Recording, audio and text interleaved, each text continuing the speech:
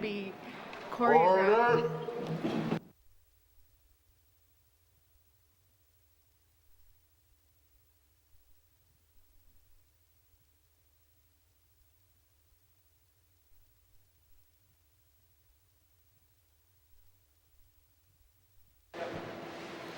Creator, may your spirit and guidance be us as we work for the benefit of all our people, for peace and justice in our land, and for the constant recognition of the dignity and aspirations of those whom we serve. Amen.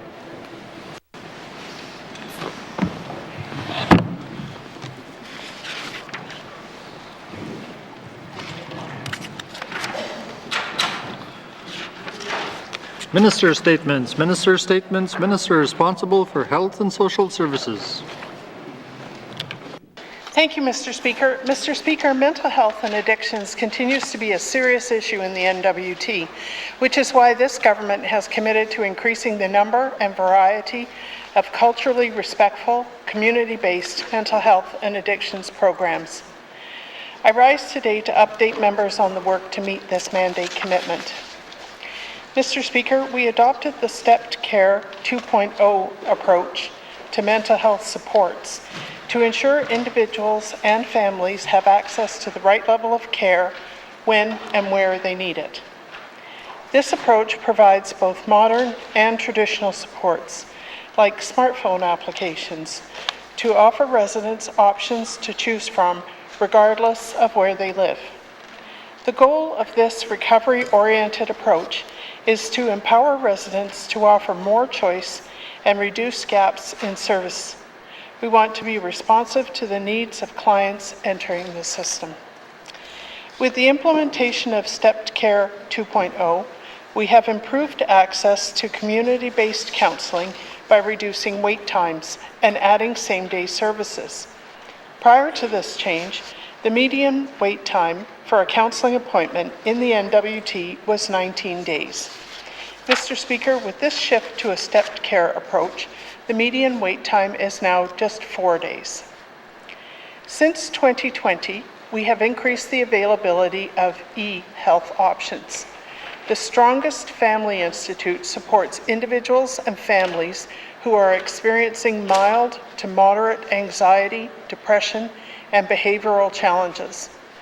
Breathing Room is an online program for youth that offers new perspectives and practical strategies to manage stress, depression, anxiety, and strengthen their coping skills. The Wagon app is a virtual addictions aftercare program that offers an abstinence-based approach to sobriety.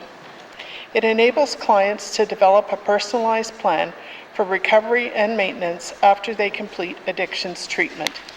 It offers residents weekly 2-hour virtual group therapy sessions with registered clinicians to build on the skills developed during treatment.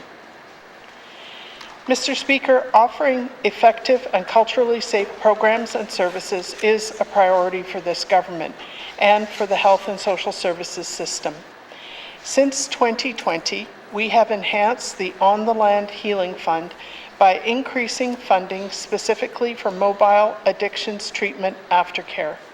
We have also added 3 new funds that support Indigenous governments and community organizations to deliver mental wellness and addictions recovery programming. The Community Suicide Prevention Fund supports these organizations to deliver and develop culturally safe programs by increasing community wellness and reducing stigma. The Addictions Recovery Peer Support Fund helps these organizations provide their own peer support programs such as AA or Wild Variety.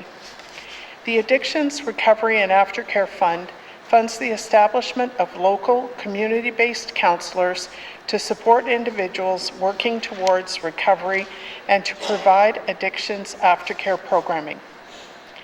Mr. Speaker, we're also taking steps to create a territorial model for medical detox and managed alcohol, as well as establishing transitional housing for people returning from addictions treatment. The Northwest Territories Health and Social Services Authority has established a working group to lead the development on the medical detox model which will incorporate both inpatient and in-community offerings. Lessons learned through the distribution of alcohol during the pandemic have been used to inform the development of standards to serve as the foundation of a managed alcohol program in the N.W.T. in the future. An expression of interest for transitional housing programs was issued in December 2021. 4 community organizations and Indigenous governments applied. Staff are working with these groups as they develop specific program models. Mr. Speaker, to ensure that we are integrating cultural sensitivity into the delivery of services, we have also increased support and training opportunities for frontline staff in the community counseling program. Staff are receiving training in cultural safety, addictions recovery, and key components of Stepped Care 2.0. Mr. Speaker, while I recognize that there is still a great deal of work to do, I also firmly believe that we have made and will continue to make progress. These initiatives will make a meaningful difference in the lives of N.W.T. residents, and that is what this government strives to do every day. Finally, Mr. Speaker, the COVID-19 pandemic has been challenging for N.W.T. residents. The public health restrictions have affected our ability to gather, to participate in the activities that bring us joy, and to travel and visit with loved ones, to the detriment of our mental wellness. The department has been tracking social indicators throughout the pandemic, and while the total number of people accessing services has not increased, the reasons why they are accessing services have changed. Lately, we are seeing that the reasons are more frequently related to anxiety, stress, and substance use. Even as the public health emergency and associated orders come to an end, Health and Social Services recognizes the effects of the pandemic will not be short-lived. People are going to need support to recover from what has been a very difficult time. The Health and Social Services system will continue to monitor trends, shift service delivery as required, and actively promote our programs and services so N.W.T. residents understand how and where they can get the support they need. Thank you, Mr. Speaker. Thank you, Minister. Minister statements. Minister statements. Minister responsible for education, culture, and employment. Monsieur le Président, one of the beautiful things about living in the Northwest Territories is the diverse range of cultures and languages that reside here. Our Francophone community, made up of approximately 4,200 residents, is an important component of our society and a significant contributor to our social, economic, and cultural development. That is why I am proud to celebrate our Francophone community during the 24th annual Rendez-vous de la Francophonie. This nationwide event, held every March, is an opportunity for Canada's 10 million French speakers and all Canadians to celebrate and promote French language and culture. The theme for this year's Rendez-vous de la Francophonie is Traditions. This theme will highlight the ties that connect past and present generations, communities, and cultures. Rendez-vous de la Francophonie gives us an opportunity to reconnect with ourselves and celebrate the richness of the Canadian Francophonie in all its diversity. Monsieur le Président, as we celebrate Rendez-vous de la Francophonie, I would like to acknowledge the work done by the Francophone Affairs Secretariat. In the last year alone, the Secretariat translated more than 3 million words that have allowed Francophone residents to access important information in French.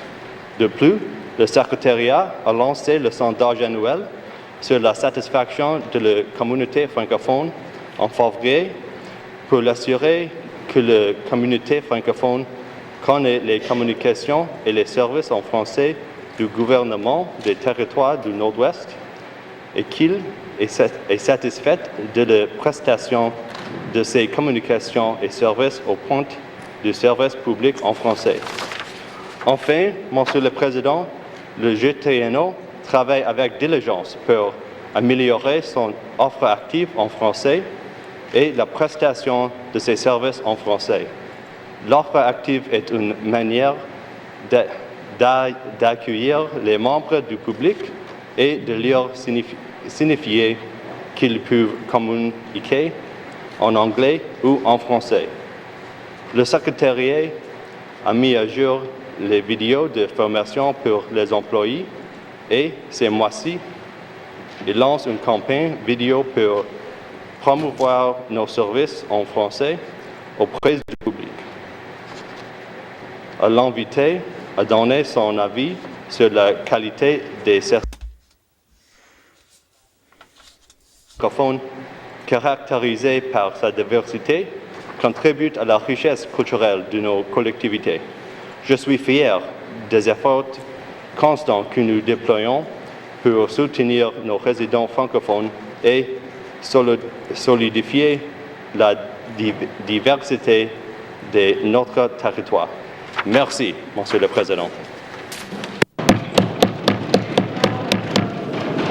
Ariga, kaya na titin na okaw hemingnik okalarot.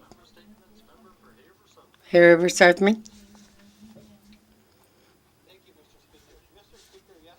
Ipagrakta bra una Mr. Johnson na tam na tawdukap ko ariga na ano kaktulaw takmanik pagrak sungar linganik ariga kuya ipelalikia tabra taktamat ko din na tabra taktay na tayo na tunaglan huwinyang kibot. Hey! Facilities, military installations, hospitals, communication infrastructure, residential buildings, airports, utility infrastructure, and much more. There have been approximately 18 attacks on healthcare facilities, with the latest assault being a children's hospital and maternity ward.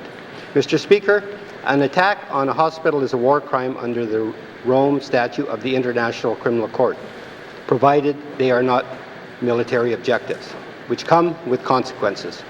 Mr. Speaker, an unnecessary death toll is mounting on both sides of the conflict. Destruction of infrastructure is growing, the number of people displaced is rising, there is no indication it is about to let up. Because of this, Ukraine requires supports from other countries, which include military equipment, medical staff and supplies, temporary shelters, emergency funds, and basic supplies such as food, drinking water, and clothes. Support required not only for Ukraine, but for those bordering countries taking on refugees. Mr. Speaker, the Premier announced that this government would match donations up to $50,000. This is a fantastic way to encourage people to donate and support the needs arising from the conflict in Ukraine. However, if $50,000 in matching donations, if not received, then my expectation is for this government to contribute the $50,000 regardless. Although it may appear to be a small amount, it will help efforts in Ukraine and show our support as Northerners.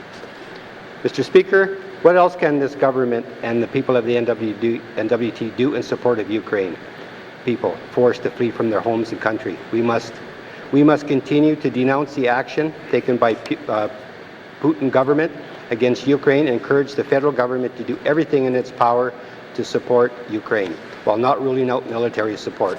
Mr. Speaker, I seek unanimous consent to conclude my statement. Member for Haver South, a member seeking unanimous consent to conclude a statement. Are there any nays? There are no nays. You may conclude your statement. Thank you, Mr. Speaker. Mr. Speaker, this government must be willing to welcome Ukraine refugees to the N.W.T. We must continue with the boycott of Russian-made goods coming to the N.W.T. and not just limit it to alcohol products. For the people of the Northwest Territories, we can provide financial support directly to organizations delivering humanitarian efforts on the ground. Mr. Speaker, I'll have questions for the Premier at the appropriate time. Thank you. Thank you, member for Haver South. Member statements. Member for Thabatcha. Thank you, Mr. Speaker. Mr. Speaker, today I'm going to speak about the land lease fees for people who own cabins on lands in the N.W.T. This is a topic which I have discovered that the Minister of Land seems to enjoy speaking about. In fact, the Minister asked me recently if I was going to ask him questions about this anytime soon. Well, here it comes. Mr. Speaker, I once pointed out that the minister stood up 72 times during the 18th Assembly, talking and asking questions about land leases. He later told me that it was likely more times than that. Well, I went back and checked Hansard, and he was right. I would like to amend that number to 83, that he stood up and mentioned land leases in the previous Assembly. Mr. Speaker, I have not done a member statement on this topic since November of 2020. That has given the Minister of Lands and his department plenty of time to work on the Public Lands Act and enough time to hopefully advance the whole issue into a positive direction for the people of the N.W.T. Mr. Speaker, the last time I spoke about this, the Minister admitted that the main reason lease rent fees had increased was to create more revenue for the government.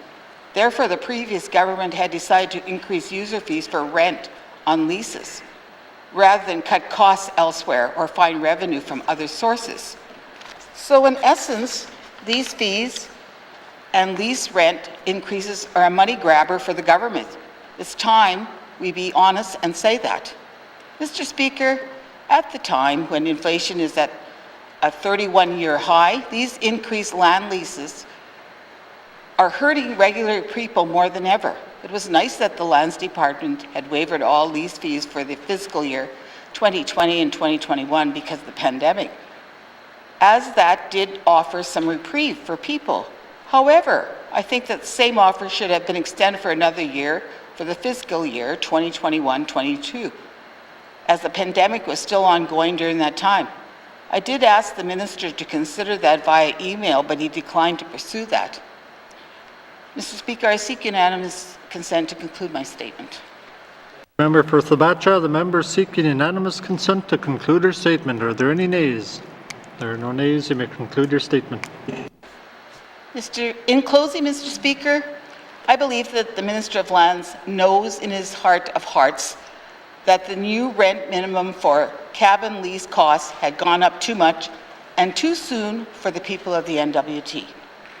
To get up 83 times and talk about cabin leases and lease fee increases, I have to believe the Minister shares my concerns that the increases were too much for people to absorb in such a short time span. I understand that lease rent and fees had not increased in 20 years, but I urge the government to have some compassion for people's pocketbooks. There are some people who are on very fixed incomes, and there are others living paycheck to paycheck. So these high cabin rent increases are having a very negative impact for many people in my riding and across the N.W.T. I can go on, but I will leave it at that for now. I will have questions for the Minister of Lands later today. Thank you, Mr. Speaker. Thank you, member for Thabacha. Member statements. Member statements. Member for Framelik. Merci, Monsieur le Président. I made a statement almost 2 years ago about the lack of a clear process for developing regulations by this government. I had to dig deep, very deep, in fact, to Appendix 4.11 of the Executive Council Submissions Handbook to find anything public after repeated requests to the Premier on the subject. In that 3-page appendix that was signed off by the Premier on March 11th, 2021, there are some vague guidelines on leaving virtually all of the discretion over any public and even standing committee engagement around regulations to each individual minister and agency. This appendix, called Cabinet Operational Guidelines Publishing Proposed Regulations, was finally posted publicly in April 2021 with no public announcement and no consultation or engagement with standing committee before the fact. I contrast that with Cabinet taking more than a year to negotiate the legislative development protocol with the Intergovernmental Council to develop regulations and legislation. This came after repeated calls for involvement in the development of regulations and post-devolution resource management legislation from the last Assembly that left most of the details to the regulations and whims of future ministers with no checks or balances. I will give this Cabinet some credit, as there have been a little over 10 public engagement opportunities on proposed regulations since the beginning of this Assembly. These can be seen on the Have Your Say web pages. However, the first and perhaps only time in this Assembly when a standing committee recommended public engagement on a proposed regulation, the response from Cabinet and the Education Minister was no. Standing Committee on Social Development recommended, based on public input, that the Department of Education, Culture and Employment undertake public consultation to develop prescribed emergency provisions under the Employment Standards Act. The department went ahead on its own and took 3 months to develop these so-called emergency regulations that did not come into force for another month. 4 months is hardly the kind of emergency timeline that should have precluded public engagement.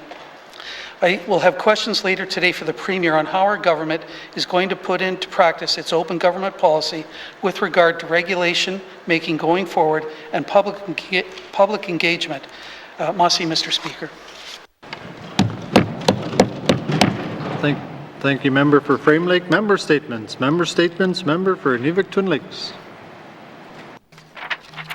Mr. Speaker, I awoke this morning, had my coffee as I began to read the news as I do every day. And I was saddened to see the article about the N.W.T woman files lawsuit claiming doctors sterilized her without consent. Mr. Speaker, I'm not going to speak to the details of this case as it's before the courts. However, it's unfortunate reality, Mr. Speaker, that Indigenous people in Canada have a history of medical experimentation and sterilization without consent. Mr. Speaker, in this House, my colleagues and I continue to raise the issue about the mistrust and the treatment of Indigenous people when accessing services in the N.W.T. That is why, Mr. Speaker, it is so critical for the N.W.T to implement the Living Well Together training program. The Living Well training program provides Indigenous cultural awareness and sensitivity training to all GNWT staff to assist them in their job, as well to give them space while they're learning or taking this training, as it may be difficult for some. On December 1st, 2021, the Minister of Finance publicly stated to everyone in this House to my answers, the GNWT, except for new hires, would have this training done by March 31st, 2022. The Minister also committed to discussing with Cabinet prioritizing the training among frontline service for staff. Mr. Speaker, if you are a GNWT worker in the medical field, the healthcare field, correction service, child and family service system, you are in a position of power. The Living Well Doc training needs to be prioritized among frontline workers dealing with Indigenous people when they are most vulnerable. And we are ensuring that locum doctors, locum nurses, all frontline staff also receive this training. Mr. Speaker, I also want to stress the importance of hiring the Indigenous patient advocate. It is really important for the GNWT to fill these positions because there are so many stories we hear out there about the injustices from the healthcare field, and we don't ever want to see headlines like we did this morning. I will have questions for the Minister of Health later today. Thank you. Thank you, member for Inuvik Twin Lakes. Member statements. Member statements. Member for Yellowknife North. Thank you, Mr. Speaker. Just 2 weeks ago, our own Department of Health and Social Services put out an advisory of laced cocaine after 2 overdose deaths. And Mr. Speaker, this certainly wasn't the first time.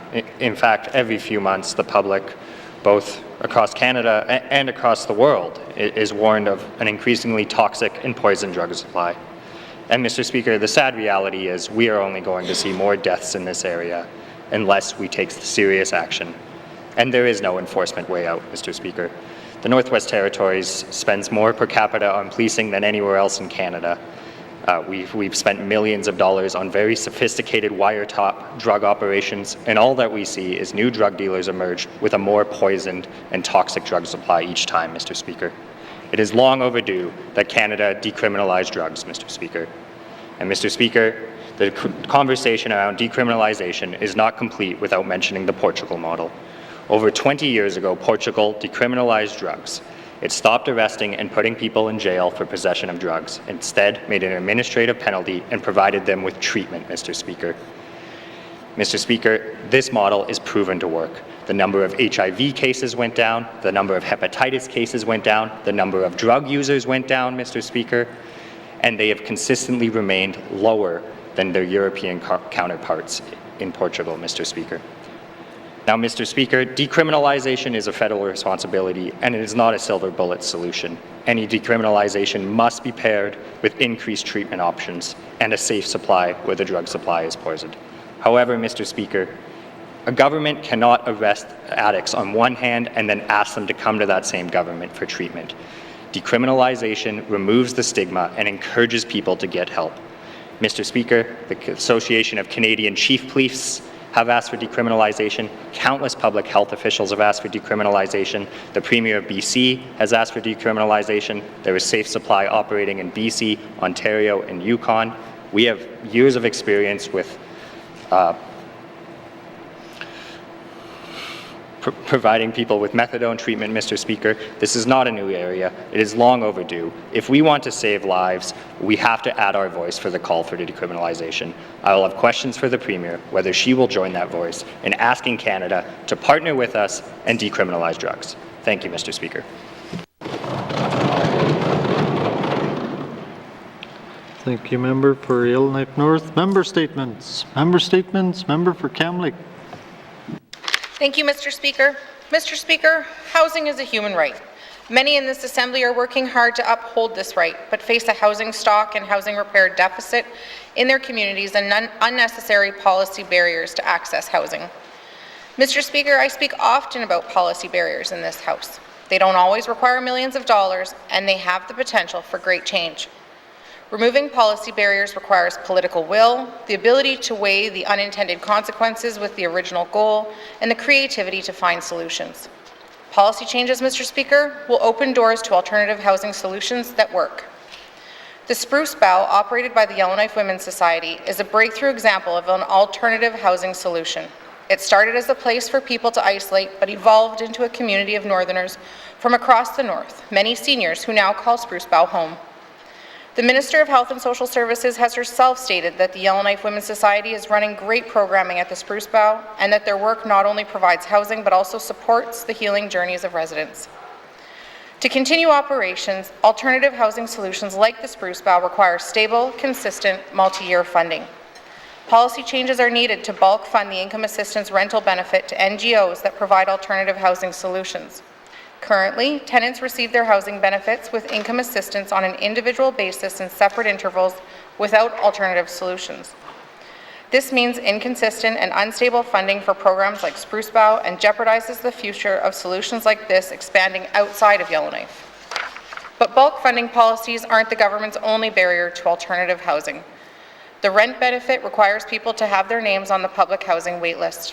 First, residents need to go to the Housing Corporation to add their name to this waitlist. Second, many Northerners are unable to do this because of arrears and past evictions. So either people need a grace period to get their name on the list while they are still moving their rent benefit application forward, or better yet, stop forcing Northerners onto a housing waitlist when the government knows there is not enough housing. This policy is clearly based on an assumption of available public housing, but we all know Housing Northerners is reliant on partnerships, market rentals, and housing alternatives. Mr. Speaker, the need for housing is too great and too urgent to pass on any and all policy interventions that can make a difference. Thank you. Thank you, member for Kamloops. Member statements. Member statements. Returns to oral questions. Returns to oral questions. Recognition of visitors in the gallery. Recognition of visitors in the gallery. Acknowledgements. Acknowledgements. Oral questions. Oral questions. Member for Haver South. Thank you, Mr. Speaker. The questions are for the Premier. I'd ask the Premier what discussions, if any, are taking place between this government and the federal government on what supports are being offered to Ukraine and those countries supporting humanitarian efforts. Thank you, Mr. Speaker. Thank you, member for Haver South. Honourable Premier. Thank you, Mr. Speaker. Mr. Speaker, Canada has taken the lead on international relief efforts for Ukraine. There are discussions taking place, mainly around immigration planning, donation matching, and sanctions. Thank you, Mr. Speaker. Thank you, Madam Premier. Oral questions. Member for Haver South. Thank you, Mr. Speaker. Will the Premier commit to providing the $50,000 in support of Ukraine, regardless if matching funds are received or not, as it is the right thing to do? Thank you, Mr. Speaker. Thank you, Member for Haver South. Honourable Premier. Thanks, Mr. Speaker. Northerners have always been really generous, so we're pretty confident that the $50,000 will be matched by people. We'll be also promoting it within the N.W.T as well. So the other thing that we're doing is right now we have a portal that's now online. It will be released this afternoon so that we can track the donations from the N.W.T. But again, like I say, I have no doubt that $50,000 will be donated, and if not, at that point, then definitely I'll look at it. We're committed to helping the Ukraine. Thank you, Mr. Speaker. Thank you, Madam Premier. Oral questions. Member for Haver South. Thank you, Mr. Speaker. Will the Premier commit to setting up a support desk that would provide various information for displaced Ukrainians entering Canada and who may be looking at the N.W.T as a place to relocate and work? Thank you, Mr. Speaker. Thank you, Member for Haver South. Honourable Premier. Thank you, Mr. Speaker. I'm not sure if an online portal or support desk is the right way to do it, but we've always been welcoming people in the Northwest Territories. We'd welcome anyone from any nation, especially those that are going through troubling times. So we'll find the appropriate ways to provide opportunities so that the N.W.T is known to those that are coming to Canada. Thank you, Mr. Speaker. Thank you, Madam Premier. Final supplementary. Member for Haver South. Thank you, Mr. Speaker. I'm going to squeeze two questions into one.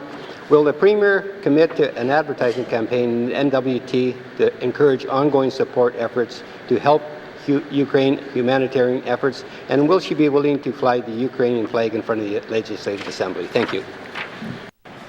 Thank you, Member for Haver South. Honourable Premier. Thank you, Mr. Speaker. We're going to be promoting the giving portal that I mentioned above, and as for flying the flag in front of the Ukraine, I think that flying the flag outside of the Legislative Assembly is the responsibility of the Legislative Assembly, and I'm not sure if I can defer that question to the Speaker. Thank you, Mr. Speaker. Thank you, Honourable Premier. It's in the plans. Oral questions. Member for Thabacha. Thank you, Mr. Speaker. Mr. Speaker, the Minister of Lands has repeatedly stated he wants to get it right on the land leases. He has had now about 3 years to work on this. Has the Minister found a way to reduce the 460% increase in minimum land lease rent costs for territorial land lease holders? Thank you, Mr. Speaker. Thank you, Member for Thabacha. Minister responsible for lands. Thank you, Mr. Speaker. First of all, I'd like to thank the member for the speech. Her member statement was great, and I applaud her for that, and I say thank you very much. Mr. Speaker, there's a process. The scope of the work is significant. The department is reviewing 9 existing regulations, 22 land withdrawal orders, and developing new regs under this Act. I've committed to have these regulations done by the end of this year. I wanted to have them done sooner, but as I said, we need to do it right. So we need to work with the timelines with the members. We also have to work with our Indigenous governments, community governments, leaseholders and stakeholders, and the public. The other challenge is the department is following a new intergovernmental council protocol on legislative development and working collaboratively with Indigenous or intergovernmental council secretariat members on the development of regulations. Since 2021, there's been 3 other Indigenous governments that have participated in a public land regulatory technical working group, and it's been going well. It takes some time, but it's going well, and we still have the commitment to have it done by the end of this fiscal year. Thank you. Or not this fiscal year, correction, the end of this year. Thank you, Mr. Speaker. Thank you, Minister. Oral questions. Member for Thabacha. Mr. Speaker, can the Minister tell us if the Lands Department is planning to increase land lease rent costs on a regular basis? Thank you, Mr. Speaker. Thank you, Member for Thabacha. Minister responsible for lands. Thank you, Mr. Speaker. Mr. Speaker, currently all lease agreements have a review clause for every 5 years to look at lease potential changes to address or appraise land values. However, as I said previously in my other answer there is, this is all part of the regulations and the work that we're doing. We're trying to, as the member said, that I said, get it right this time, because it has been some challenges in the past. As the member has heard me say, it was more than 72 times, it was 83 times, and she got it right, and I thank her for that. I applaud her. Thank you, Mr. Speaker. Thank you, Minister. Oral questions. Member for Thabacha. Thank you, Mr. Speaker. Mr. Speaker, I hope he gets it right with my next question. Mr. Speaker, for fiscal year 2020-2021, the Department of Lands waived all land lease fees in the Northwest Territories. That was a welcomed relief for the people of the N.W.T. However, the pandemic was still ongoing throughout 2021. Can the minister explain why the Lands Department did not extend the temporary relief in land lease fees for the fiscal year 2021-2022? Thank you, Mr. Speaker. Thank you, Member for Thabacha. Minister responsible for lands. Thank you, Mr. Speaker. Mr. Speaker, the department's pandemic response was in time with the N.W.T's COVID-19 economic relief plan, with commitments to provide relief measures designed to assist territorial residents, business owners and operators as a territorial response to COVID-19. These measures for the department cost provided over $2.7 million in relief to our clients, but was only designed to be the 2021 fiscal year, where the impact of the pandemic were at the most sudden and impactful. Thank you, Mr. Speaker. Thank you, Minister. Final supplementary. Member for Thabacha. Mr. Speaker, I know that sometimes ministers must defend bad government decisions. However, this minister spoke 83 times about land leases in the previous assembly. Will the minister live up to his own convictions and reduce the cost of minimum land lease rent costs for territorial land lease holders? Thank you, Mr. Speaker. Thank you, Member for Thabacha. Minister responsible for lands. Thank you, Mr. Speaker. Mr. Speaker, I appreciate and share my colleagues' passion for this subject. I am sticking to my convictions. We need to do it right. We need to look at this. So this is why I made it a priority when I became the Minister of Lands. It was one of the first things that we needed to address. Unfortunately, the timing that I wanted it done didn't meet with some of the challenges that we have faced in there. But as I said, we've made a commitment to have it done by the end of this year, if not sooner. We're working with the Indigenous governments, we're working with community governments, we're working with leaseholders, and the member can be advised that one of the biggest things that we heard in our survey was about lease payments and how that was implemented. So we are looking at that and we are moving forward, and hopefully we'll have a solution that is acceptable by all residents. Thank you, Mr. Speaker. Thank you, Minister. Oral questions. Member for Mumphrey. Okay. Thank you, Mr. Speaker. This is for the Minister of Municipal and Community Affairs. Mr. Speaker, still today, there are residents without clean drinking water in one of the community, and their homes and personal property are being damaged and made unsafe from backup sewer pipes. An emergency under the Emergency Management Act means a current or imminent event that requires prompt coordination of action or special regulations of persons or property in order to protect the safety, health, or welfare of people, or to limit or prevent damage to property or the environment. Mr. Speaker, Bichakon, which is in Edzo, but it is part of Bichakon, is in a state of emergency. While the Minister of Municipal and Community Affairs, sorry about that, declare a local state of emergency in Bichakon to finally respond to the lack of clean water and crumbling infrastructure. Thank you. Thank you, Member for Mumfwee, Minister responsible for Municipal and Community Affairs. Thank you, Mr. Speaker. Mr. Speaker, it's not our responsibility to declare a local state of emergency. We're working with the municipality on this very issue. The member has brought it up. We are working. We have staff, whether it's regional or headquarters, meeting with the SAOs and their staff there. So if the community wants to declare a state of a local emergency, we were more than willing to work with them and explain the process to them. Thank you, Mr. Speaker. Thank you, Minister. Oral questions. Member for Mumfwee. Because he said no. Okay, Mr. Speaker, in other situations in Canada, including most recently in Iqaluit, the lack of clean water resulted in the declaration of a state of emergency. Can the minister explain to residents in Betchako why he does not consider the situation as an emergency? Thank you. Thank you, Member for Mumfwee, Minister responsible for Maka. Yeah, thank you, Mr. Speaker. Mr. Speaker, I think the member, when she talks about Iqaluit, that's in Nunavut. The city of Iqaluit declared a state of emergency.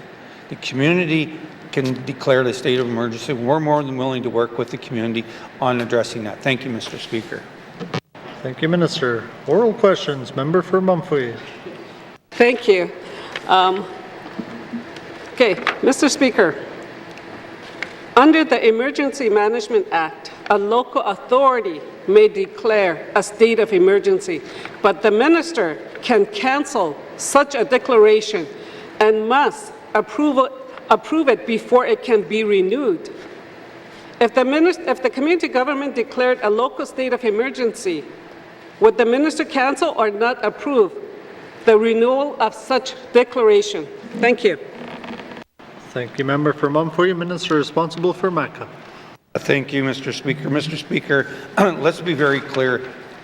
Chief and Council from Betchako have not reached out to us to declare a state of an emergency. If they declare a state of emergency, we're more than willing to work with the Chief and Council, and if they want to declare it, I'm more than willing to work with them. Thank you, Mr. Speaker. Thank you, Minister. Final supplementary. Member for Mumfwee. Mr. Speaker, thank you. Yes, at this time, we are still dealing. This is an emergency situation for many of my constituents. We are dealing with a situation where there's health is at risk of many of my residents. That's why I am addressing this, and he keeps saying this is not my responsibility. Well, Betchako or any of the community government in Klitschko regions, that is the responsibility of MACA. That's why I am addressing it. I am addressing it, and it's just more of a comment. He doesn't have to answer me back. Thank you. Thank you, Member for Mumfwee. Minister responsible for MACA. Thank you. Thank you, Mr. Speaker. Mr. Speaker, Municipal and Community Affairs, we work with the community governments. That's our responsibility. If the communities come to us, we're more than willing to work with them. The chief has identified an issue there. We had a conversation. We brought in support staff, regional and headquarters, to work with the SAO and their staff there at the water treatment centers. We're working with their staff. We are working with them. We are trying to address it. There are some challenges, and I feel very sorry that these challenges are happening, but we are working with them. Thank you, Mr. Speaker. Thank you, Minister. Oral questions. Member for N.W.T. Lakes. Thank you, Mr. Speaker. Mr. Speaker, as I mentioned in my member statement, December 1st, 2021, the Minister of Finance indicated that all N.W.T. employees would have the Living Well Together training program by March 31st, 2022. Today, it's March 10th. Mr. Speaker, but my question will be directed to the Minister of Health and Social Services. How many of the Department of Health staff and the NTHSS staff have completed the Living Well Together training? Thank you, Mr. Speaker. Thank you, Member for N.W.T. Lakes. Minister responsible for Health and Social Services. Yeah, thank you, Mr. Speaker. Mr. Speaker, I don't have the number with me of how many people have taken Living Well Together. That is something that I can provide to the member. I will say that Health and Social Services has an additional cultural safety training program for medical and social services staff with a unit that, a module that was developed in-house and has been delivered at different places in the N.W.T during the pilot phase and subsequently. In the pilot phase, about 225 staff of ours participated, and then there were various opportunities to do the training again last year. So what I want to say about this is that health requires that people do both training. Thank you. Thank you, Minister. Oral questions. Member for Inuvik-Twin Lakes. Thank you, Mr. Speaker, and thank you for that, Minister. I'm glad to hear that our health is supposed to get more training than most of the GNWT staff. Can the Minister explain how do they reach out before hiring locums and doctors, nurses, any other healthcare practitioners that may be working with Indigenous populations to complete this training before starting? Thank you, Mr. Speaker. Thank you, Member for Inuvik-Twin Lakes. Minister responsible for Health and Social Services. Thank you, Mr. Speaker. Mr. Speaker, cultural safety training is a standard part of the orientation process for new staff. However, that complete training program is not provided to locums and agency staff, and that's clearly a gap in the training that we provide that we need to address. Thank you.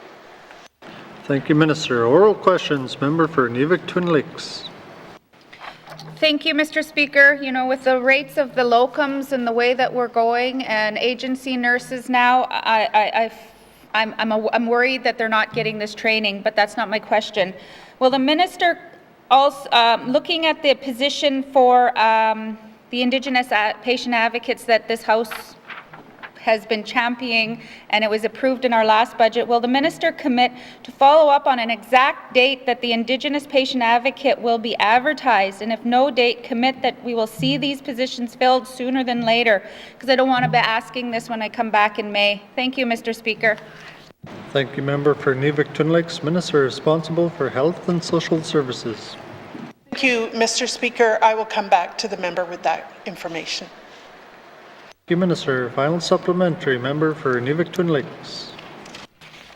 Thank you, Mr. Speaker. Mr. Speaker, if this government, this minister, as well as all the other ministers, is really serious about cultural safety for the Indigenous people of the Northwest Territories, they will add to their job description as a mandatory requirement on all job description to have this training completed. Will the Minister of Health and Social Services commit to doing that? Thank you, Mr. Speaker. Thank you, Member for Inuvik-Twin Lakes. Minister responsible for Health and Social Services. Thank you, Mr. Speaker. Mr. Speaker, this training is now mandatory for people who are hired on a long-term basis. So the gap in service that we've identified or in training is with locums and agency nurses. That's what we need to work on next. Thank you. Thank you, Minister. Oral questions. Oral questions. Member for Yellowknife North. Thank you, Mr. Speaker.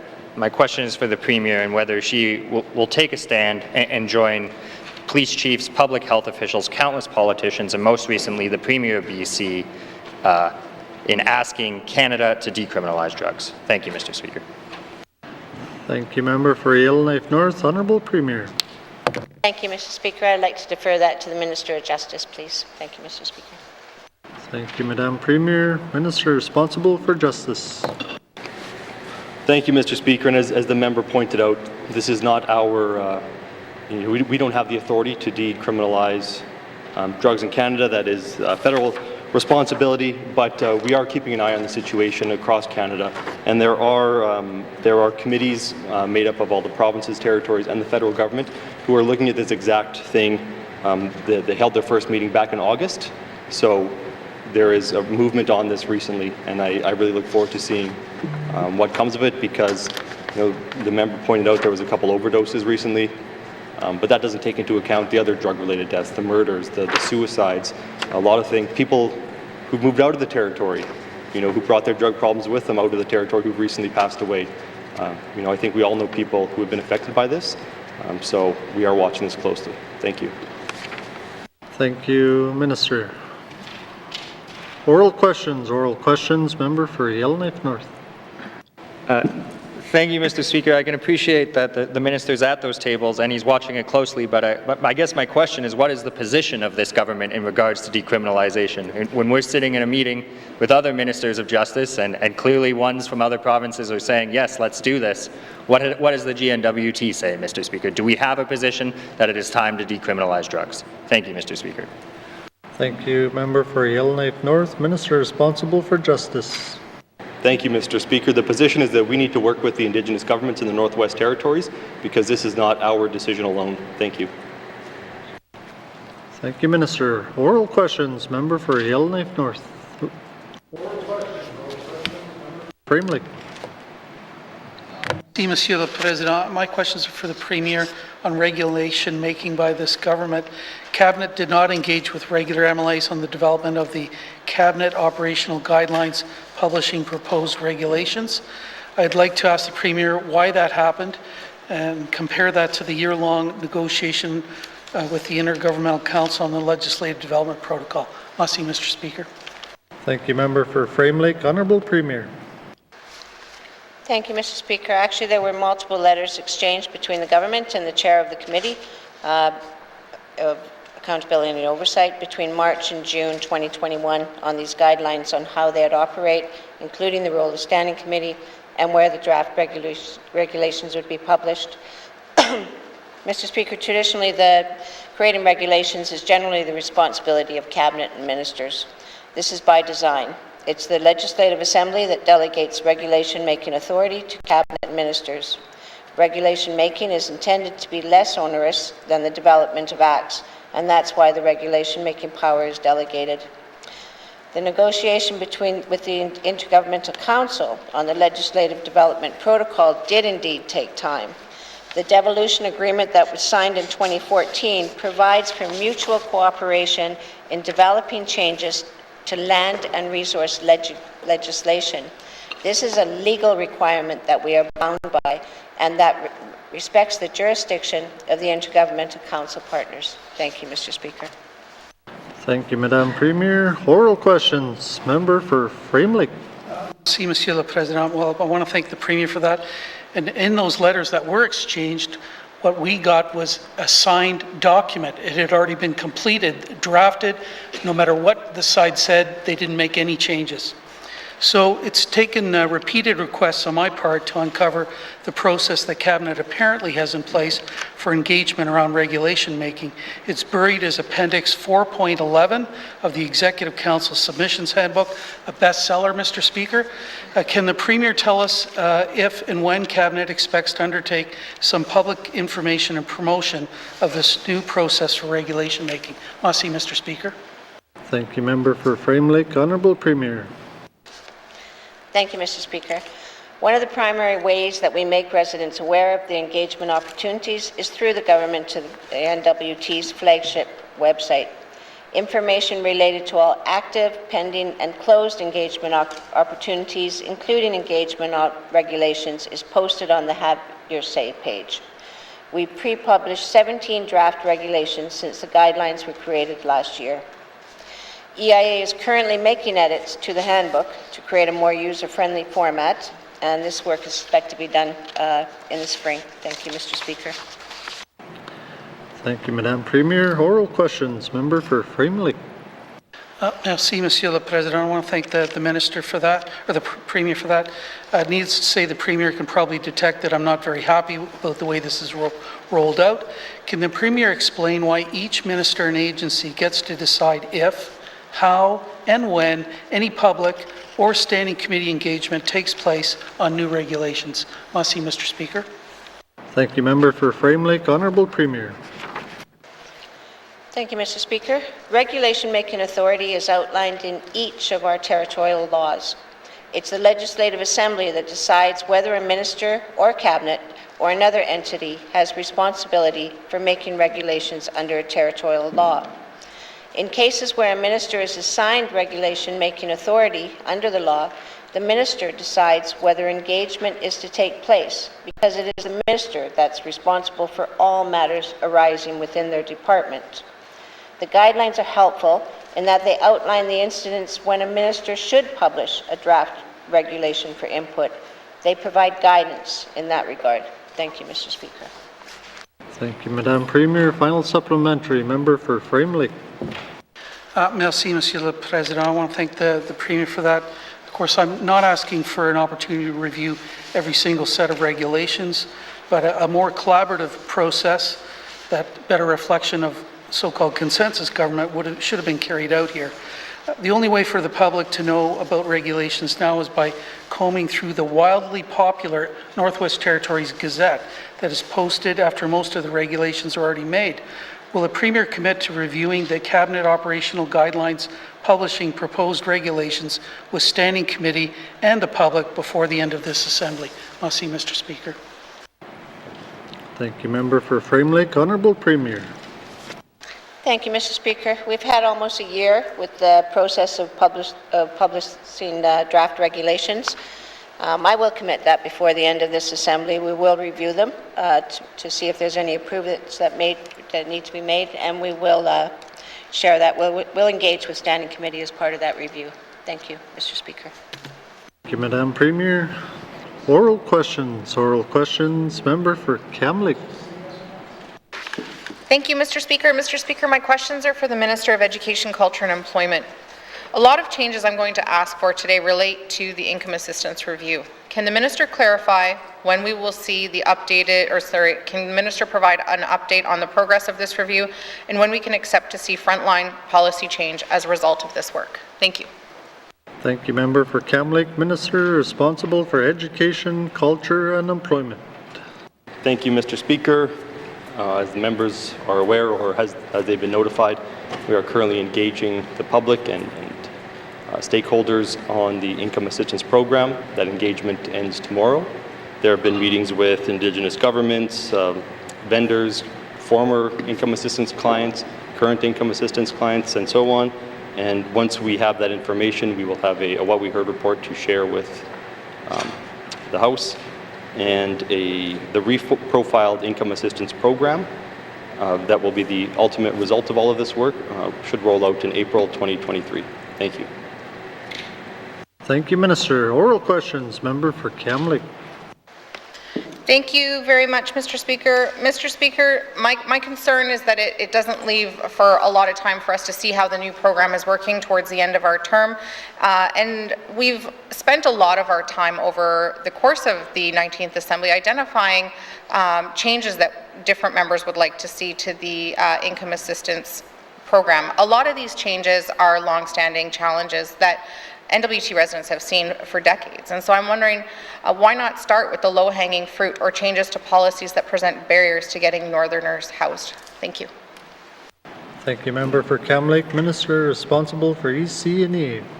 Thank you, Mr. Speaker. There have been some changes. I mean, everyone now is on the wellness productive choice, and so that has essentially been eliminated. That's something that's been asked for. So I just want to note that there are some things happening, but calling something low-hanging fruit doesn't mean it's low-hanging fruit. The change the member's talking about would probably cost millions of dollars, and we're working on that right now to make those determinations. So it's not as easy as just saying, let's do something. There's other factors. Thank you. Thank you, Minister. Oral questions. Member for Kamloops. Thank you very much, Mr. Speaker. Somebody's paying for housing. I guess it just depends on who. It's either shelters or it's ECE or it's housing. Within the income assistance program policies, many policies that relate to housing Northerners are at the discretion of senior managers or the director. This means policies are subjective and potentially inconsistently applied to N.W.T residents. It also means people are sitting waiting for approvals rather than securing housing. So will the minister issue an immediate directive to remove with director approval from policies that present housing barriers, allowing clients to work directly with their caseworker to secure their rent benefit? Thank you so much. Thank you, member for Kamloops. Minister responsible for EC&E.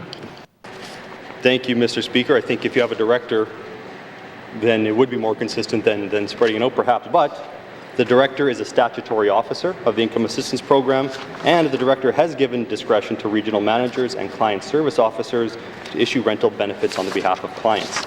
So in situations where a client doesn't have their name on the public housing wait list, or their rent exceeds the limits that we have on rent, the client service officer has to seek approval from the Director, but in my experience that happens very quickly.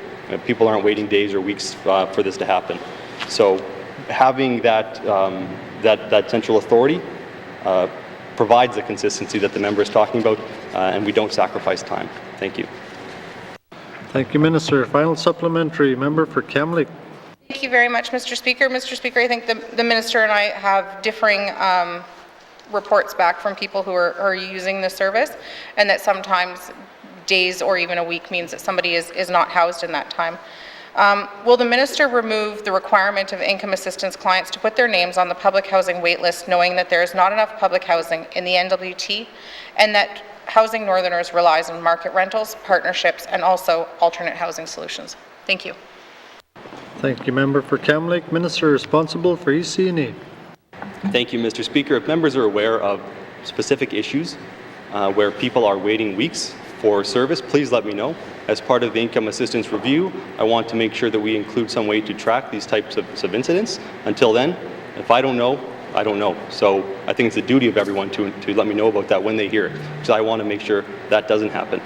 The comment the member made about removing the waitlist requirement, we're working on that. As I said, there's money involved, there's other things involved, but I've heard the member, and we are considering that as part of the review. Thank you. Thank you, Minister. Oral questions, member for Yellowknife North. Thank you, Mr. Speaker. My questions are for the Minister of Infrastructure. I want to build on some questions that my colleague from Hay River South asked the other day about whether the Minister is willing to implement a rebate for electric bikes. I know the Minister is going to review this and do some calculations of GHG emissions, but I'm worried, Mr. Speaker, if we say it's 50 bikes and you get $500 back, that's $25,000 a year. I'm worried we're going to spend more asking some engineer or consultant to review whether this is a good idea. So I know we don't have a lot of money lying around, but maybe the Minister can find $25,000 lying around and we can get a rebate program started with 50 bikes, Mr. Speaker. Thank you. Thank you, member for Yellowknife North. Minister responsible for infrastructure. Thank you, N.W.T.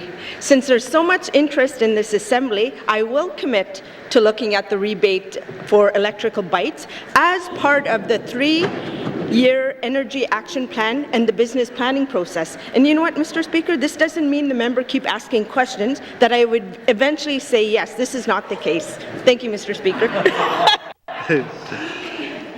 Thank you, member. Minister. Oral questions, member for Yellowknife North. You're on. Thank you, Mr. Speaker. Quite a few of my constituents ride electric bikes, and they're quite proud of them. My question for the Minister of Infrastructure is if I bring an electric bike over here to the legislature, will she take it out for a rip, Mr. Speaker? Thank you, member for Yellowknife North. Minister responsible for infrastructure. Queen N.W.T. I have a bicycle, but I use the pedals. So, if they want to test electrical bicycle, by all means, I'd be happy to do circles around the assembly. Thank you, Minister. Oral questions, member for Yellowknife North. No further questions. Oh, sorry. Oral questions, member for Frame Lake. Merci, Monsieur le Président. I have some Ukrainian ancestry myself. My great-great-grandparents on my mom's side came to Canada in 1898.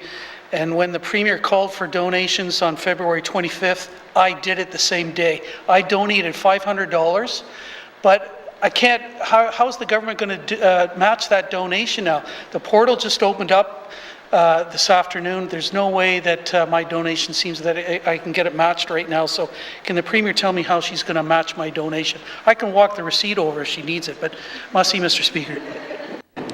Thank you, member for Frame Lake.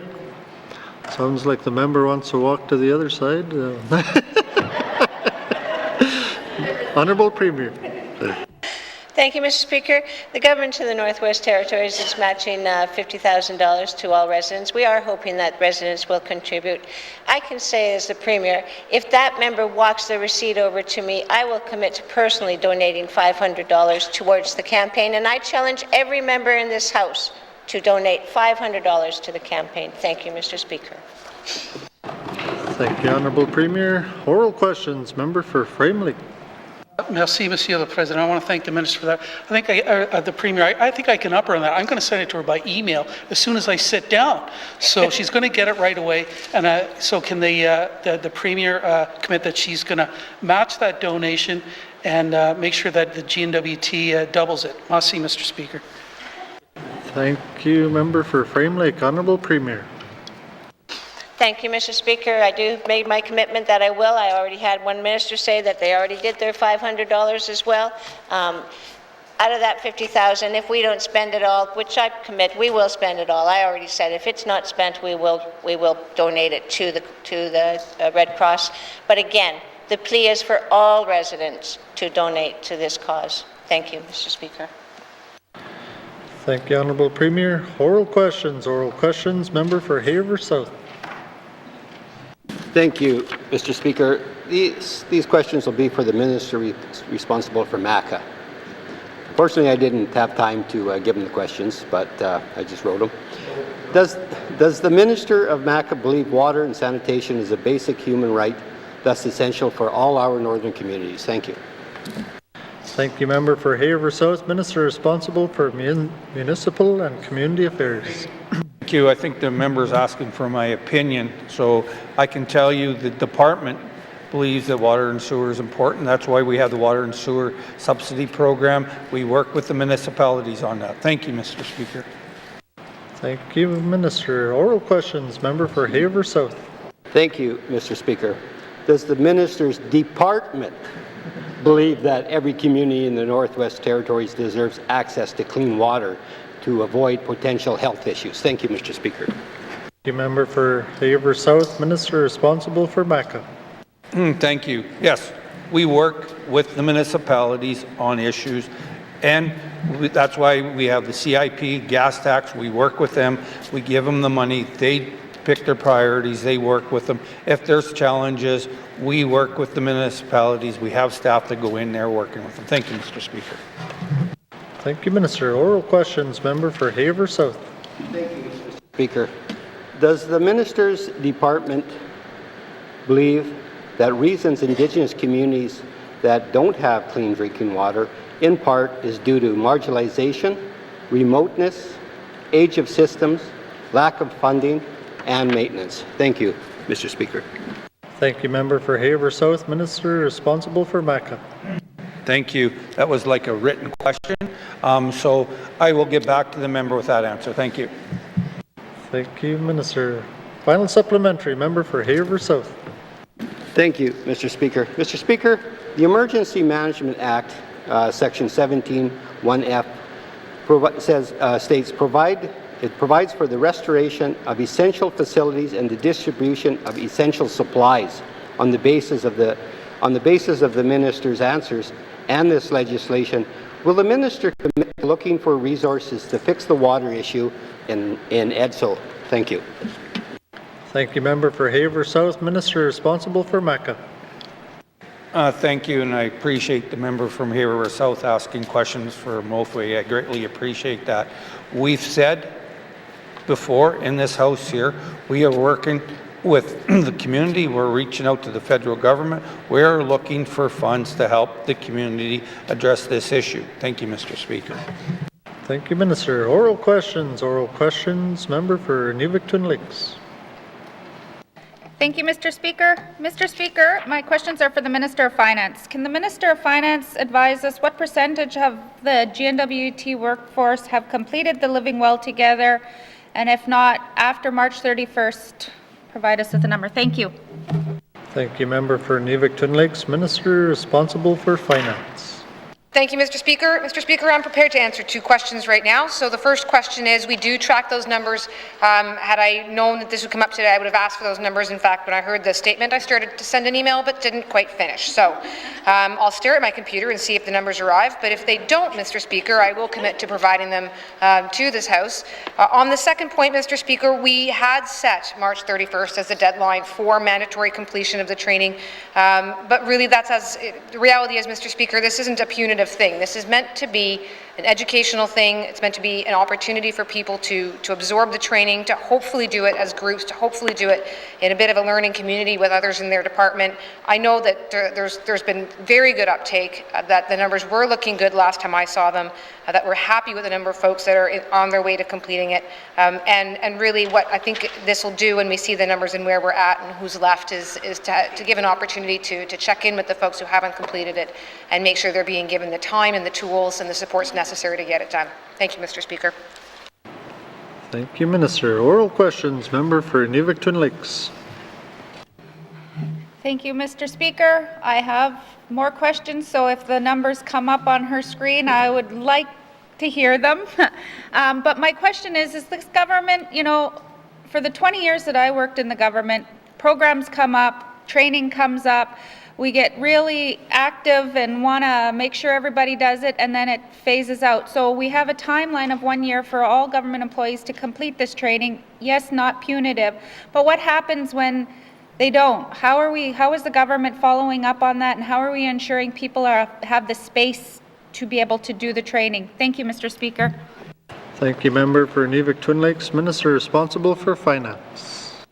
Thank you, Mr. Speaker. Mr. Speaker, it sounds like the member might be overhearing some of the conversations I have over with the department. Only because it's incumbent on every leader of every department, from ministers to deputies to every manager of every team, to watch those numbers and to actually follow up on it. So even as I was sitting here, Mr. Speaker, I was checking back in with my folks and to make sure that the folks that I work with are registered, that they are carving out that time, and reminding myself that I need to make sure that I give them that time to get it done. So it is incumbent on all of us to do that. I can answer the first question, Mr. Speaker. The N.W.T. as of February the 15th had 61.6% already enrolled, just under 40% complete. I have breakdowns. The Department of Finance was 72% enrolled, with 41% complete. So, Mr. Speaker, the fact that we have so many people enrolled was a big part of why we made it mandatory, because that at least gets people started. They'll see what this training is, they'll see its quality, and hopefully, again, now that we're having this conversation, every manager out there is making sure they're carving out that time for themselves and their staff to get this done. Thank you, Mr. Speaker. Thank you, Minister. Oral questions. Member for Inuvik Twin Lakes.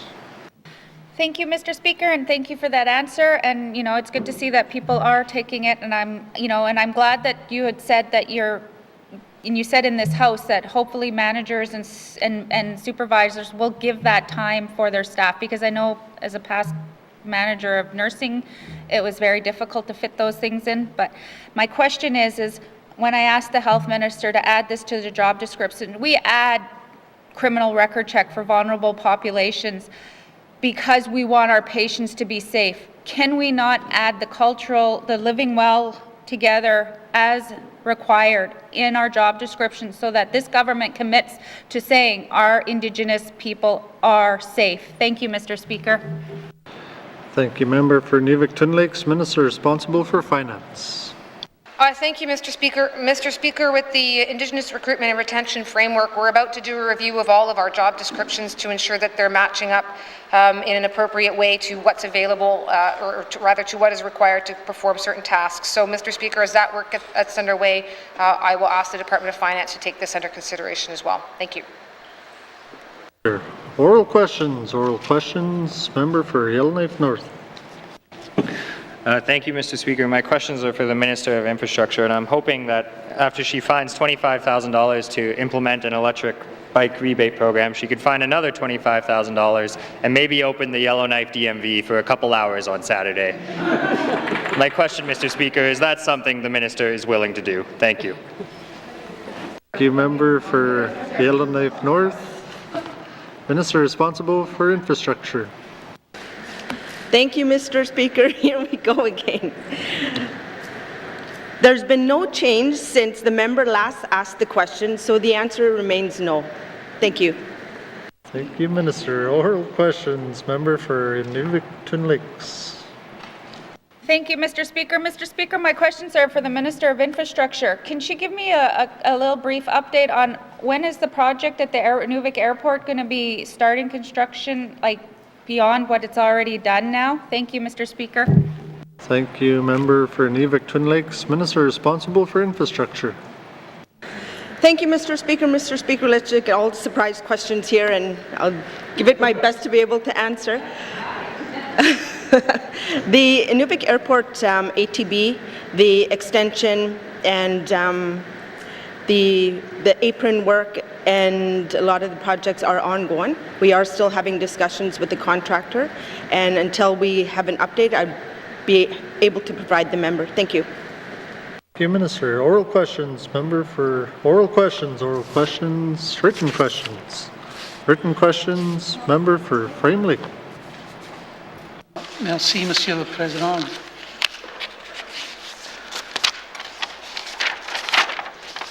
Project assessment policy review. My questions are for the Minister of Lands with lead responsibility for the Government of the Northwest Territories project assessment policy. In its report on the environmental assessment of the Tlicho All-Season Road, the review board made the observation that N.W.T whole of government approach to participation, quote, has limited the ability of evidence and expertise from N.W.T departments about potential impacts, concerns, and mitigations on issues within their respective mandates and jurisdictions, end of quotes.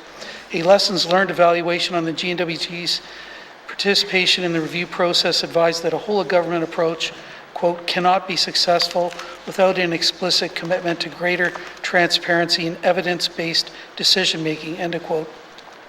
Can the Minister explain the status of the process underway to revise the project assessment policy?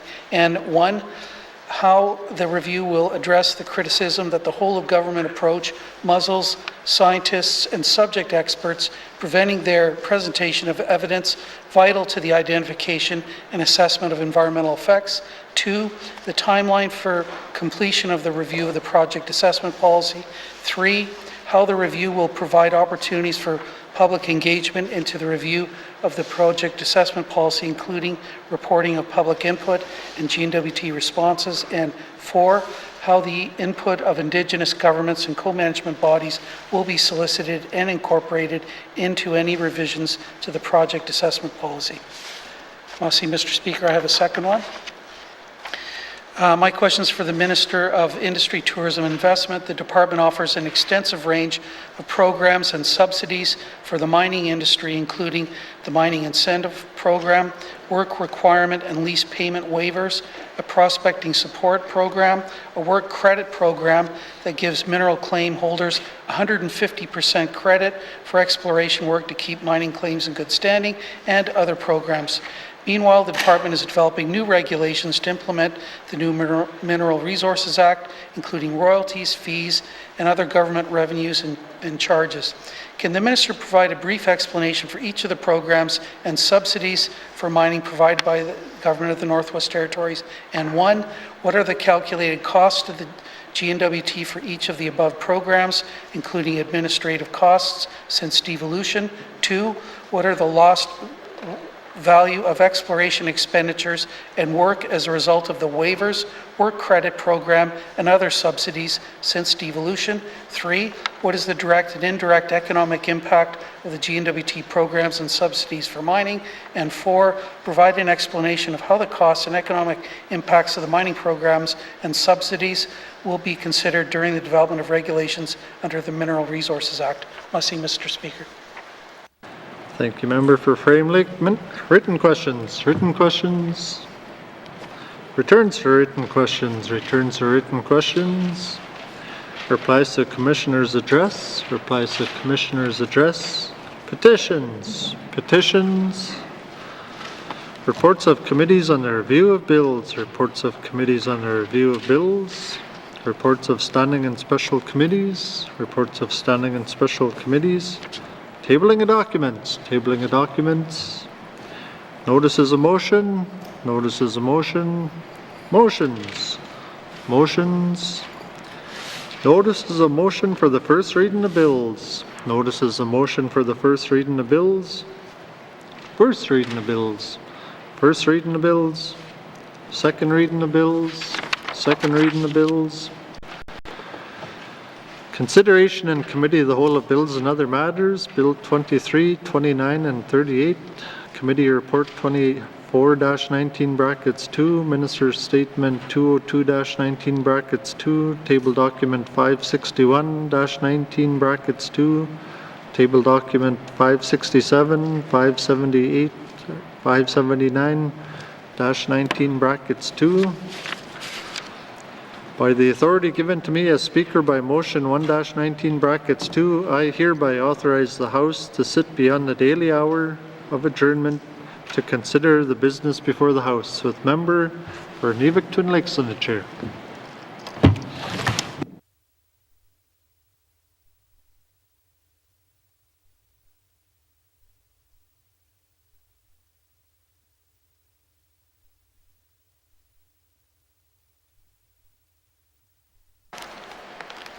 What is the wish of committee? Member for Frame Lake? Merci, Madame la Présidente. Committee wishes to consider table document 561-19 brackets 2, main estimates 2022-2023 with industry, tourism and investment and finance, and committee report 24-19 brackets 2. Merci, Madam Chair. Does committee agree? Thank you, committee. We will now take a short recess.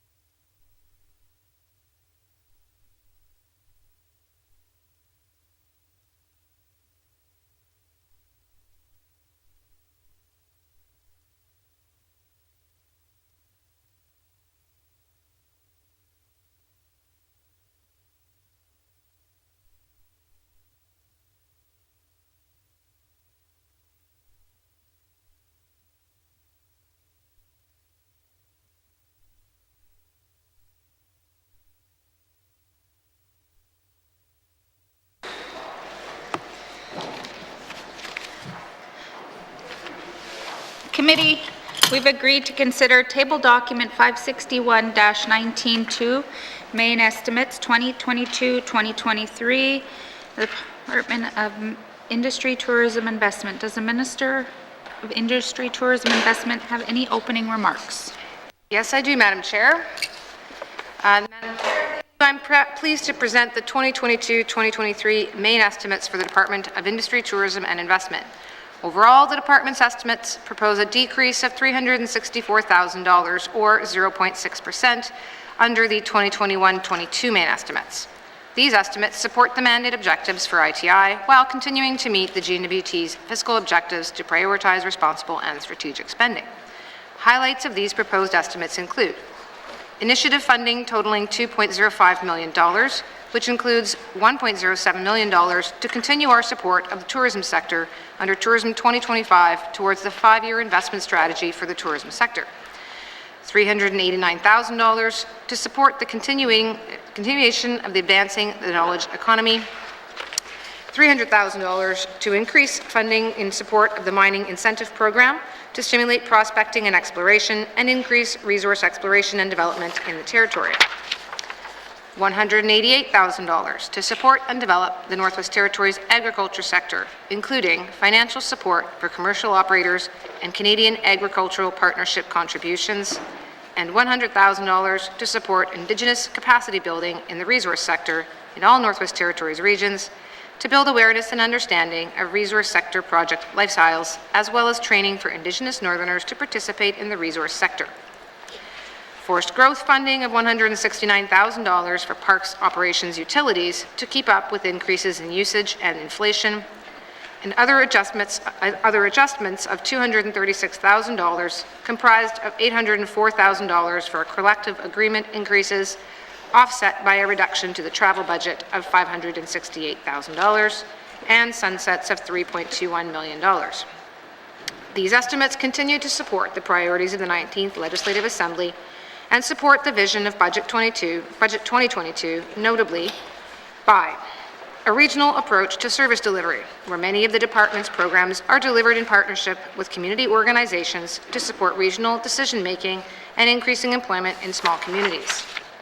Focusing on economic diversification by supporting growth in a variety of sectors, establishing regional economic development plans to increase economic opportunities across the Northwest Territories, advancing the Northwest Territories, or N.W.T's procurement review and implementation, including the business incentive policy to ensure government procurement and contracting maximizes benefits to Northwest Territories residents and businesses, public engagement on the royalty review discussion paper developed in collaboration with the Intergovernmental Council in support of the development of the Mineral Resources Act regulations and review of the Socioeconomic Agreement Program to support adopting a benefit retention approach to economic development, and construction of the Hay River Fish Plant in collaboration with the Ministers of Health and Social Services, Environment and Natural Resources, and Executive and Indigenous Affairs to support increasing food security through locally produced, harvested, and affordable food. That concludes my opening remarks. Thank you, Minister. Do you wish to bring witnesses into the House? Yes. Thank you. Sergeant-at-Arms, please escort the witnesses into the House.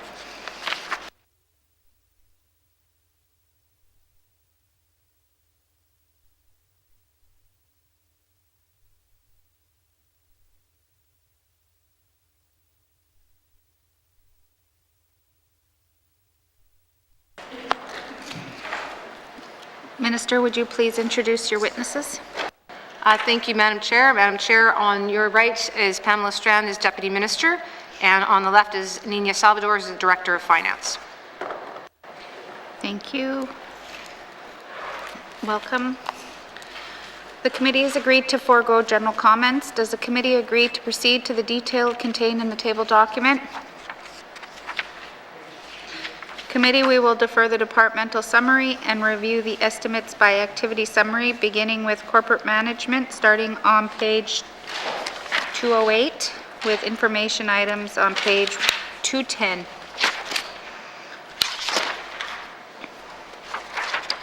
Questions?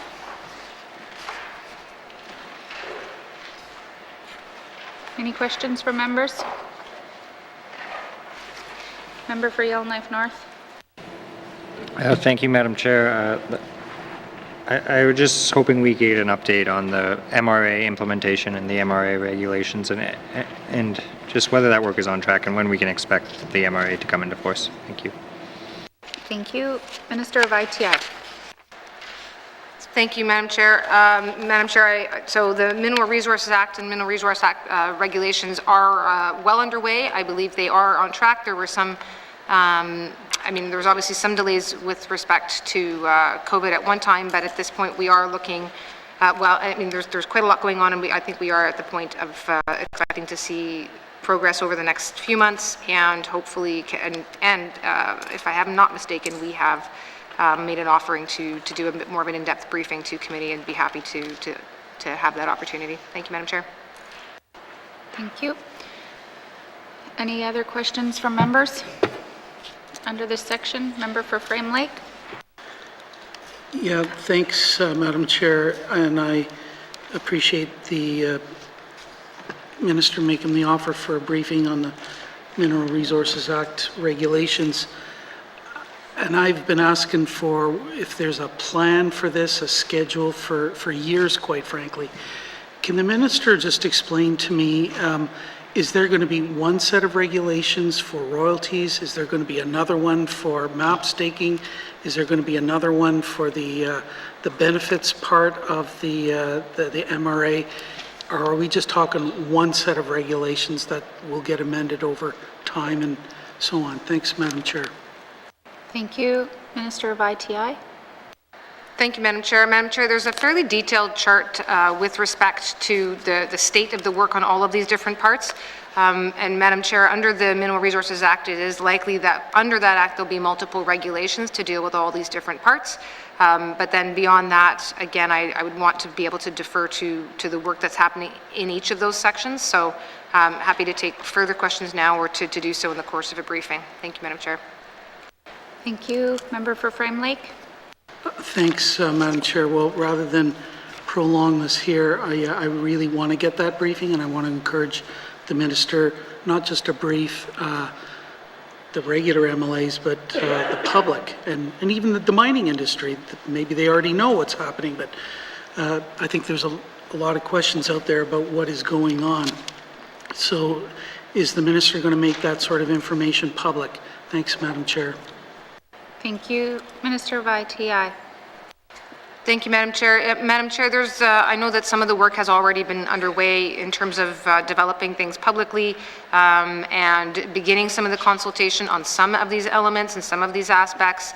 The formal public engagement on certainly some of the remaining aspects is forthcoming in the next few months. I believe the royalties paper has been released or is about to be released, for example. So yes, that absolutely will continue on. And actually, I should note, Madam Chair, one thing is that of course, there's been a lot of work done with IGCS or the Intergovernmental Council. So, again, I'm happy to ensure that we do, what I think I might actually suggest we do is to just get a timeline or a schedule out to at least to members of what's coming when. I know that I have a very difficult to read small Gantt chart that outlines that, so we'll put that down so that there's less uncertainty. Thank you, Madam Chair. Thank you. Member for Frame Lake. Thanks to the Minister for that. Can the Minister, though, give that or make that Gantt chart or whatever it is public? Because nobody that I've talked to, some of the folks that I've talked to that were involved in the last assembly in the development of the MRA, they have no idea as to what's going on with the development of the regulations other than the just released discussion paper, which contains very little actual detail, but that's another matter.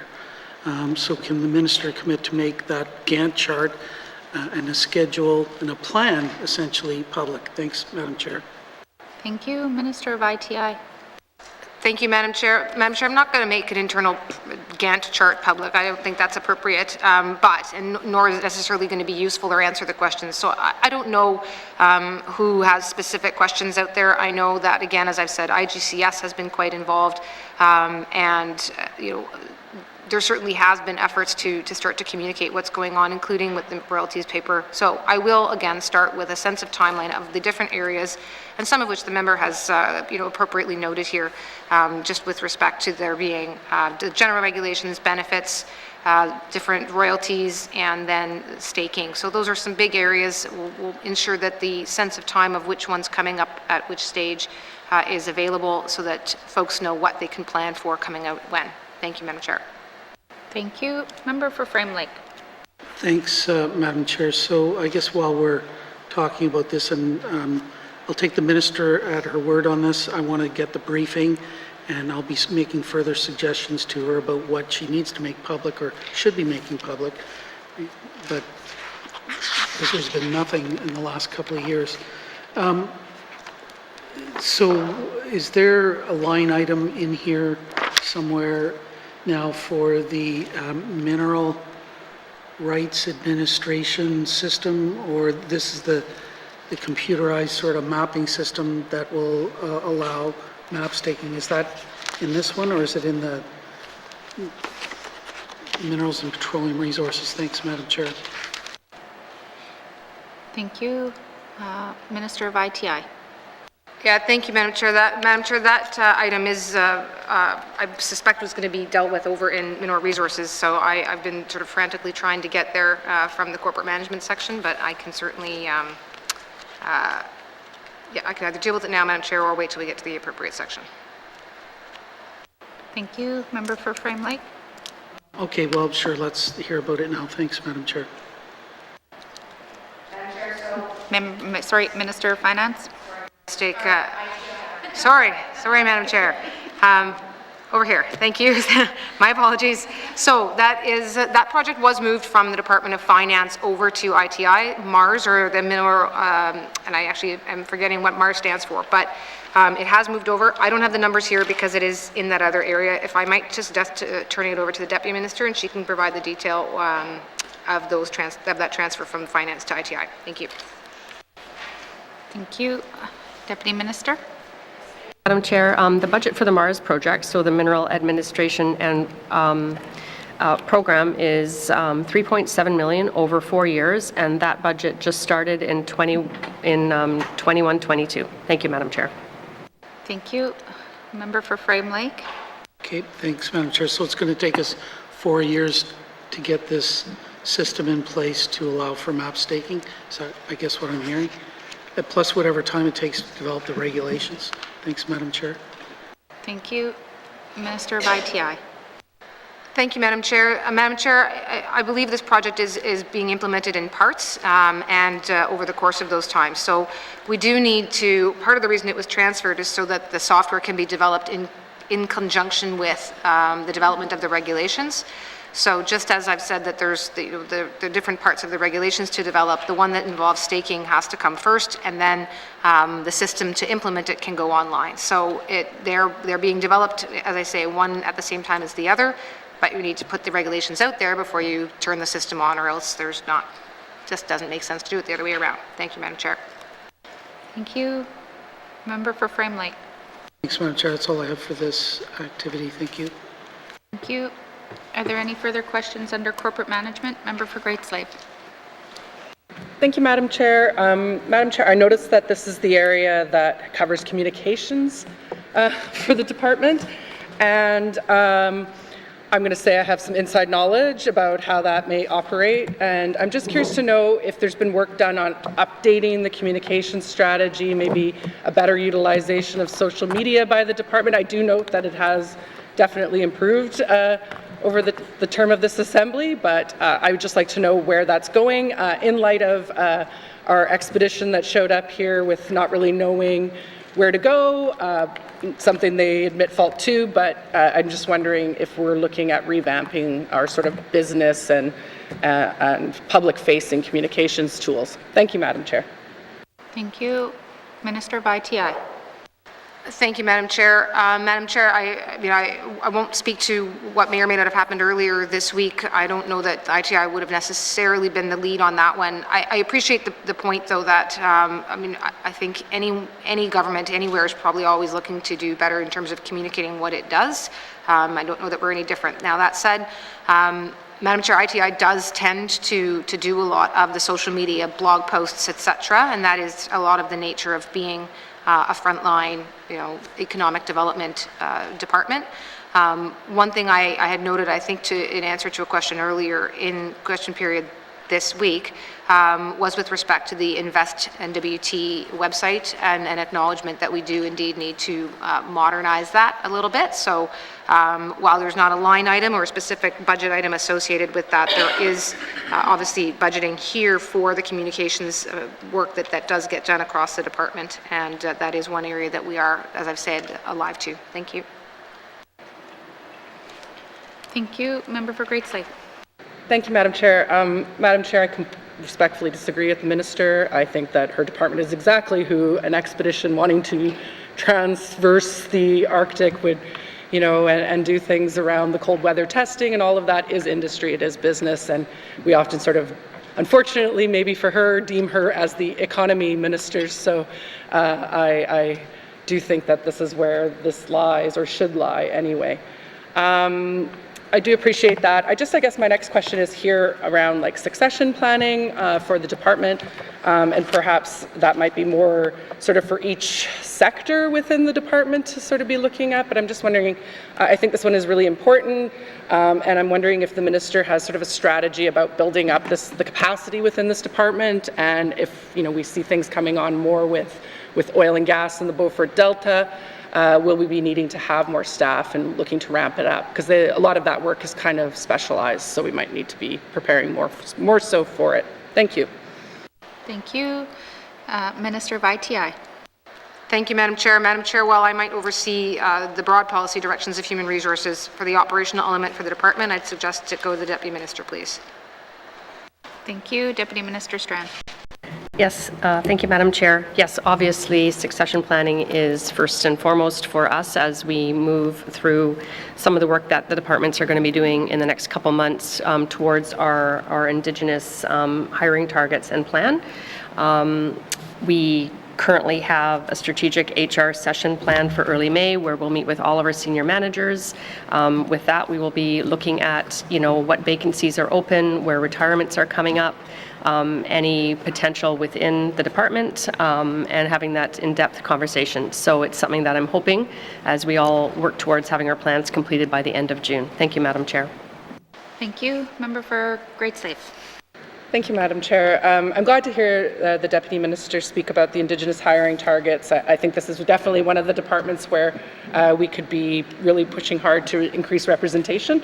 And I guess just further to the succession planning, is there any sort of job shadowing type program going on right now with existing employees within the department? The reason I ask is I'm aware of a couple of the Pathfinder type positions within ITI where there's a wealth of knowledge, and I would be concerned that they'll retire out and as always happens in the territories, we lose that wealth of knowledge. So I guess I'm looking along succession planning, job shadowing, but also I guess retention of knowledge, and how do we keep sort of maybe something that's not an easily quantified thing. Thank you, Madam Chair. Thank you.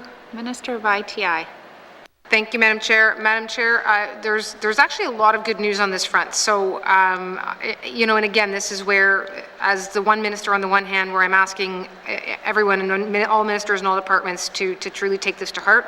I certainly make no exceptions for ITI. So, but I'd like, if I could, Deputy Minister should be the one to speak to that on behalf of our team about, we have work happening in secondments, work happening in client services, client relations, we have work happening in mentorships, and I think we've also made pretty good use of the Indigenous recruitment and retention.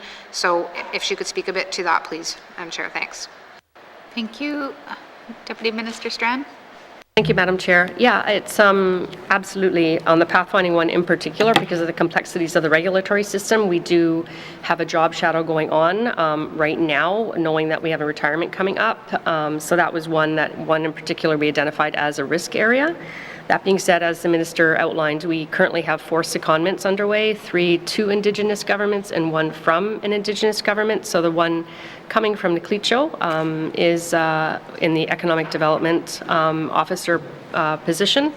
We have ITI staff who are beneficiaries have gone back to work for the Sawtooth Secretariat, 1 in Tuck, and the last one that I'm Delanego government. So yeah, so the 3, it's great. And this year to date, we've hired 5 through the ICGP program and a couple more on the way. So it's something that I take very seriously. Every position that goes out for competition crosses my desk for approval first, and we make those questions, can we fill it through this or that? It's a bit laborious for staff, I would say, but it's an extra step that hopefully we'll be able to see the rewards from as we move through this year and next year. Thank you, Madam Chair. Thank you. Member for Great Slave. Thank you, Madam Chair. I really do appreciate that. One thing I think about when I think this department, it covers such a wide range of topics, but then as one of the departments that feels kind of underfunded or understaffed, under capacity, and given that it has such a role in our economy going forward, I look to see that we're not increasing any positions in corporate management at this time, and I have so much faith in this department that that concerns me. So I guess I want to maybe get the minister or the deputy minister's thoughts on whether they actually feel that their budget is sufficient and that they have enough capacity to execute basically the recovery of our territory. Thank you. Thank you. Minister of ITI. Thank you, Madam Chair. Sorry, Madam Chair, I guess I'm really at a loss for words. The reality is that that's sort of what ITI does, is deliver on frontline programs across economic sectors. It's done obviously in conjunction with other departments. One thing I will say is that there's 2 things that we do have over at ITI going, is that in my time, even in this department, the connections that are being made, for example, ITI and ENR now sit down regularly and discuss our shared areas of programming, for example, remediation economy. ITI and ECE sit down regularly and discuss labor market training and what that's doing in terms of what we're hearing on the private sector side. So there's quite a lot, and lands and natural resource departments collectively gather at an officials level. So a lot has started to happen in the last couple of years of really bringing that total government capacity to bear, which means we're not just looking at the ITI budget for economic recovery. We're looking at really back to the total government budget and how things get done. So, I do think we have the capacity necessary. Does everybody want more money? I can assure you, everybody wants more money. The Department of Finance hears that. The Minister of Finance hears that all the time. But can we get it done? Madam Chair, we can, absolutely. I'm mindful of time, so I'm going to stop right there and make sure there's room for one more. For Great Slave. Thank you. I appreciate that. And I think we're both, me and the Deputy Minister, are both speaking probably about the same Pathfinder position in our concerns. I'm glad to hear the Minister say that she is sitting down regularly with other departments and talking about, or her department is, talking about collaborative or issues that span all departments, as we've talked a lot about the silos. And I guess where I'm going with this, and I have concern, is that it is times to me where the economy or business is being slowed down by people in departments that are, pushing personal agendas and, not working really fast or trying to facilitate things. And it really concerns me at times that that voice is shouting out the voice of the business community and the business sector, and not always truthfully. So I just want to say that I strongly encourage that conversation to continue, and I don't think that our land should be sacrificed for parks and tied up in that manner. And I just want to say that now because I think there's a real battle that seems to be happening between the 2 departments. we can have protected areas without tying up resource extraction or resource potentials. And it should be the Indigenous government's voices that make that determination. Thank you. More of a comment. Thank you, member. Are there any further questions under this section? Member for Hay River South. Thank you, Madam Chair. I just want to talk about, I guess, Indigenous owned business and how, management, how the department, I guess, deals with it. Because, we do a number of reviews for various on various topics. And I would like to ask, I guess, the Minister, has there ever been a review that's taken place to look at the treatment of Indigenous owned business in the N.W.T. and, and how they are, how they're treated when they are accessing funding or services and other programs with the department, to ensure that. And I guess I'm wondering if the department takes a culturally, I guess, appropriate look at the way they are providing service to Indigenous owned business owners. Thank you. Thank you. Minister of ITI. Thank you, Madam Chair. So, Madam Chair, there's not differentiated tracking of, say, for example, various seed monies or other funding pools that are directed exclusively or solely to an Indigenous versus non-Indigenous Northwest Territories government. And, Madam Chair, not to deviate too much, but that is going to what's happening in the procurement review and the definition of what is a northern business and the definition of what is an Indigenous business. And I've certainly heard different versions and opinions on what that is and what that should be. So it's difficult to track what you haven't defined, and that is some of the work of happening in the procurement review right now, is to in fact come to a shared agreement as to what those definitions might be. At that point, we may well be able to better track it, and then I'd be in a different position to answer the question at a later time. Thank you, Madam Chair. Thank you. Member for Hay River South. Thank you, Madam Chair. I guess I'd ask the Minister, to give it some thought and consider conducting a review, because that deals with just Indigenous-owned businesses and the issues that they run into. Because I have a feeling that the results probably would be very surprising to the department, and because I get a lot of calls from owners of a business and mostly Indigenous. I don't get a lot of calls from non-Indigenous business owners. So, so I think it'd be a worthwhile exercise just to get their point of view. Thank you. Thank you. Minister of ITI. Thank you, Madam Chair. Madam Chair, I mean, there's been that's really the work that ITI is generally responsible for, is to ensure that we are providing an opportunity and a place for the business community to come and share their thoughts. So happy to certainly take that and think more about what is out there, what information is out there. I mean, there are Indigenous business coalitions, Indigenous business associations, and Indigenous business boards, etc. So there are resources out in Canada, whether they're present in the Northwest Territories or not, and maybe there's a role for them. So again, a lot of questions there, and happy to continue having that conversation. Thank you. Thank you. Member for Hay River South. Thank you, Madam Chair. Can the Minister just talk a bit about the occupational health and safety program and give me, I guess, a quick study on what it entails? Thank you. Thank you. Minister of ITI. Thank you, Madam Chair. So, Madam Chair, the overall occupational health and safety plan and coordination for N.W.T. wide is happening over in the Department of Finance, which I don't have in front of me right now, but for the sake of what's happening specifically in ITI, let me turn that to the Deputy Minister, please. Thank you. Deputy Minister Strand. Thank you, Madam Chair. So yes, obviously occupation health and safety is first and foremost for the Department of ITI. We have one position dedicated to this that we funded from within. I think it's probably been about the last 4 years at this point. And, it's really super important because we do have some higher risk areas such as parks and our geological survey that require extra attention to protocols and standard operating procedures. So that person oversees that and does regular visits into the regions as well. We do know that in the coming year, we will be updating our plan. So that is a goal that that work will start next fiscal. Thank you, Madam Chair. Thank you. Member for Hay River South. Thank you, Madam Chair. Okay, I just want to turn to, I guess, the active positions and get a sense of, how many are P1s and how many are P2s, P3s. Thank you. Thank you. Minister of ITI.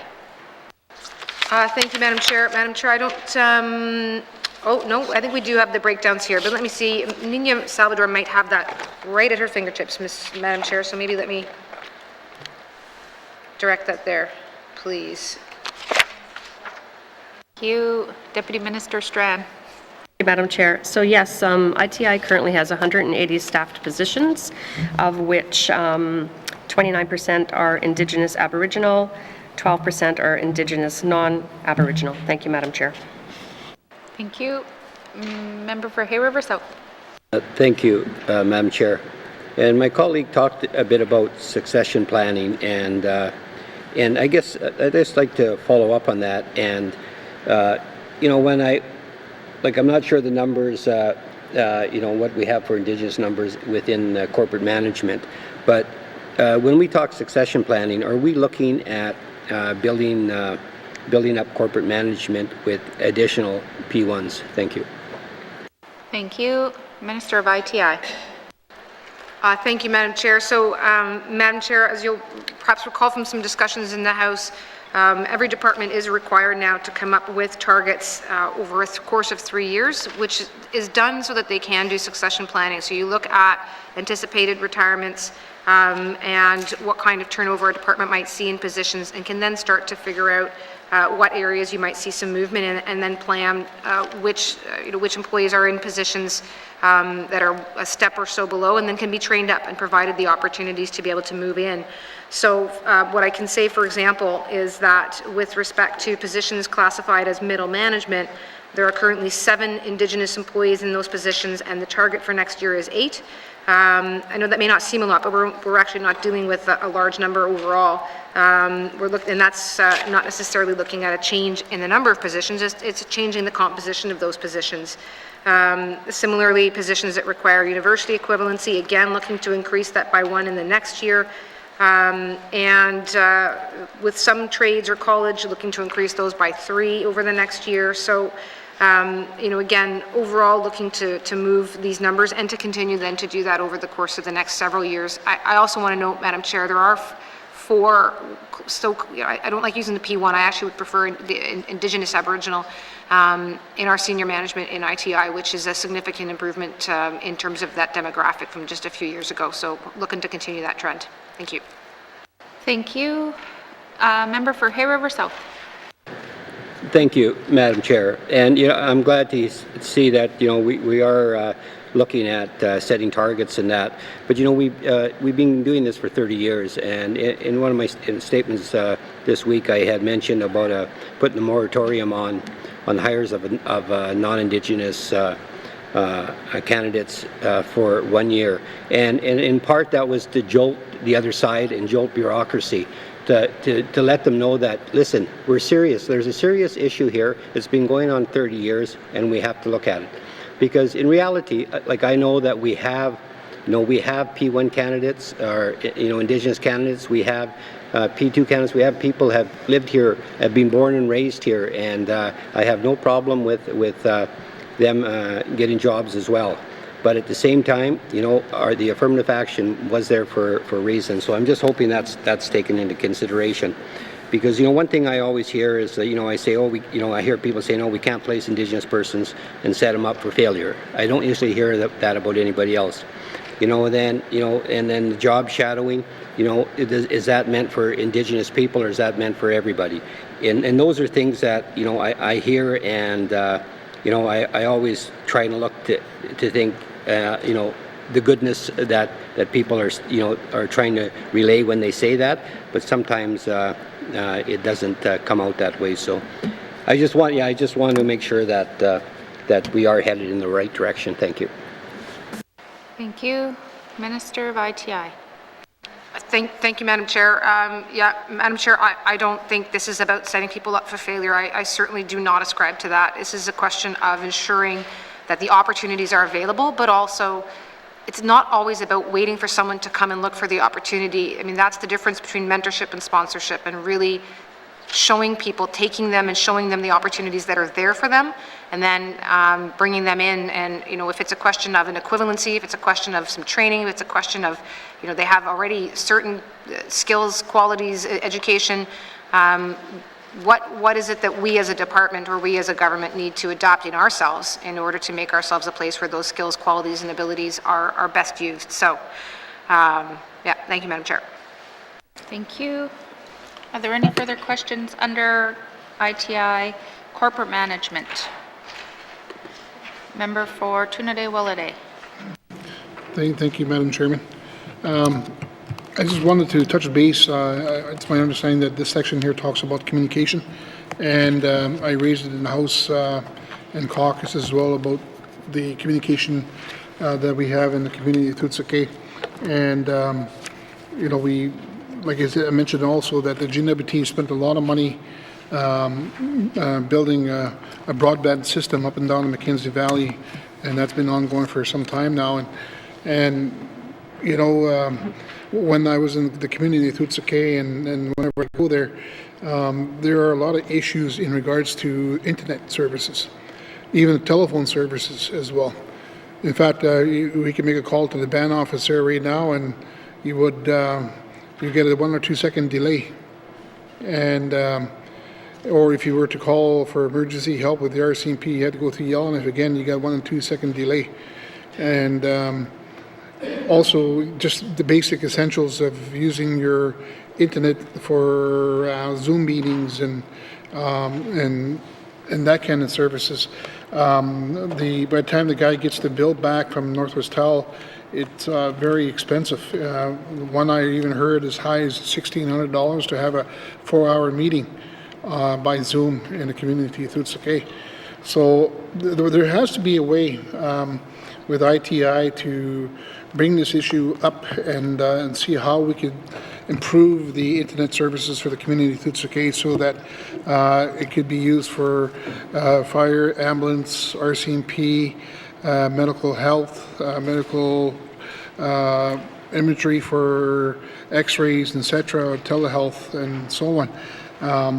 I guess my question to the minister is I guess what are the plans of this government to look at improving the internet services for the community of N.W.T. Merci. Thank you, member. I think internet services and things like that fall under finance, but it's the same minister, so I'm just gonna see if she could just kind of to the questions under ITI, but the budget, as to the budget, that falls under finance. So did you want to make any comments, or we can come back to it later on? Thank you, Madam Chair. Let me see how far I can get. I know that Rick Wind, who's our Chief Information Officer, is also listening right now because finance is coming up next. So anything I miss or get wrong, he will tell me when he's up in the House later, maybe today. I can say, Madam Chair, that the communities that are on satellite, and that includes Lutzelkay, they are expecting to be in the latest, there's Connecting Canada funding that is bringing a price drop down by about 65% actually for services. And then there's also what we're looking at next is to be able to take advantage of the low Earth orbit satellite or LEO satellite technology that is coming out sort of imminently. And there's deals already between Northwest Tel and the anticipated providers of those satellite services, which is expected to significantly improve on the delivery of services for all satellite communities.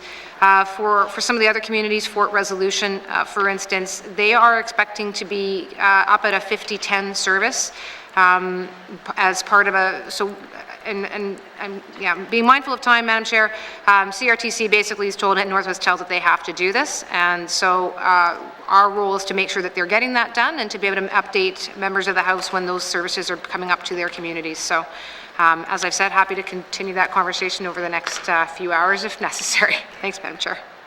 Yep, thank you. Member for Trinidad-Willowday?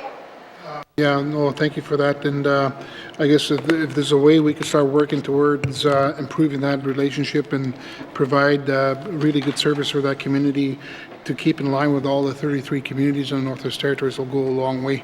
The other question I had also on this matter is that last year and in the last number of years, the internet services to the Northwest Territories were interrupted, at times even up to 6 hours or longer. Are you able to let us know what are your plans to have a secondary type of internet services provided for the Northwest Territories so that we don't have any more interruptions? Masi.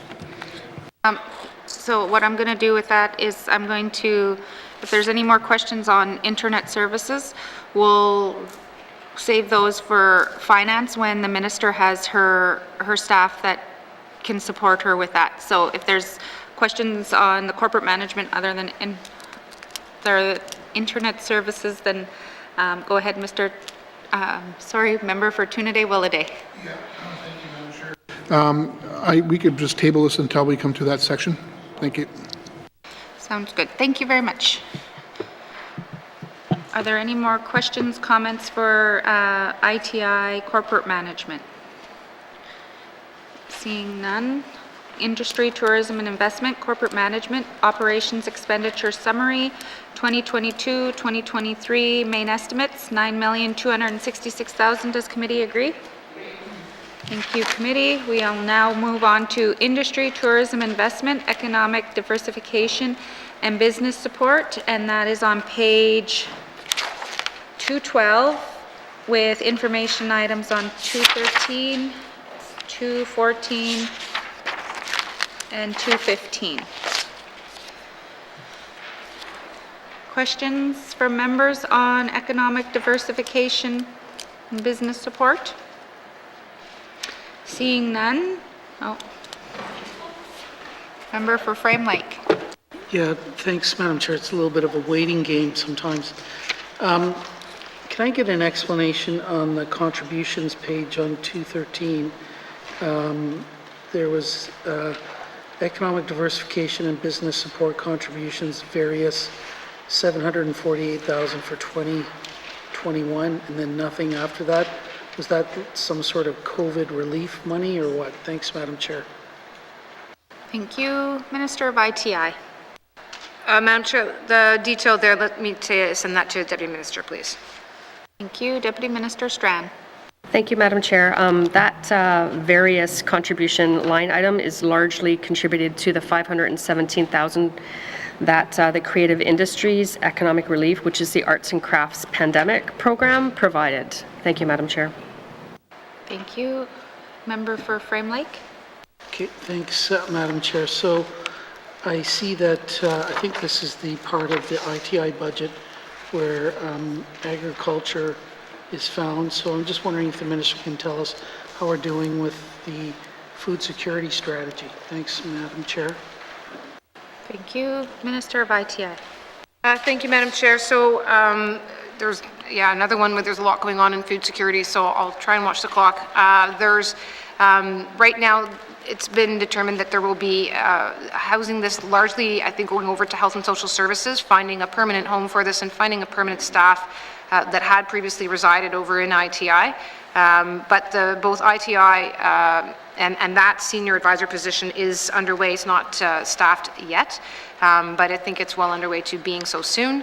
The Health, ITI, and EIA are all working together on the strategy or on this area because there, of course, are different elements to it, including agriculture funding as well as more poverty alleviation type funding. So again, and again, an ADM working group, I believe, on this one too. So again, mindful of time, I'll stop there, Madam Chair, and happy to go into any part of that as needed. Thank you. Thank you. Member for Frame Lake.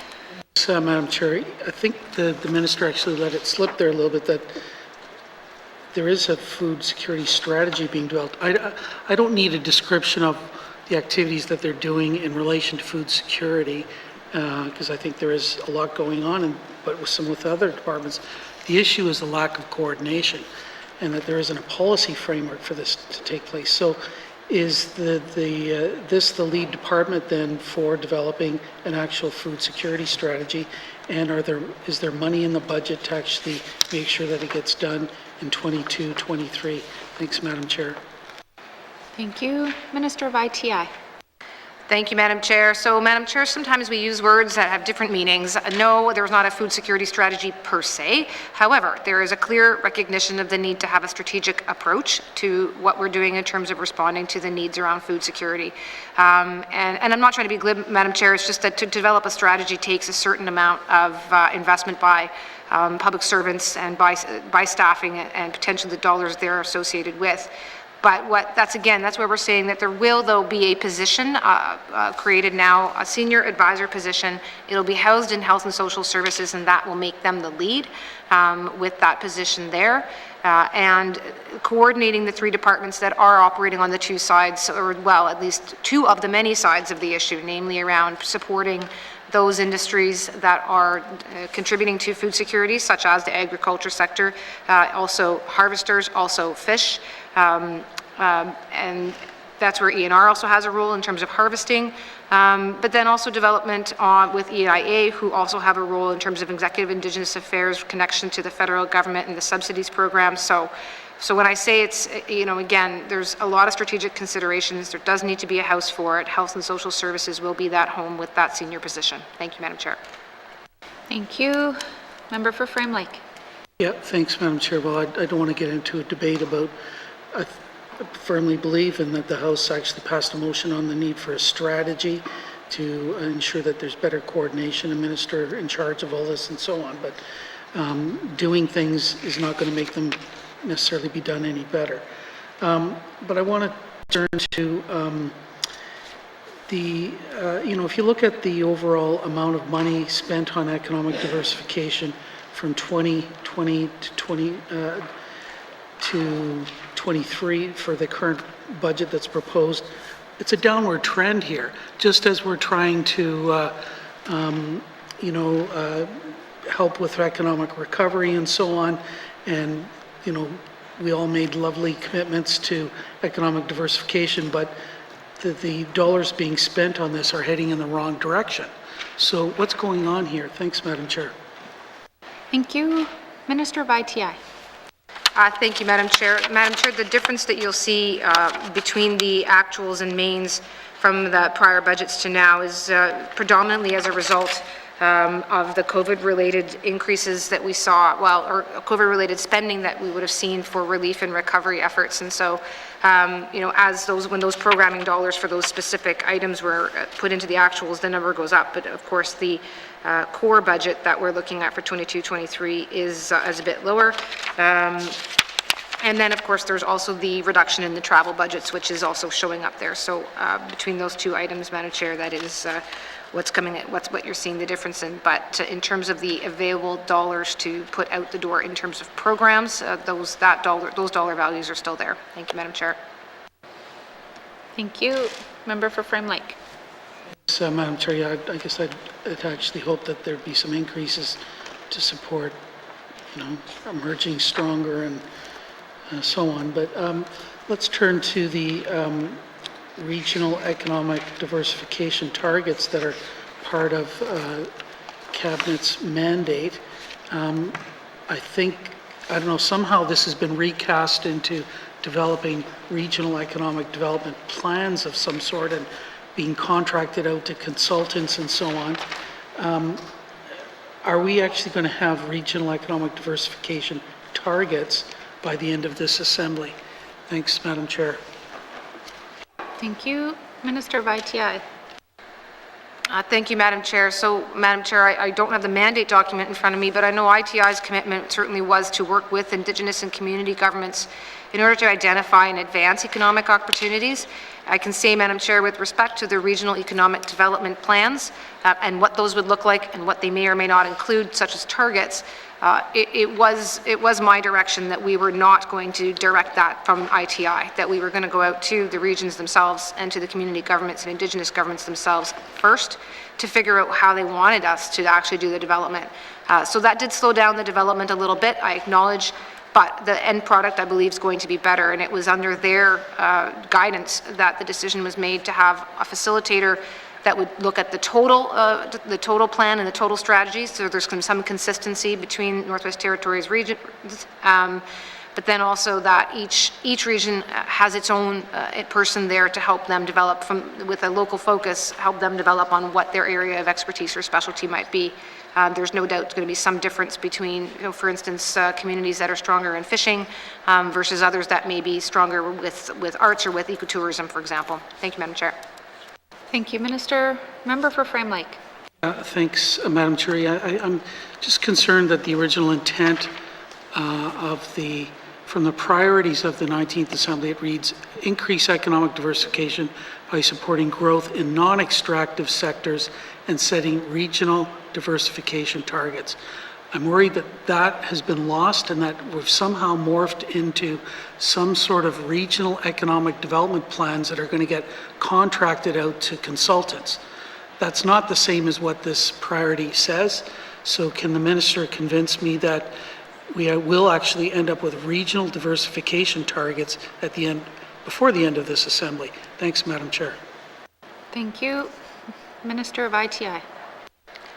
Thank you, Madam Chair. So, Madam Chair, it seems to me, and again, I don't want to get into semantics argument, I'll try to be mindful of time, but it's difficult to have a target if you don't know what you're targeting, difficult to have a target if you don't know what your industry of target would be. There are targets for tourism, there are specific targets around where we want to get ourselves back to, broadly speaking for the Northwest Territories, but as for region to region, again, I really do believe that the first step is to talk to those regions and see that they have a chance to tell us where their areas of growth are that they see and what those opportunities are, and at that point, the targets may well flow quite naturally. I'll stop there with the time, mindful of time. Thank you, Madam Chair. Thank you, Minister. Member for Frame Lake, short one. The minister is keeping true to the original intent of these priorities, and I'll just leave it at that. Thanks, Madam Chair. Thank you. Member for Great Slave. Thank you, Madam Chair. I wanted to start with the BDIC here. You know, it seems, and I understand that there is another an item, and it's not going to be about the details of the BDIC. So I see the minister looking a little concerned.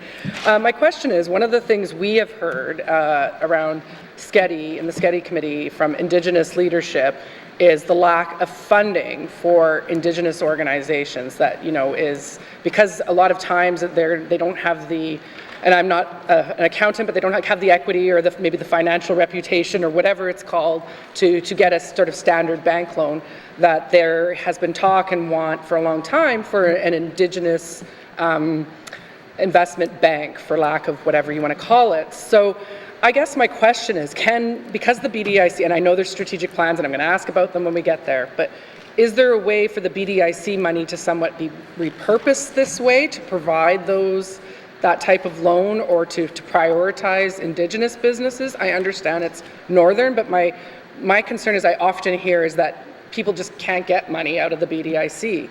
And yeah, I'll leave it at that for now. Thank you, Madam Chair. Thank you. Minister of ITI. Thank you, Madam Chair. Madam Chair, actually, the CEO of BDIC is in the building, but I'm not going to try and swap out right at this moment. So if there is a chance later, I'm happy to bring her here and have her address that, because the BDIC is, although she's the CEO, it's managed by a board, and the board has undergone quite a bit of strategic planning in the last year, you know, composed of folks from all regions and composed of folks from different areas of expertise. You know, done a lot of work just in terms of having a matrix of how we fill that board, and then once that board was there, giving them the time to do that planning. I mean, they're the ones that also hearing the challenges in the private sector around getting equity and having equity available. So I know they're looking at what that, how that's going to happen, how they are going to be able to evolve to be, an organization that can be a real growth organization for community development. And also seeing where they fit into, the spectrum of funds that are available, where you may have things like SEED and ITI, then you might have your community futures organizations that do the small scale, and then you get to the BDIC that has the next step up. So that work is also happening. There's been a workshop done just not that long ago. And, again, that workshop will hopefully give people the sense of, where they fall on those options. But, again, other than that, the strategic plan for BDIC is one that I'll pause. And if, again, I suggest I hold off until I get Joyce in here and have her speak to it. Thank you, Madam Chair. Okay, thank you. Member for Great Slave? With all due respect, that was an extremely long answer to a question of whether the money could be repurposed towards Indigenous banks. So I would just ask that the minister be more responsive or aware of the time. My next question is around the Canadian Agricultural Partnership. I note there that the increase for the 200,000 and the actuals for 2020-21 is probably some extra COVID money. One of the biggest things I've heard as a barrier to agricultural development in the Northwest Territories is fuel and the cost of power and such to run greenhouses, etc. So can the minister speak to how any of this money is being used towards that, and has there been improvements or subsidies for energy for the agriculture sector? Thank you. Thank you. Minister of ITI. Thank you, Madam Chair. I don't know, I don't personally have a breakdown here right now of what each recipient has done with their funds. And we could certainly commit to see if we have that breakdown available. As for other subsidies that might come for fuel or whether that or power, that would be, I think, a different department I'd have to ask. Thank you, Madam Chair. Thank you. Member for Great Slave. Thank you, Madam Chair. I appreciate that commitment. I would like to see where they're spending the money and where they kind of feel their needs lie.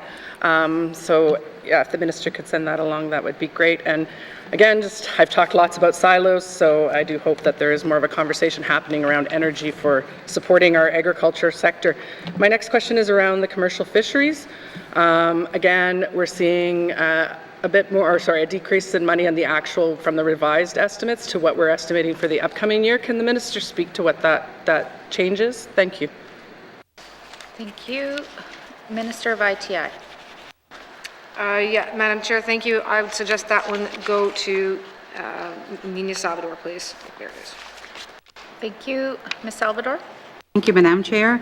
The decrease from 21-22 revised mean estimates to 22-23 mean estimates is due to the 100K sunset of the fishing sector support officer, but actually that is the contribution for professional services to the Tucho Fishers Cooperative. That's for their accounting, legal, admin supports, and such. Thank you, Madam Chair. Thank you. Member for Great Slave. Thank you. And the reason that that's now gone is that that's evolving with the change in the Fishers Federation. Is that correct? Thank you, Madam Chair. Thank you. Minister of ITI. That's correct, Madam Chair. Thank you. Member for Great Slave. Thank you, Madam Chair. I'm now looking at the community transfer initiatives.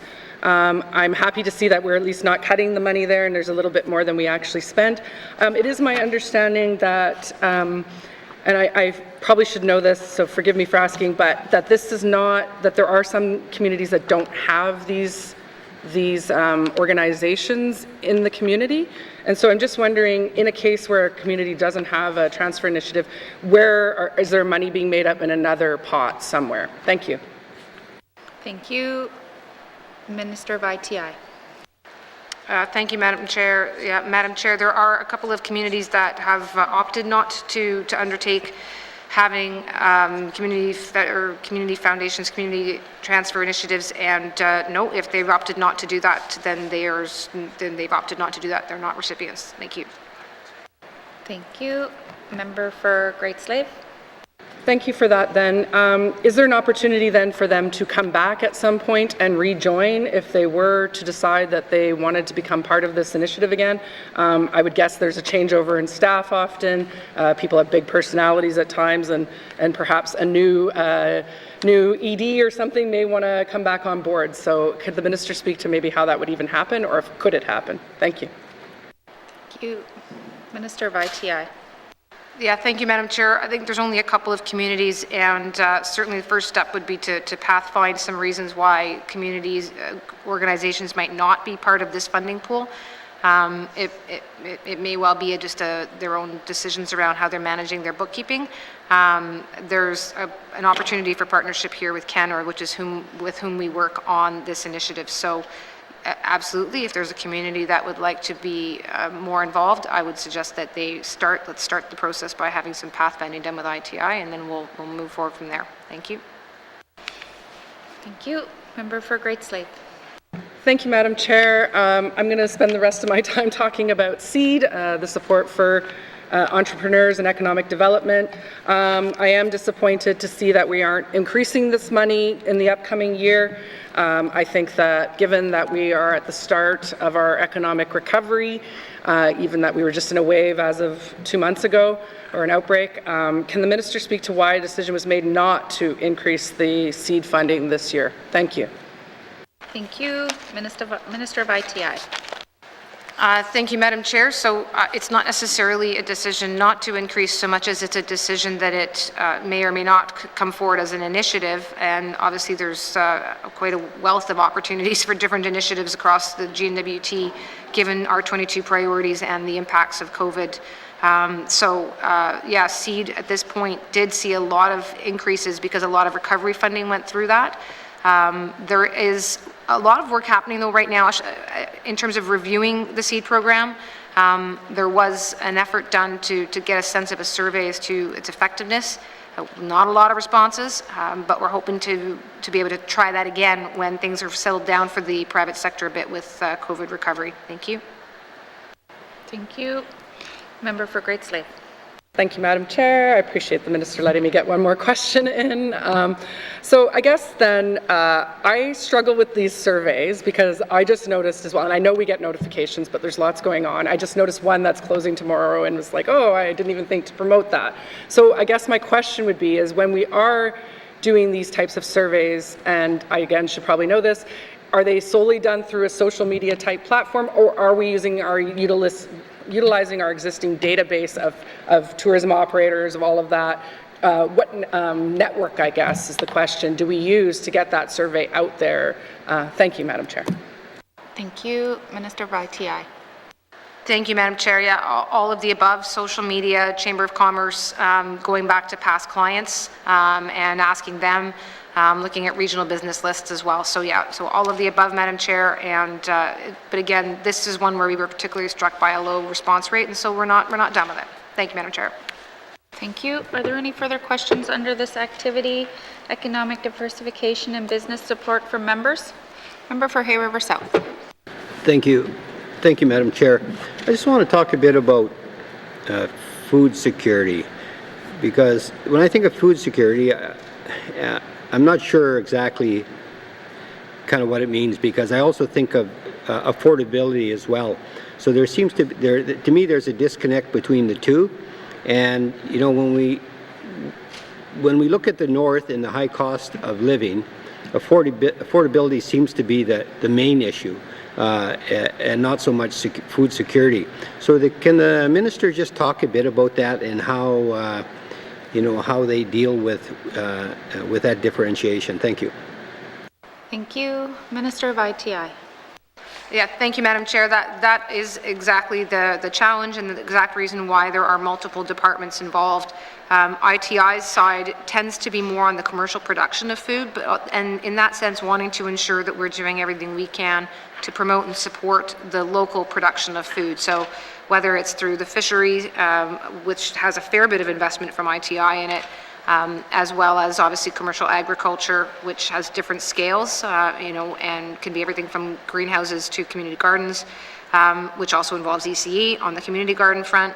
But then you do have an element of food security that is really poverty alleviation very specifically, and that is where Health and Social Services comes in.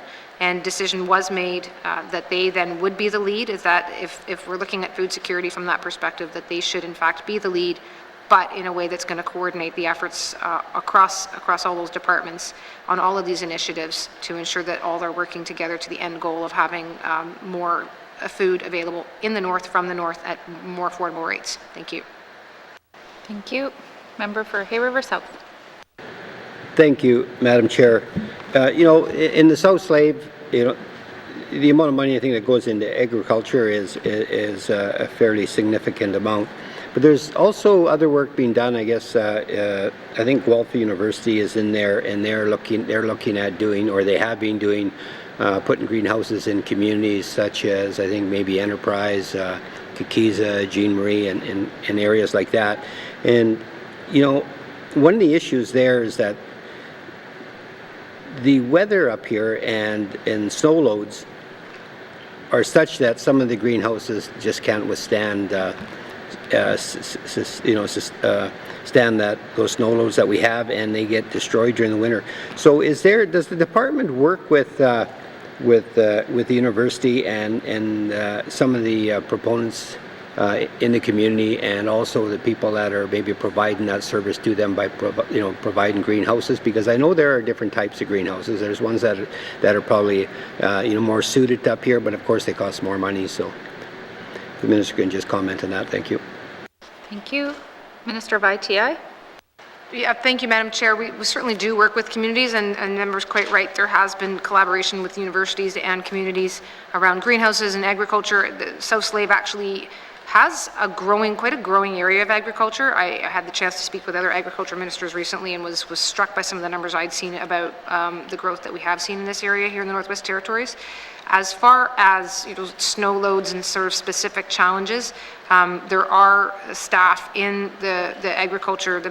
There's a manager in ITI who does do exactly this kind of outreach and this kind of work. So, I mean, short answer is yes. And actually, in one and sort of 1.2 or 1.A or whatever is that there's also the Agriculture Food Association, who are now I think a couple years into their mandate and able to advocate for exactly the kinds of issues that the member is raising. Thank you. Thank you. Member for Hay River South. Thank you, Madam Chair. I guess I only got 6 minutes or less than 6 minutes, so I have to talk about the commercial fishery. And I guess more so about production costs.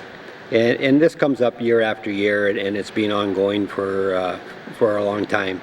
And that's to do with equipment. Like, equipment is dated. They're running, we expect to do winter fisheries, and we're running with, bombardiers that are probably in the 60s. That's how old they are. Trying to find parts for them is another thing. I was helping, one of the fishers there source parts and for his bug here this winter, and it's pretty difficult. So, what is the department, I guess, doing to look at the equipment, and how to? Is there any move to look at replacement type equipment for winter fisheries, for summer fisheries? The boats are kind of older as well, and it's just been the same old thing year after year. I think it's it's 2022, so there's got to be some better equipment out there, and I just want to know what the department is doing to assist the fishers in sourcing newer equipment and efficient equipment and energy efficient equipment. Thank you. Thank you. Minister of ITI. Thank you, Madam Chair. Madam Chair, there is funding available to support the need for new equipment. I can give you actuals from 2021. There was, $549,000 spent in this area. There's specific payments both for equipment as well as for training supports. And as the Tucho Fishing Cooperative is overtaking the management of the plant, there's a lot of work happening with them in terms of, as I mentioned earlier, that transfer assignment of the money is so that the manager there is in a position to understand what are the needs and what types of equipment are necessary. So Yeah, I mean, so yeah, short answer is yes, there's some funding. Long answer, there's always room for more, but there's also a lot of work happening in this area with the manager to understand those needs and then to also be talking to the federal government. So could certainly offer to have a bit more of an in-depth connection, Madam Chair, on this one. There is a working group available, and they would be the most up to speed on the current needs and if there's been any difference or change. Thank you. Thank you. Member for Hay River South. Thank you, Madam Chair. Yeah, because I know, some of the operators, they're going out with the same equipment they went out with last year and the year before and 10 years ago. So, I haven't seen a lot of change. So I think it's incumbent upon, upon the department to have somebody work with them to actually look at new types of equipment. So I'll just leave that with you. The second thing that operators have issue with, and that's hiring workers. Like it's difficult work. And sometimes there's not a lot of money in it. Is there any support to offset some of the wages for the workers that they do hire? Thank you. Thank you. Minister of ITI. Thank you, Madam Chair. Madam Chair, there's not necessarily sort of wage support specifically. However, there certainly are supports for other things. So, for example, the cost of the freight. And obviously, if you're able to offset one cost, then that might help overall in terms of one's business plan. There's also supports available and training opportunities available, particularly in the winter fishery, for example. And then, Madam Chair, more broadly speaking, our goal with the fishery revitalization strategy and the fact of having the plant is to put us in a position where the product that we know in the north is unique, distinct, and world-class starts to garner actually higher rates. And if that's the case, then, by association, those who are responsible will be receiving something more. Now, Madam Chair, I would also just note that there's probably some conversation here for the Department of EC&E, which of course is responsible for employment, so I can certainly follow up and commit that if there's something over there that we can, I can check in with Minister Simpson and see if there's more information we can provide. Thank you. Thank you. Member for Hay River South. Thank you, Madam Chair. Another issue that arises is WSCC coverage for the fishermen. And, as far as I know, they don't have access to it. We've had issues in the past. We've had deaths, drownings on the lake. We've lost fishermen, and there's no support at the end of the day for their families. So, is the department looking at what they can do to support the fishers with respect to obtaining WSCC coverage? Everything is an added cost at the end of the day. And how far do you go? Because the costs are going up, the fish prices aren't. So, and it's going to be government that's got to step in to do something, and we've been doing it.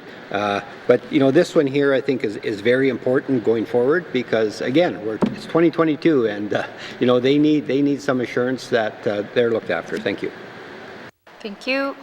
Minister of ITI. Thank you, Madam Chair. Madam Chair, I was actually in Hay River meeting with fishers when I heard very much about that exact issue. So I think our offer at this point was to help them go through those processes of applying, that we'd had made that offer, and certainly would make that offer again. As for any costs associated, I don't have specific funding available right now for that, but I'll simply take that away. It may well be that there's some federal dollars that they can find some assistance with. Again, we've offered in the past to help to find a way forward on this one, and I want to reiterate that. And beyond that, take it away further because again, as I said, I heard that myself. So thank you. Thank you. Are there any further questions under economic diversification and business support? Seeing none. Industry, tourism and investment, economic diversification and business support, operation expenditure summary, 2022-2023, main estimates, $17,919,000. Does committee agree? Thank you, committee. We'll take a short recess.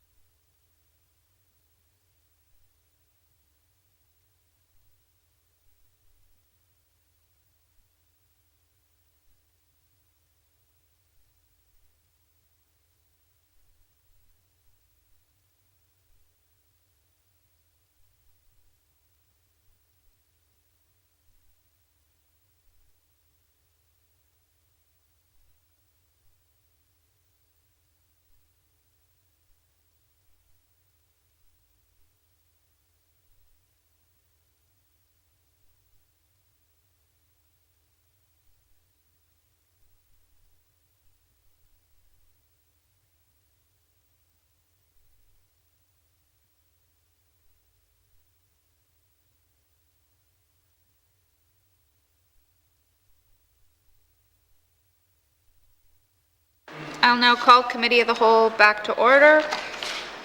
Committee, we'll continue on industry, tourism, and investment, and we are under the activity minerals and petroleum resources. Do I have questions from members? Member for Cam Lake. Thank you very much, Madam Chair. Madam Chair, this is really a critical time to support companies that are promoting economic activity in the Northwest Territories, including mining. So I'd like to spend a little bit of time talking about the mining incentive program. I see that there's an increase of $300,000, and I'm wondering what the people of the Northwest Territories can expect from this increase. Thank you. Thank you. Minister of ITI.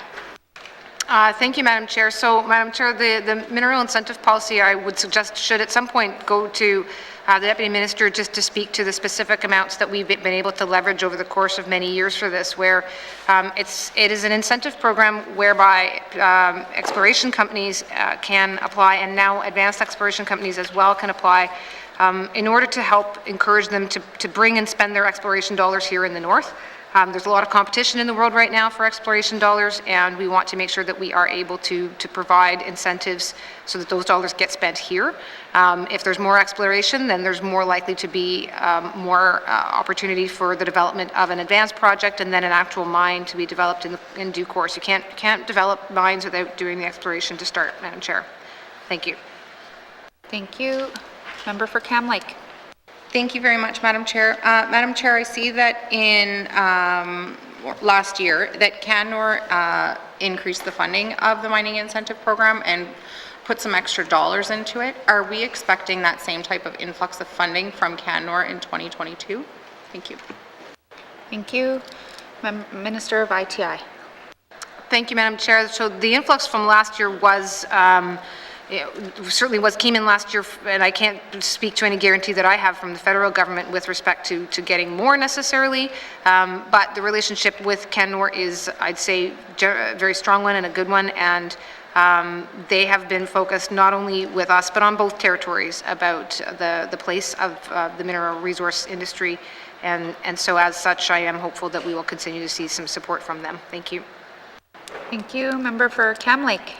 Thank you very much, Madam Chair. Madam Chair, looking back at the years for the mineral incentive program, I see it started in 2014, which would put it in its 8th year, and that the funding originally started at about $400,000 and has tripled. But my question is, given that over the course of the last 8 years, I believe the influx of funding from ITI has been approximately a combined $3 million, and that $3 million apparently, according to, I believe, the source, sorry, escapes me right now, but has equated to about $15 million in spending from funded projects in northern communities. And so I'm wondering if there has been discussion over increasing the mineral incentive program even more than where it's at right now, given the return on that investment in the north. Thank you. Thank you. Minister of ITI. Madam Chair, that's a big one. So this is certainly one of the areas where, in order to achieve the goal of increasing the mineral resource sector and really at this point helping it to recover and achieve some growth, I mean, it's right now been a little by little approach in order to increase it. I can say that the other territories are also, particularly the Yukon, is also focused on seeing increases here. This isn't the only thing that we need to do to increase the mineral resource sector, but as far as this being an opportunity to leverage significant funds, I think the member's number sounds about right, although my scan doesn't go quite as long. Is that the plan is to try to continue to increase this incrementally. Thanks, Madam Chair. Thank you. Member for Cam Lake. Thank you very much, Madam Chair. Madam Chair, the Minister alluded to the need to put an influx of effort behind mining to help the sector rebound with COVID. And I know that this is a consistent issue that's happening globally, and that mining really took a hit in 2020 around the world. But we're seeing different levels of success in our sister territories on either side of us. That are greater than our success here in the territory. So I'm wondering if there are conversations happening with stakeholders or the major players in the mining industry to find out what the interest is in our sister territories versus here in our territory, and how the GNWT can kind of further leverage any policy changes or increase interest in mining in the Northwest Territories. Thank you. Thank you. Minister of ITI. Thank you, Madam Chair. So, Madam Chair, there's one critical difference is, of course, that there's different commodities that are at the front end of our mining sector right now. So, diamonds took a particular hit over the last year, although has also now rebounded and is doing significantly better. You know, we are at different stages in our sort of mining life cycle, if I may, you know, in terms of the exploration and then the level of advanced projects and where they're at in their mining cycle. We certainly are talking to both territories and are also talking with the federal government. And, you know, the things that we hear, and talking to industry, and the things you hear aren't new. They're long known that the cost of operating in the north are high, and also that the regulatory landscape in the north is one that can be seen as a bit complex. That said, that feeds back into the fact that we have high environmental, social, and governance factors, which means this is a place where, as corporate social responsibility becomes something with a significant value in the industry, you know, the fact that once you've gone through the processes of being regulated and approved here, you have a project that is one that will have a high ESG or economic, social, governance factor associated with it. So. All of which then is to say, you know, and we're doing some work in that area to try to be more standard about it, and also to be more public about that. And yeah, I mean, I feel like I could go on quite at some length, Madam Chair, but I just simply do want to reassure that there's a lot of work there in this area happening, both in terms of talking internally and with the other governments and with the sector about what we can do to advance this area, this industry. Thank you. Thank you. Member for Cam Lake. Thank you very much, Madam Chair. I appreciate that, and I think that's a really important message from the Minister, and I appreciate her acknowledging the effort to speak more publicly about that. I think that our social responsibility as far as mining is a very important one, and definitely an area that is an honor to be a leader in, and hopefully more work can be done as the N.W.T continues to grow a responsible mining sector. I'm just in terms of the importance still of mining to our economy in the Northwest Territories. I do see that there, between our 2021 and 2022 and 2022-2023 main estimates for mineral and petroleum resources, there is a slight decline between the main estimates, and I'm wondering if the Minister can just speak to where that decline comes from. Thank you. Thank you. Minister of ITI. Thanks, Madam Chair. I'd suggest that go to the Deputy Minister, please. Thank you. Deputy Minister Strand.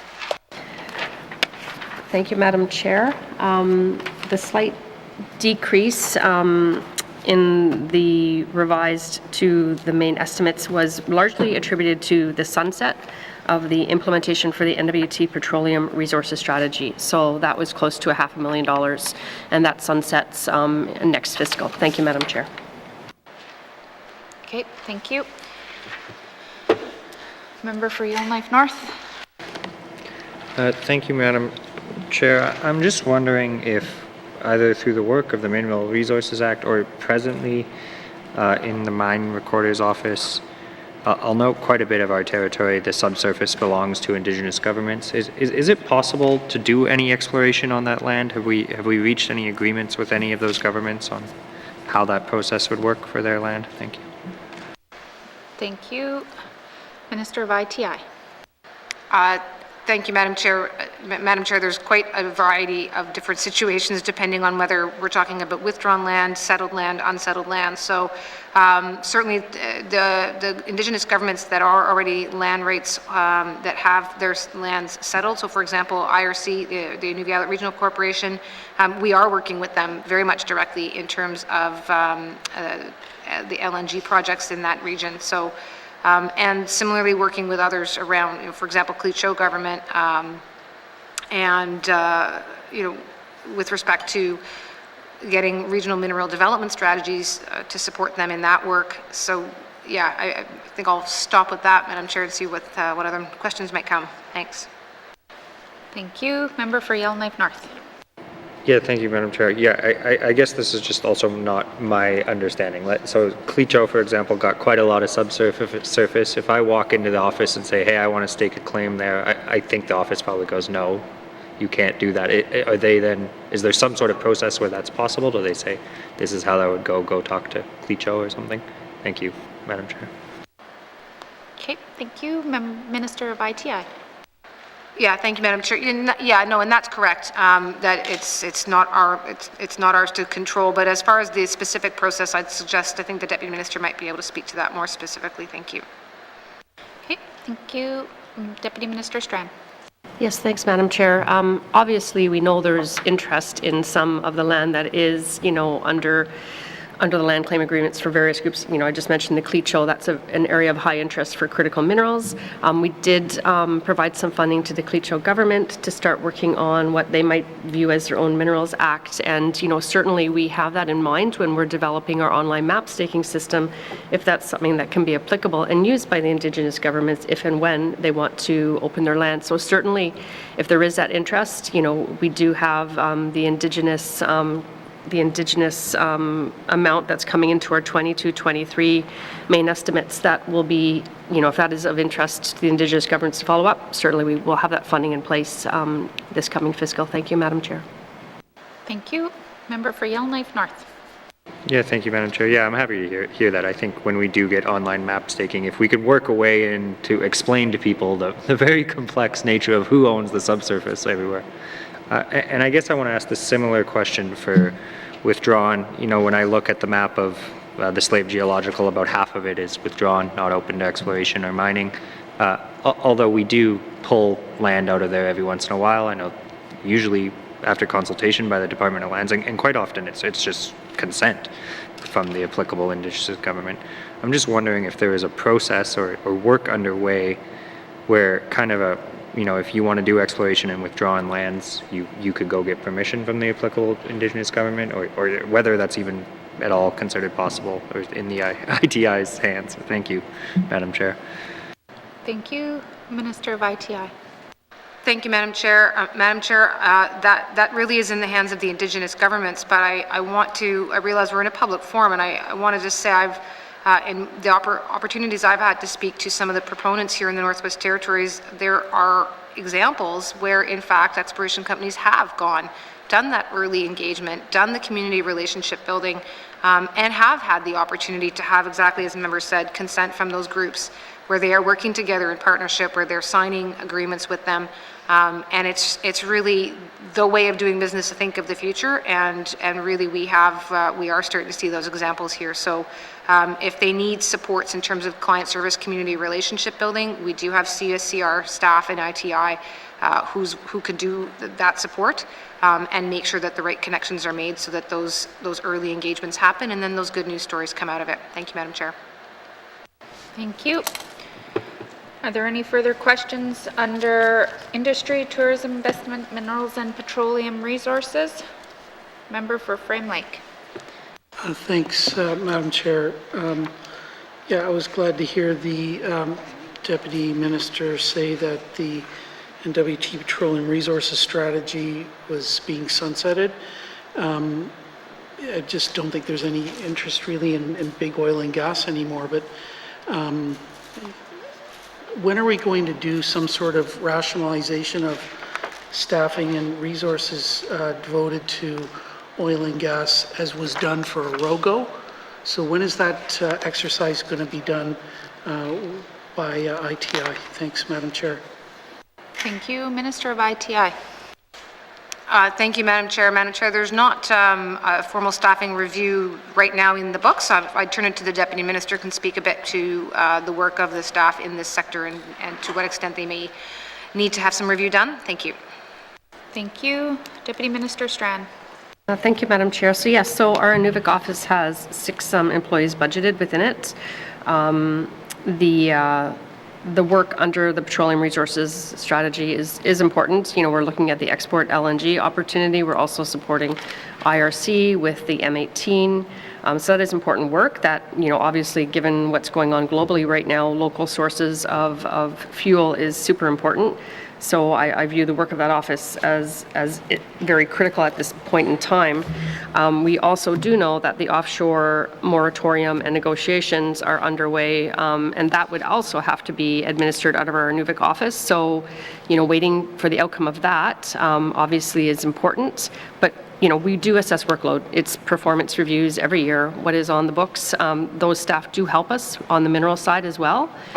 They help implement the regional mineral development strategies that we have in the IRC and the N.W.T. So they do keep busy on not just petroleum activities, but certainly we will be looking at that in the future. And I have reached out to inquire about how and why the Origo example happened. So I will be diving deeper into that, but not at this point. But we'll be assessing it as we go forward. Thank you, Madam Chair. Thank you. Member for Frame Lake. Yeah, thanks, Madam Chair. Yeah, just lest anybody get any ideas, I'm happy to have those folks stay in Inuvik, and maybe they can transition into tourism development and promotion. But I guess I want to go over to the, on the 217 Mineral and Petroleum Resources Act implementation.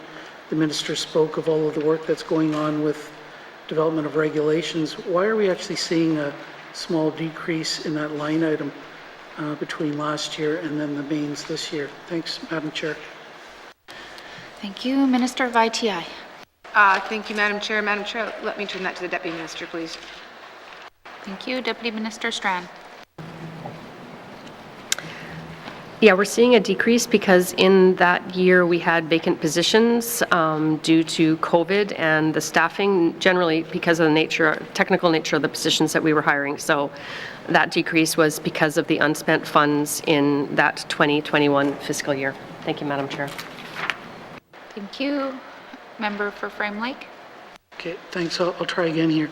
So there's a, maybe it's, I'm not even going to try to do addition or subtraction here on the floor, Madam Chair, but there's 545 in 22-23, yet in the current year, it's anticipated that we're going to spend 587. Why is that amount going down? Thanks, Madam Chair, for next year. Thanks, Madam Chair. Thank you. Minister of ITI.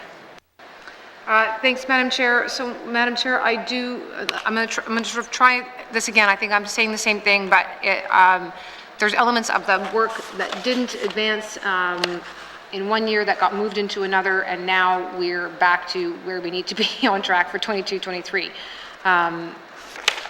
Yeah, so again, I'm not really sure how else to put it. There was a sunset of some of the costs that weren't, and then now we're back to where we need to be for 22-23. I mean, the work is scoped over the course of several years, and it's not necessarily going to be the same amount every year to get the work done. Thank you, Madam Chair. Thank you. Member for Frame Lake. Okay, thanks, Madam Chair. Is any of this money actually used to help support Indigenous governments involved in the development of these regulations, whether they're members of the Intergovernmental Council or not? Or where's that money found? Thanks, Madam Chair. Thank you. Minister of ITI. Oops. Thank you, Madam Chair. Madam Chair, so I mean, funding for the Intergovernmental Council or Council of Leaders, IGCS, that money would be coming out of EIA generally, and there's or money that would come.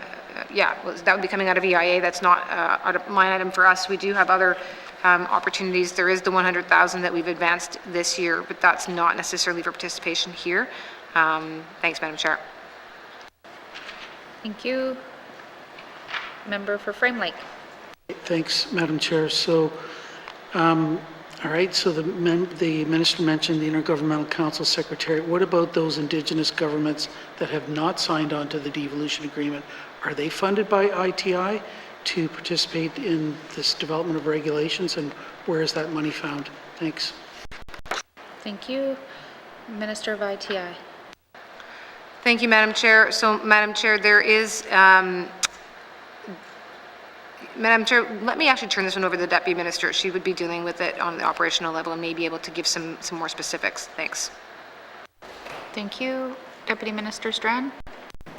Yes, thank you, Madam Chair. So right now, we have no funding agreements in place to fund those that aren't part of the IGCS, but certainly they are at the table with us in active discussions. We have offered, when we did develop the MRA itself, we did provide contribution agreements for those that aren't part of the Intergovernmental Council. We are taking a united approach with our L&R departments, ENR and lands on the development. So obviously we want to be doing things consistently across departments. So more to come on that. But certainly, you know, if there is that need to provide funds, luckily, well, COVID has enabled us to do all that work virtually. But as there might be more needed capacity to look at some things legally, then, you know, certainly we're able to look at that. Thank you, Madam Chair. Thank you. Member for Frame Lake. Thanks, Madam Chair. All right. Yeah, that's a lot of money for some regulations, and I just continue to note that ITI goes to the pot to get money for post-Evo regulations, and ENR lands don't. And I'll just leave it at that. Or maybe they're just not successful in getting the money out of cabinet. I don't know.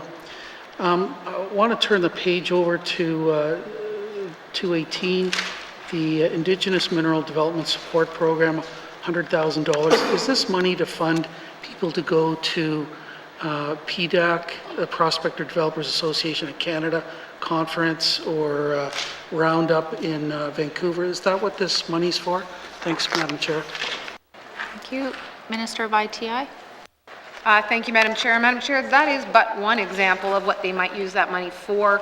I mean, there's you know, other opportunities for training, opportunities to, just to, you know, opportunities to make themselves as a government more aware of what the mineral resource sector might bring as a benefit to their community, and obviously being able to attend a resource conference of their choosing and decide how to do that and be prepared for it would certainly be part of that. Thank you. Thank you. Member for Frame Lake. Madam Chair, and I realize my time's running down. Is there a similar pot of money for other economic sectors, you know, negotiating forestry agreements or agricultural work, could go to conferences and so on? Thanks, Madam Chair. Thank you. Minister of ITI. Thank you, Madam Chair. I'm not sure what ENR may or may not have for forestry development. I can say that over in the tourism sector, Madam Chair, there's quite a lot of funding available. Community tourism initiatives, and the like. There's a significant amount of money over in tourism, for example. Similarly, in the fisheries area, we have a lot of money available for Indigenous fishers with the Tucho and the fishing industry generally. We've been offering training and programming over the last couple of years. So, but mindful of time, Madam Chair, I'll stop my comparisons there. Thanks. Thank you. Member for Frame Lake. Thanks, Madam Chair. Yeah, I want to turn to the core funding that's provided to the Chamber of Mines, the $55,000 here. Is that used to support their work in this working group that they have with ITI? Is that what that money is for? Thanks, Madam Chair. Thank you. Minister of ITI. Thank you, Madam Chair. Madam Chair, I believe this is all program-based funding, and let me turn it to the Deputy Minister, who can then provide, hopefully, a bit more specific examples of those projects. Thank you. Thank you. Deputy Minister Strand. Yes, thank you, Madam Chair. So yes, it's actually project-specific funding, such as Mining Northworks, their website that encourages you know, identifying occupations in the industry and encouraging, you know, youth to get involved. Another example would be Mining Week, which we've delivered virtually during COVID and in person, hopefully this year. Other examples might be, you know, their work and contributions to the prospecting program that we co-deliver with the Mine Training Society. So yes, those are just some examples. Thank you, Madam Chair. Thank you. Member for Great Slave.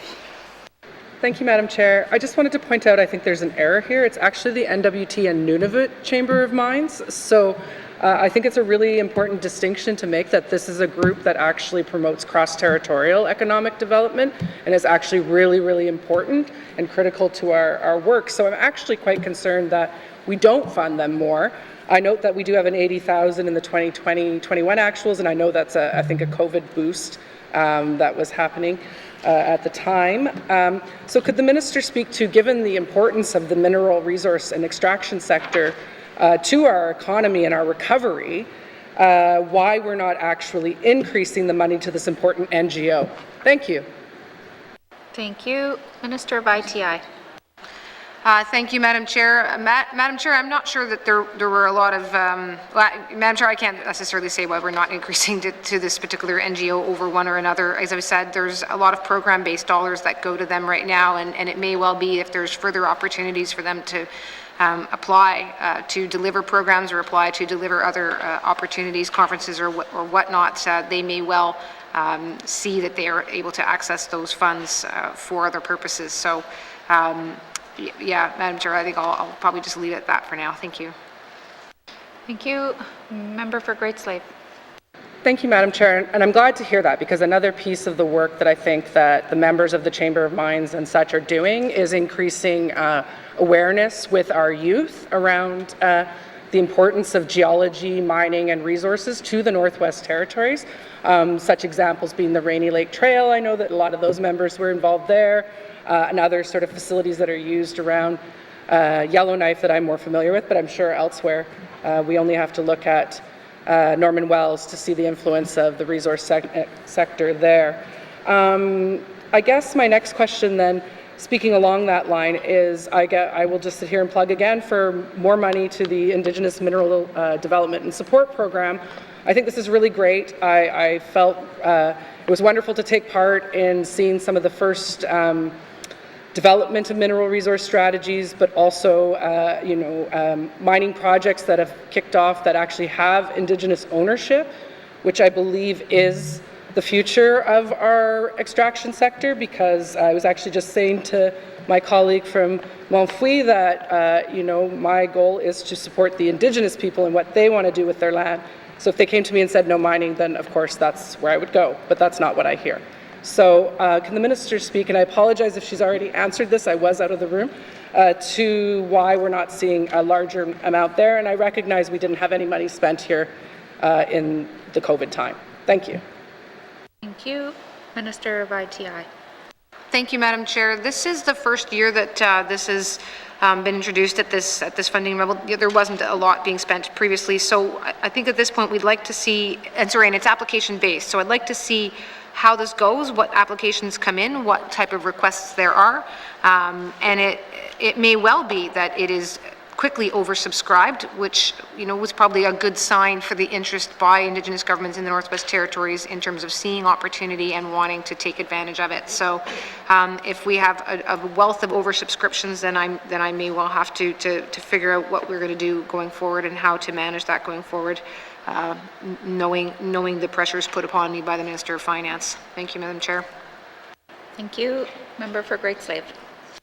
We're always hardest on ourselves. I agree with that. I am pleased to hear what the minister is saying, and if it is really well subscribed, she's reading my mind, that I would expect to see her back here, excuse me, looking for more money for this, as again, it's a great way to increase regional employment and get money into the hands of our residents versus keeping it internally, so I think that's great. And speaking to that, then I'm looking at the mining incentive program, and I'm happy to see the increase of $300,000 here. And again, I do apologize if the minister has answered this, but is it going to be a year where we're going to see all this money spent? Do we anticipate having to come for more money again, or maybe just a little bit of a comment around how is our exploration sector shaping up for this summer? Thank you. Thank you. Minister of ITI.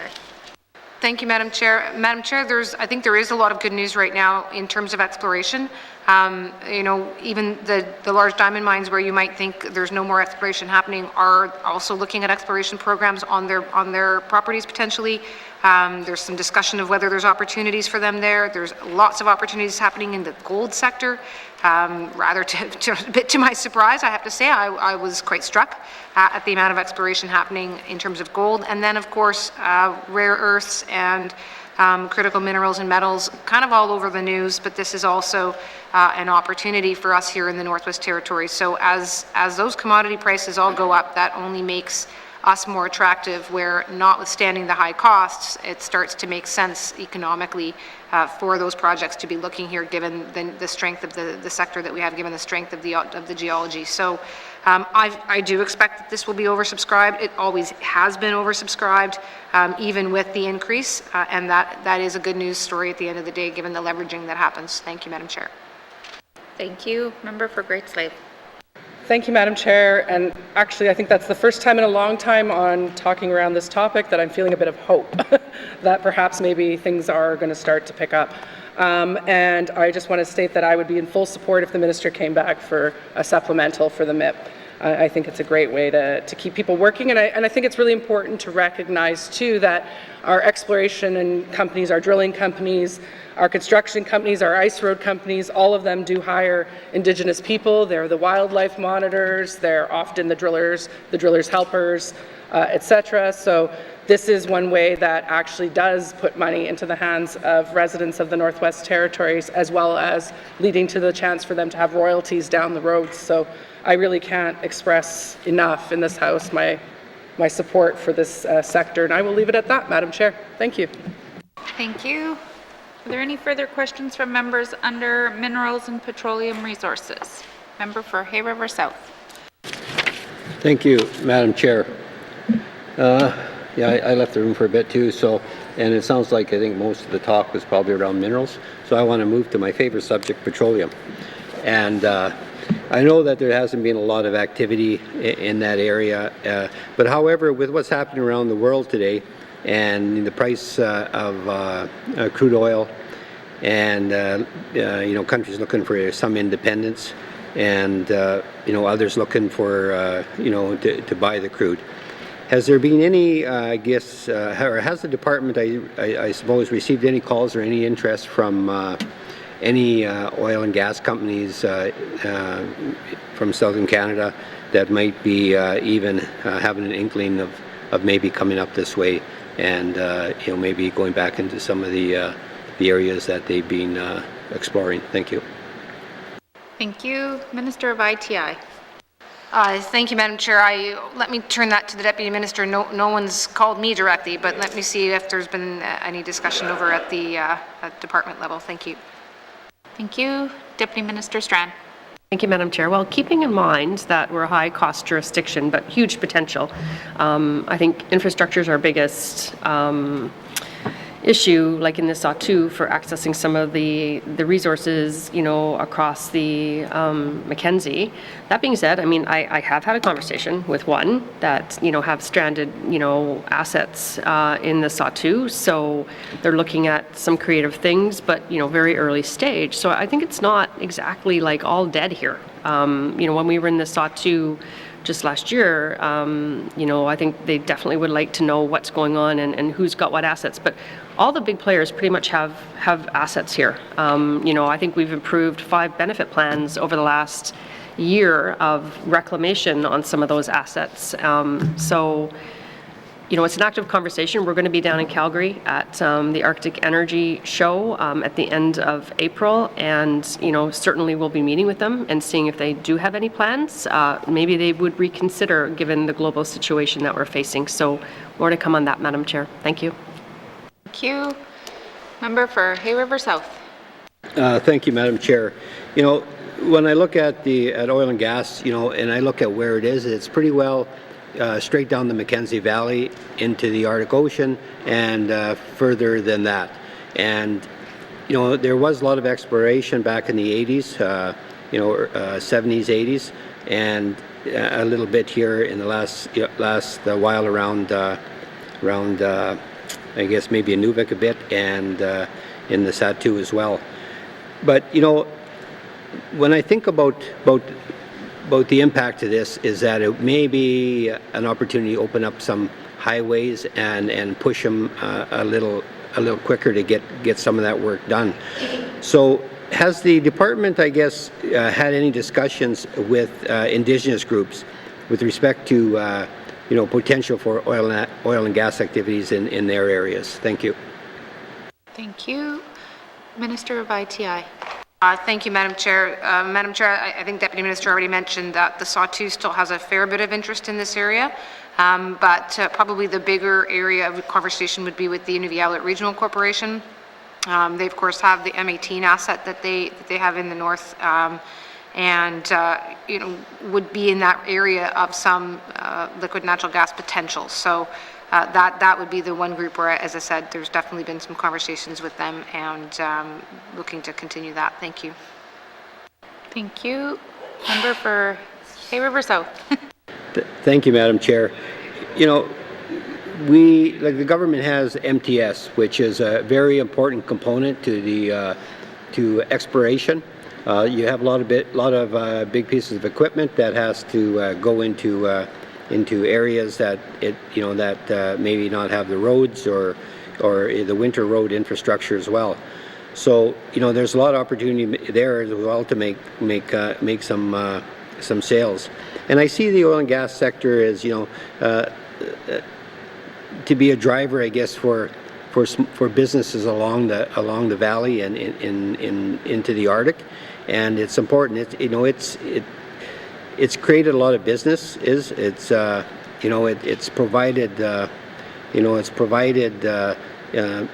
some of the people to own their own homes. It's provided some for with their education, such as myself. And if it wasn't for that sector, there would probably be quite a few people that wouldn't be where they are today. So I think it's important that we don't dismiss the petroleum sector as we move forward. The mining sector, no doubt, very, very important. And I support like my colleague to my right said that I'd like to see some more money go into this area, and I agree with her. Like, we need to support those organizations that are in direct contact with mineral companies and that can open the doors. And we need salespeople out there, and that's what I see them doing. So I would encourage the department to take a hard look at that and to throw a little more money in there and create more salespeople. Thank you. Thank you. Did the Minister of ITI have anything to follow up with those comments? Madam Chair, only to reiterate that this is where the importance of having something like regional mineral development strategies, land use plans, opportunities with CSCR, our client services folks, connecting the businesses that already have interests in the region across the Northwest Territories to the communities and the governments, community governments and regional governments. That is likely to be, as I think has been said today, the way of the future, and a way that is, puts us on the map internationally in terms of investor interest and investor confidence. So those are the kinds of approaches that we take to developing, any industry, but particularly an industry such as this one that has such international interest and has, frankly, such high costs associated that we're going to need that external investment. So I do appreciate the comments and the discussion here. Thank you, Madam Chair. Thank you. Did you have anything further, Member for Hay River South? Maybe another question, maybe actual question. When I think of the oil and gas in the southern part of the territories, we talk about Cameron Hills and we talk about the Fort Lee Yard play there. And has there been any discussions with respect to Cameron Hills, except for the sale of the company and cleanup of the lands? Has there been any interest there? And also with Fort Lee Yard, there was a lot of oil and gas activity in that area at one point, and I'm not sure if anybody has shown an interest to go back in there. Thank you. Thank you. Minister of ITI. Thank you, Madam Chair. Madam Chair, so Cameron Hills is still a lands lead on that one. I don't have the latest details right in front of me, so could certainly check back with my colleague and see if there's an update that we can provide. With respect to more generally, though, I put a bit of a plug in for the NTGS, the Northwest Territories Geological Survey. They have a lot of research done. They have the knowledge of what's out across the Northwest Territories in whatever types of natural resources one might be looking at, and get a lot of hits internationally, but certainly would want to take any opportunity to say that that's a source of data and information that can be used. And would hope that it would be used. So, look, as we're opening up and, traveling again and having the opportunity for conferences again, this is part of why there still needs to be that direct contact to promote the fact that we have data and information away here, and that can, start to get people's interest flowing. Thank you, Madam Chair. Thank you. Member for Hay River South? Questions, thank you. Thank you. Are there any further questions under Mineral and Petroleum Resources? Member for Trinidad-Willowday. Thank you. It's more or less like a comment, I guess, to support my colleagues as well, that the importance of the N.W.T economy is front and center here today. And, it's been said that the future really looks bleak in the Northwest Territories with our budget that we have of $2.2 billion. 1.6 billion in the hole, and 1.8 billion is a debt wall. With the population going down here in the Northwest Territories, the mining industry is are winding down, and so we got to look at new ways to really move towards improving the economy here in Northwest Territories in a short order. But before we could even do that, industry is looking for certainty in terms of coming north and to really develop the Northwest Territories, but we got to get the land claim settled, in all the regions of the Northwest Territories. And I think that's something that we really need to take a look at and really trying to get those things out of the way. I chaired the Mackenzie Valley Impact Review Board on year 5 of the 5-year review of the Mackenzie Gas Project. That project there was a big project, and at the end, the Imperial Oil decided not to go forward with it. But that whole corridor there, there's you could really take a look at the new pipeline. You could take a look at a highway. You could take a look at put all what we can down that corridor. If we ever had to go through another EA process, that process would be a lot shorter, because that whole area has already been dealt with and talked about, and et cetera. So I think it's important that this government at this point right now, we're going to be hitting that debt wall probably next year or year after, and we really need to think about how we're going to do business in the north now.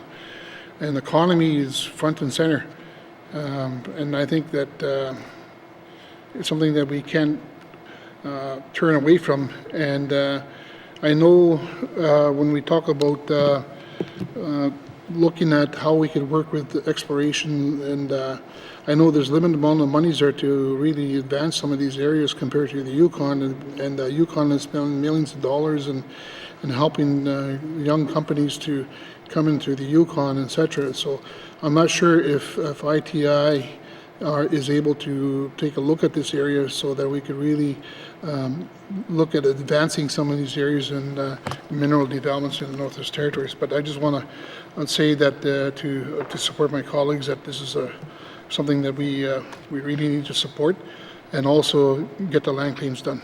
Thank you, Madam Chair. Thank you. I didn't hear any questions, but Minister, did you have anything to respond? Madam Chair, thank you. Yeah, I'm happy, thrilled to hear that kind of line of comment. Not that it's new or surprising, but it needs to be said and resaid. But I would say that there is hope here. I mean, this is, I think, in the budget session, spend maybe a bit more of my time speaking about budget and finance, and sometimes that can seem a little bit more daunting. But Madam Chair, sometimes when I sit over with this hat on, there's actually quite a lot of energy and potential in the north. There's a lot of interest across the 3 territories in how to, all of us, see increasing in exploration. There's a real feeling that the future of Canada can see itself in the north. And, you know, you start to look at something like Mackenzie Valley or the Slave Geologic Province, and those are nation building. And the reason you say nation building is because those are opportunities that will not only have impacts for the residents and communities in the Northwest Territories, but would have potential impacts for all of Canada. And could bring people then to the north, to bring them to the north for these opportunities. And so, you know, I don't think the future is bleak. I actually think there's a lot of potential, but we do have work we have to get done. Whether it's in programs like MIP, which provides the incentives for exploration companies, whether it's in a mining exploration credit, which has been something that the federal government, Canor, was actually saying is an idea that we should be looking at. So there's a lot of things that can be done. And then we just look at the potential. We have the critical minerals and metals and what that's doing internationally, and here we could be the next big place for a lot of those, or what's happening on commodities like diamond and gold, where prices are going up. But you know what? Those are the kinds of companies where they want to be associated to good environmental, social factors. Well, look at how we do business in the north. This is where business is done differently. So there's a lot of really good stories here in the Northwest Territories. We do need to get them out.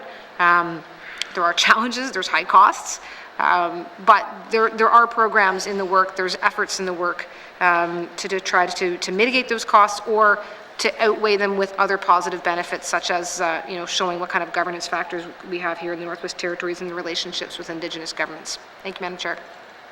Thank you, Minister. Any further questions? Are there any further questions from members under Minerals and Petroleum Resources?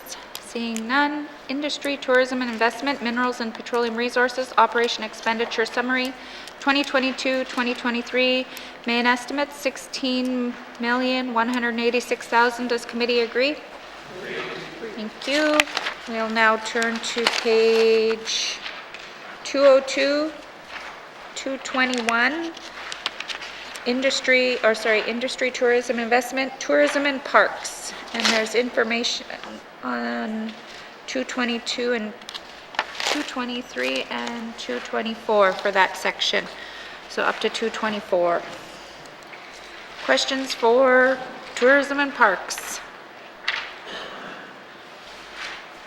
Seeing none?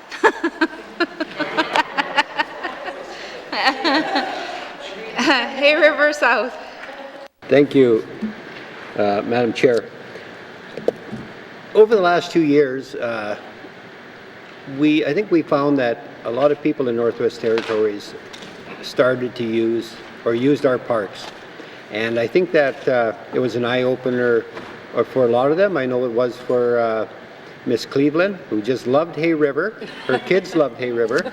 And you know, when I look at the number of parks and the number of areas that we have, you know, it is somewhat limited. And I think we're going to probably see more people, you know, come this way and stay closer to home, stay closer, say, in Canada. So I'd like to know if the department is considering or looking at maybe opening or identifying some areas and opening new areas to set up parks. Thank you. Thank you. Minister of ITI. Thank you, Madam Chair. So, Madam Chair, the next new park is the North Arm Park, as you might recall, in the Clecho region, which is a capital project that is coming in under the Clecho Infrastructure Cooperation Agreement. I don't know exactly what year it's all online. That work is underway, but that is the next new park that's coming out, Madam Chair. Thanks. Thank you. Member for Hay River South. Thank you, Madam Chair. One item I'm looking at here, tourism skills development, and it's to do with contributions to support youth mentorship, community tourism coordinators, 50,000. You know, I look at that program, and I think that it's a worthwhile program. 50,000 probably isn't enough, because I think something like that could be rolled out into probably every community in the Northwest Territories. And I'd ask the minister if that's something that, you know, if that program has worked, or is it being pushed enough to make it work? Because I think it's, you know, with tourism, we're trying to, you know, bring tourists here, so we need more people, and, you know, we need people from the Northwest Territories that know the history of the Northwest Territories, and, you know, are storytellers, and to provide that support to youth mentorship is great. Thank you. Thank you. Minister of ITI. Thank you, Madam Chair. So there has been some increases to the community tourism coordinator positions. I thought I would suggest turning that over to the Deputy Minister for some further detail on the uptake thus far. Thank you. Thank you. Deputy Minister Strand. Yes, thank you, Madam Chair. Just a few comments that I think that, some of the programs, as the member spoke about, were a bit of a challenge to deliver during COVID, especially with the youth, because that program itself is, to pair up a youth that is interested in working with an actual tourism operator itself. Instead, we did, different things like days in the park in North Slave and stuff like that virtually. So on the mentorship thing, we're definitely interested in this year as our reopening and be able to provide those experiences again. And every region sort of approaches things a bit differently, but we'll definitely be getting that word out. With respect to the community tourism coordinators, yes, we did increase that from the 150 to the 350, adding 4 more positions within the regions. So that is a good program. A number have had a challenge, though. I'll tell you that some of those positions they've had challenges staffing them, and we're there to help. It's, it could be tuck for housing, et cetera, et cetera. So we work closely with them. But yeah, we will continue to support and help with training for those positions in the communities. Thank you, Madam Chair. Thank you. Member for Hay River South. Thank you, Madam Chair. With respect to parks and the people that use them, you probably have the people that when they enter the park, they want to be looked after. They want it to be easy. They don't want to have to really think about what they're doing. But then on the other hand, you've got the people who are tenting, and they're not looking for power. They're not looking for water. They're not looking for any of that. So there's a difference in what we may require. Is that something the department has been considering as well, to ensure that we have something for the difference in what tourists are looking for? Thank you. Thank you. Minister of ITI. Thank you, Madam Chair. I mean, there's a lot of work that's going on over in parks in terms of doing that kind of analysis of who's using what services where and what kind of the numbers are. I know we did just recently do the long-term reservation uptake or I guess intake. So, and I don't know where that landed or what else there might be on the docks right now. So let me turn that to the Deputy Minister, please. Thank you. Deputy Minister Strand. Thank you, Madam Chair. So yes, next year we will have our new parks reservation system open, which is great. I know we're expecting huge, probably crash the system again this year because it didn't crash last year, by the way. We anticipate influx of non-N.W.T residents, and as you know, like last year, we weren't at our normal occupancy rate, but the numbers for N.W.T campers was, really great, and we'll be sharing with committee those numbers. They'll be coming out here shortly. But with respect to parks, one example is we have land in our parks that are marked as parks. And as the member said, there could be opportunities where we could do low-cost camping, for example, that isn't within a big, looped, camping. And one I went to last year with my North Slave Regional Superintendent was just up the Ingraham Trail, and there's an opportunity to maybe have, just pay as you go, and there are spots allocated. So it's something we're thinking about. That being said, it's been fairly busy, but certainly we'll take that away and see what opportunities we can do within our budget that are lower cost. Thank you, Madam Chair. Thank you. Member for Hay River South. Thank you, Madam Chair. I've got to get a plug in here for Hay River and Enterprise as well, and we have the Twin Falls there, and it's beautiful there. And what I would like to see, though, is, like I see on movies, is a bridge going over the river to the other side with the trail, kind of like the ski club in Hay River. You can go to the other side and ski. So something like that. But one thing, I guess, I've only got a couple of minutes left here, and I'll be brief. One question, and one thing that I know that the minister wants to hear, and probably the premier as well. I don't think I brought up toilets. No. So I think we had a pretty good year this year. I don't think that I didn't get any calls, so it's been pretty positive. And and I just wanted to stop with that. Thank you. Thank you, member for Hay River South. You might not need toilets in your area, but I do, so I'll just leave it at that. Thank you. Did you have anything to respond, Minister of Finance? All right. Madam Chair, there's been a lot of work happening actually, so it's not just by accident. Folks are out there monitoring those wayside toilets, and collaboration over with the Department of Finance and, Department of Infrastructure and ITI. So this is everyone's working together. Member for Cam Lake. Thank you very much, Madam Chair. I had the opportunity to travel to Inuvik, where the chair specifically took me to see the toilets in Inuvik. I can confirm she needs toilets. I also went to Hay River. I can confirm my kids think Hay River is the Disneyland of the Northwest Territories. Over the last 2 years has been very difficult for tourism operators in the Northwest Territories, and so I'm wondering if the minister can speak to the number of operators that have actually closed their doors over the last 2 years. Thank you. Thank you. Minister of ITI. Madam Chair, the information I have is that there have been only 2. Obviously, I say that with a bit of hesitancy. People might close their doors temporarily. People may make different. Some of the operators are small scale.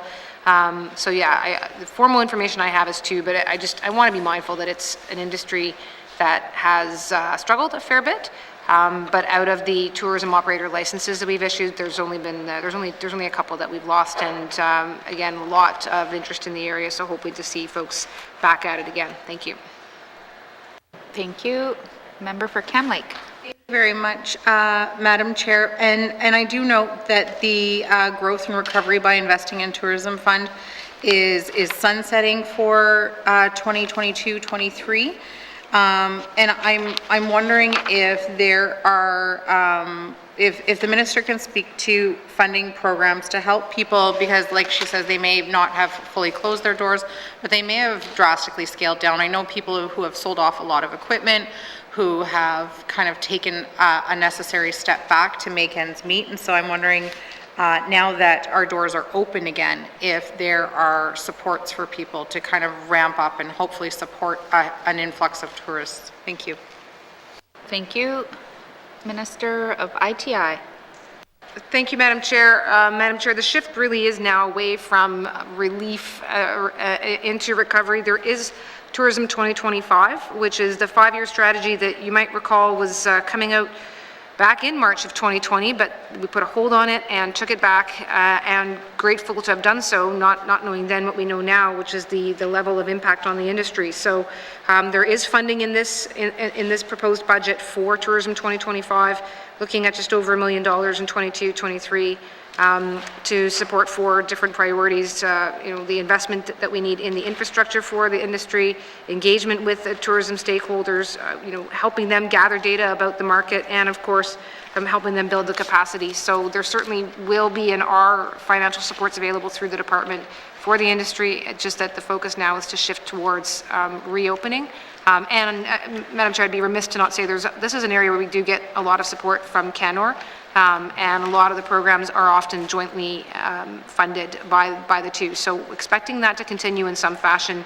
Not entirely sure what it will look like from the federal side, but we do have money available on our end. Thank you. Thank you. Member for Cam Lake.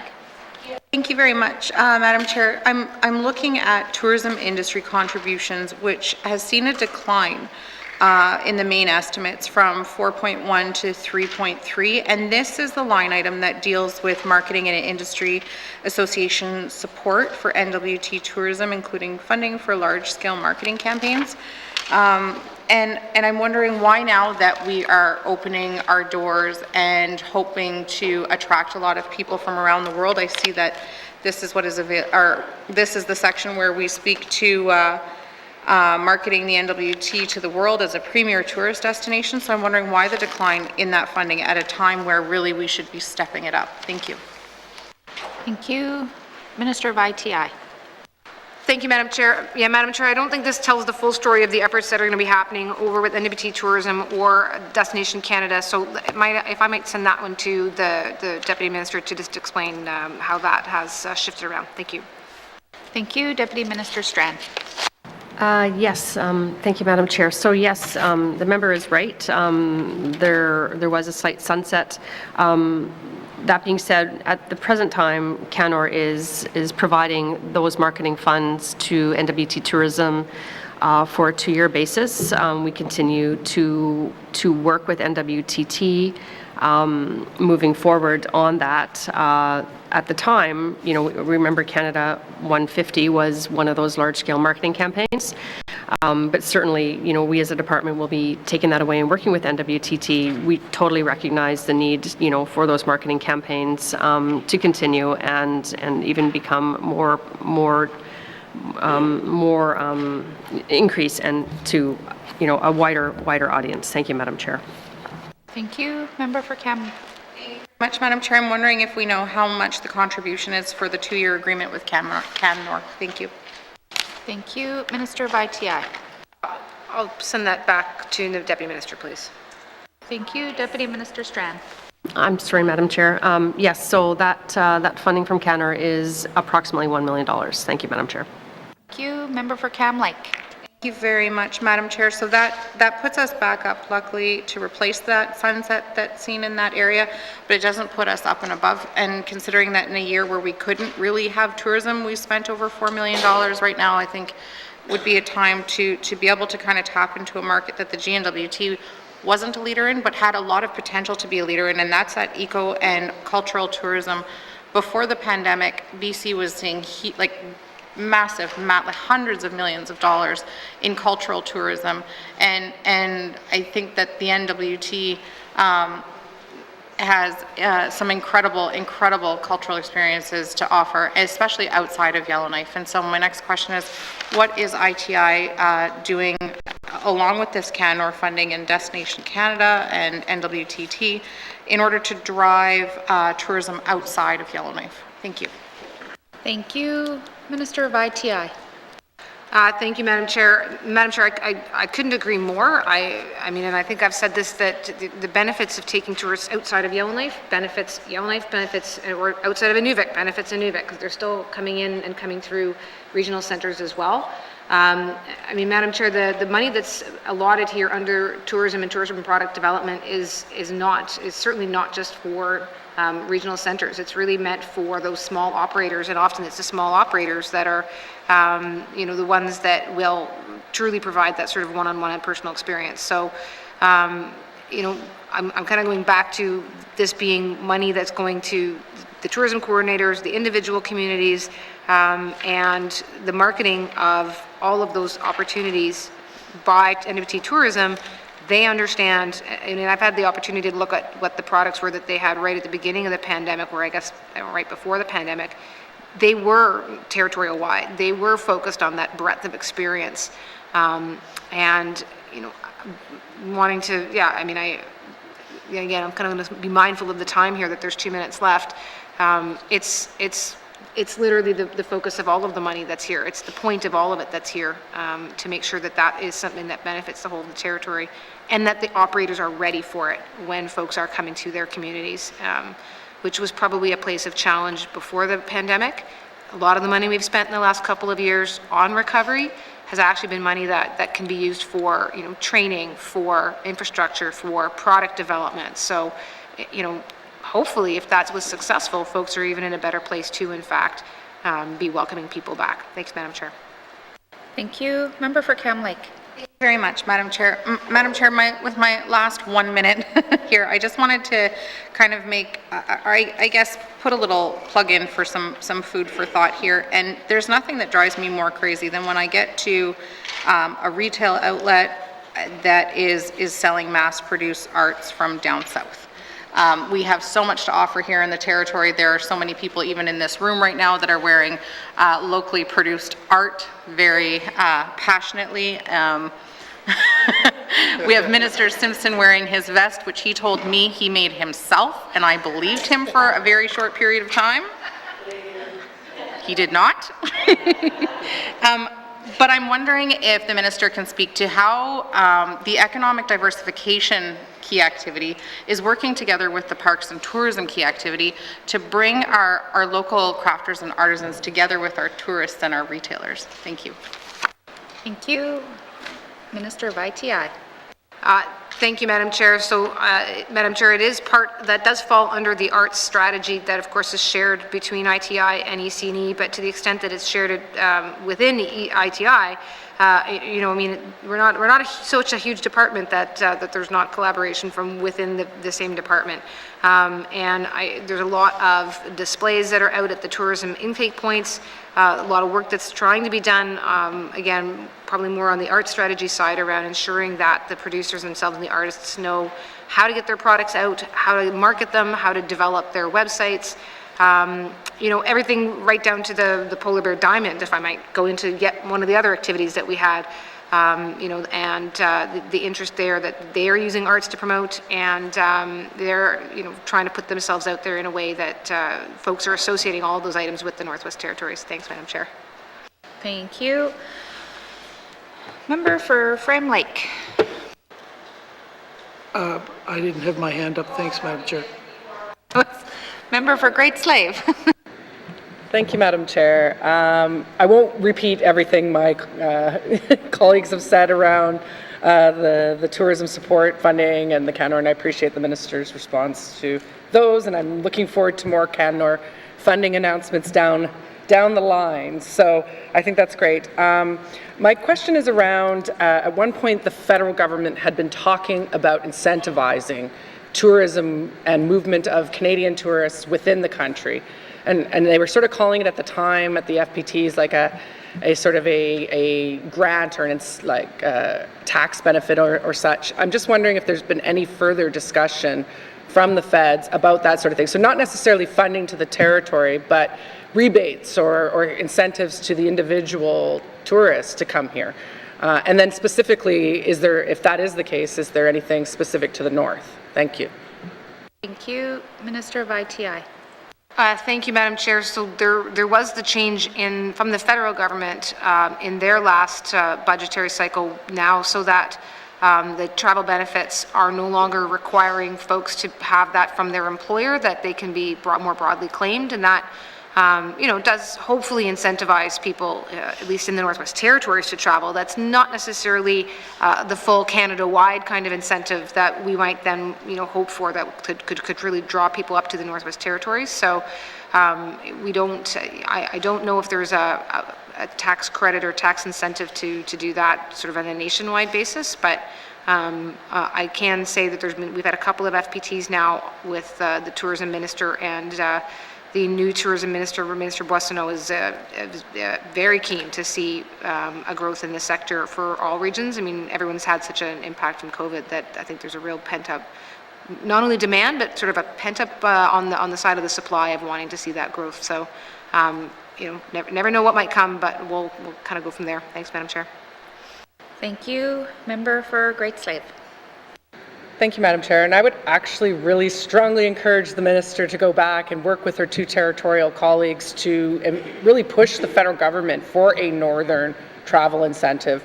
I really actually think it's fantastic, because if they're pushing it, say, in Ontario, it'll benefit 3 provinces as people make their way over here, or potentially looking at and around a road trip type maybe situation. So I like what the minister's saying, but I actually would like her to raise that specifically if she could. But my next question is around the Visitor Information Center line, and I see that there is quite a significant jump, well, significant for this department, in the Visitor Information Center line. And I believe that has to do with the visitor center that has not been existent in Yellowknife for a while. Can the minister speak to that line item and the jump? And how is this new center going to be that destination? I forget what the call is, where it is that spoke or the center to the hub that goes out to the rest of the territory. Is it the destination marketing? I'm not sure if I'm labeling it right, but in the past that had been a frustration expressed, I think, by small community operators and such, that it was, Yellowknife centric, that visitor center, and so I'm just wondering how that will change in the new iteration. Thank you, Madam Chair. Thank you. Minister of ITI. Thank you, Madam Chair. Madam Chair, I think there's a couple of different things kind of squished in there. So there definitely was a bump here that is going to benefit the Yellowknife Visitor Center, which is expected to have something of a hub element to it. But there's also funding within this that's meant to be more generally providing opportunities for upgrades to other visitor centers as well. I don't have the detail here. I'd suggest that go to the Deputy Minister, please. Thank you. Deputy Minister Strachan. Yeah, thank you, Madam Chair. So yes, definitely, the line item you're seeing for the 161 was going to the city of Yellowknife only, and I was very fortunate to have a virtual tour just about a month ago. So we're really looking forward to that opening actually before the summer. So that is quite exciting. But what we've done as part of Tourism 2025 is identified that, we have VICs across the territory, and, one size doesn't fit all. So every region sort of sees what works for them. We wanted to have a dedicated program, and we're developing that right now, to provide funding, so that some can be modernized and, really, and this money too, like we're looking at it is, can it be transformational rather than have little pieces going on, like, can all the regions say, okay, we're going to focus on this one this year or that one next year. So it's $250,000 as part of 2025 for VIC. So hopefully we'll see some significant upgrades, and we're really looking forward to some of the ideas that come out of the regions. Thank you, Madam Chair. Thank you. Member for Great Slave.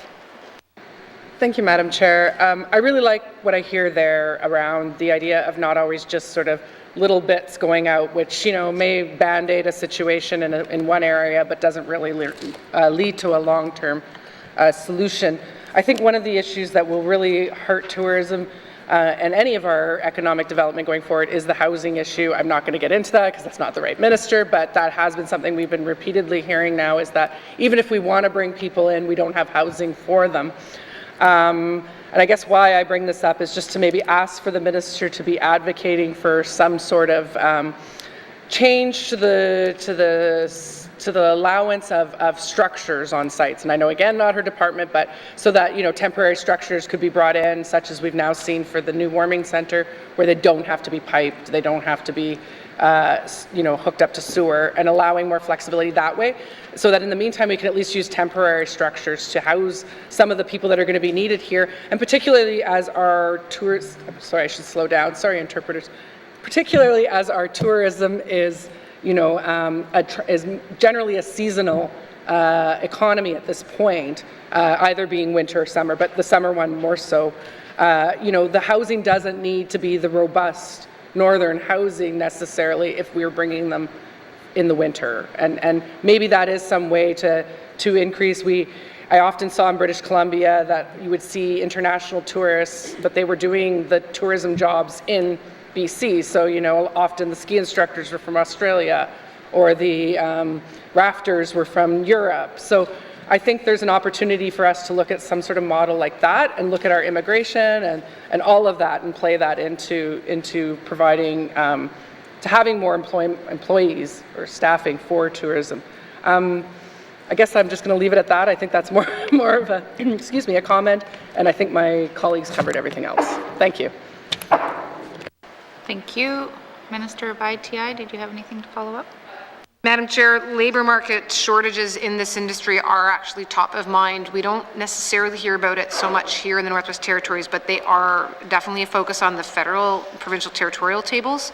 And so yeah, there's probably more to come on that. Our issues may be a little bit different, but at the same time, certainly don't want any barriers if we do hopefully have an explosion of tourism here. So I appreciate that there was some ideas there, and as I said, yeah, definitely can continue to look at what's happening elsewhere and make sure that we're using best practices. Thank you. Thank you. Are there any further questions under tourism? Thank you. Member for Montfouet. Okay. Yes, thank you. Okay, now that pandemic is almost over and the road to and the all-season road to Y.E.L.L.K.N.I.F.E. is open. People are inquiring in the regions how to start up a small business to promote tourism industry. I just want to know, I see in this in the budget, I know we already passed that, but corporate management, there's 1 active positions and 2 economic diversification. Are those positions currently filled?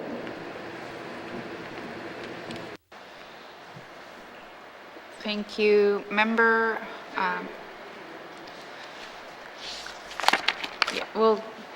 did you want to answer that, Minister? Madam Chair, I'd suggest that go to the Deputy Minister, please. Thank you. Deputy Minister Strachan. Thank you, Madam Chair. So right now, I think the member is referring, there is 1 position right now in the CLECHO. It's our CLECHO superintendent, and that staffing process is underway. So that should be out in the next couple weeks.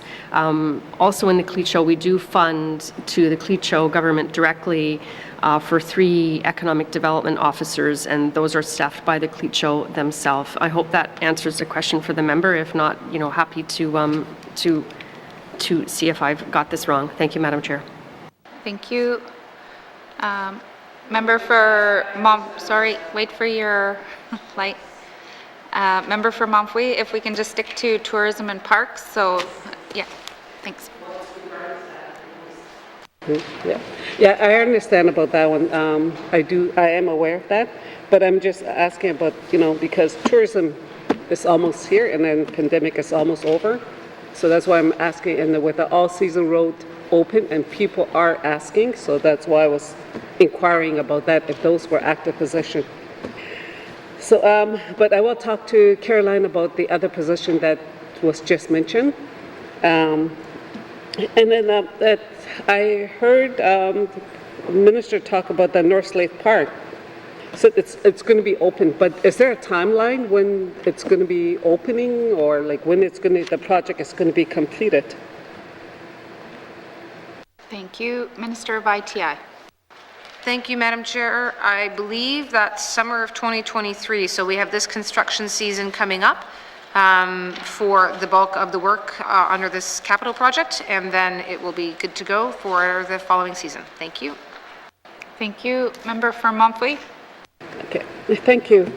Yes, we know that tourism is greatly needed in all the regions, especially in CLECHO region. We don't have too many, but I see here tourism skills development, contribution to support youth mentorship and the community tourism. I mean, that's a really good, but it's just that the number is really low. Why is that? For the 2022-23, it's 50. Why is that? Because if we're going to be promoting and, teaching or working with youth, mentoring,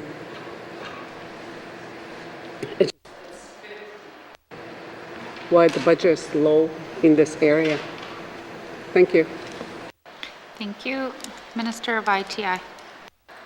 Thank you, Madam Chair. Madam Chair, it's only one of a suite of programs. I don't know to what extent it's been oversubscribed over any reasonable period of time, or if we even have that right now, given the last couple of years of COVID, would have certainly thrown that off. But maybe let me put that to the Deputy Minister, and she may be better able to speak to what the history of the uptake of that is. Thank you. Thank you. Deputy Minister Strachan.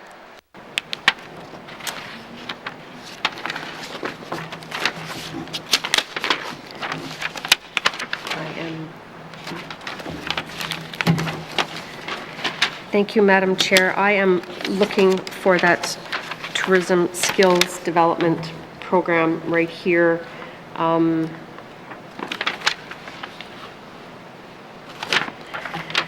That is divided up between Tourism Training Fund, which is $25,000, and then the Youth Mentorship Program, which is $30,000 annually. And so each region is provided with that funding.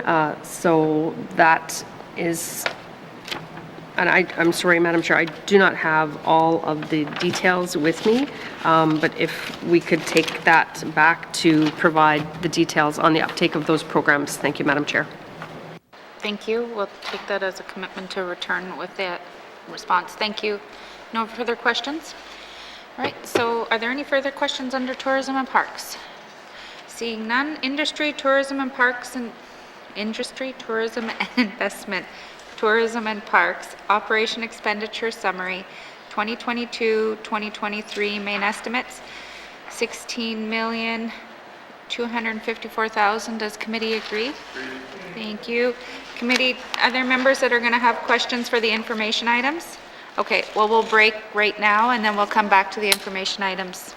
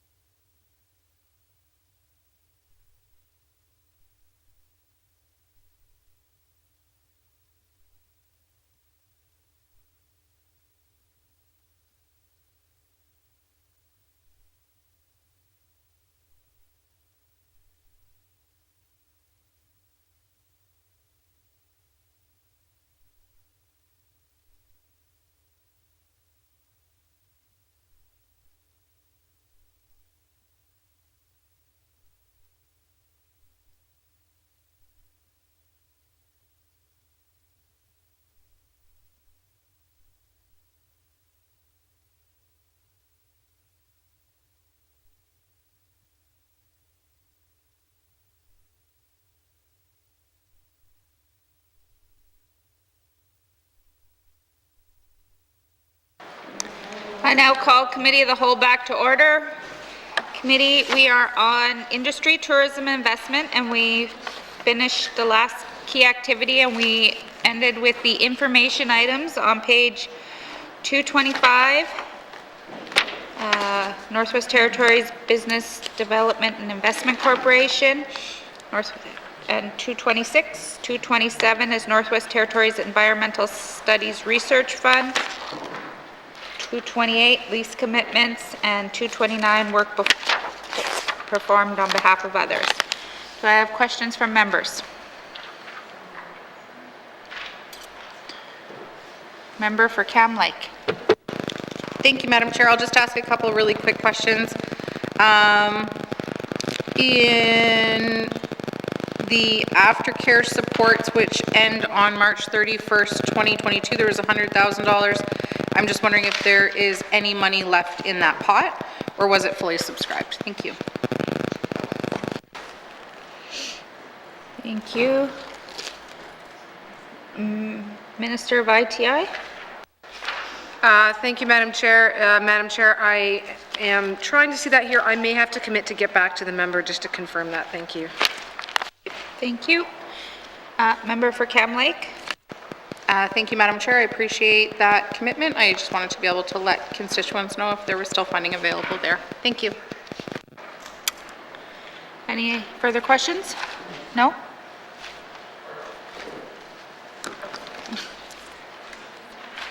All right, no more further questions? Okay. Any other questions from members? Member for Frame Lake.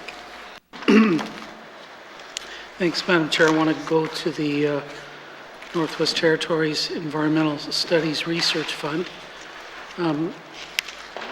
Given that this is an environmental studies, why is it, I know why it's appearing under ITI, but why is this not something that's delegated to, say, ENR? Thanks, Madam Chair. Thank you. Minister of ITI. Thank you, Madam Chair. Madam Chair, that's, that kind of a reorganization hasn't been contemplated by ITI, but maybe the Deputy Minister can speak to the history on that. Thank you. Thank you. Deputy Minister Strand. Yeah, thank you, Madam Chair. So yes, ENR is definitely very involved in the ESRF. Andrew Applejohn is our chair, and he is an ENR employee.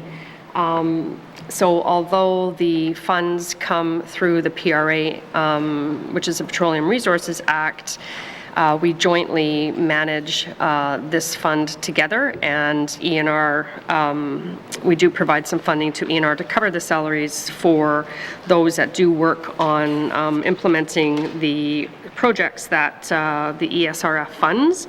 And those are, one is boreal caribou, which is ENR, groundwater monitoring, and some terrain sensitivity for permafrost. So definitely highly linked with ENR, and it, it obviously doesn't paint the picture, within what we have here, but certainly there's a lot more information that we have in the annual report that's funded. Thank you, Madam Chair. Thank you. Member for Frame Lake. Thanks, Madam Chair. Thanks for that. Yeah, I guess maybe during the government renewal initiative, this might be something that maybe should just be moved over to ENR. But I want to ask, the revenue is looks to be pretty steady, and I'm a bit surprised at that, given that the level of non-activity. I believe that the revenue is actually tied to exploration license sort of levies. Because certainly I don't think any of this money is coming from significant discovery licenses where companies don't have to do anything forever. So are these levies then from the active exploration licenses, and is this expected to decline over time? Thanks, Madam Chair. Thank you. Minister of ITI. Thank you, Madam Chair. So, Madam Chair, all of the license holders do pay, I believe, 32.3 cents per hectare. So that's what makes it a fairly steady amount. Thank you, Madam Chair. Thank you. Member for Frame Lake. Thanks, Madam Chair. Does that include significant discovery license holders? Thanks, Madam Chair. Thank you. Minister of ITI. Let me put that to the Deputy Minister just to be sure, please. Thank you. Thank you. Deputy Minister Strand. Yes, Madam Chair, that does cover SDL holders. Thank you, Madam Chair. Thank you. Member for Frame Lake. Well, that's a bit of a surprise to me. I didn't think they actually had to do anything. So, well, contributing a few bucks to the ESRF, that's probably not a bad thing. So I don't think I have anything further on that. Thanks, Madam Chair. Thank you.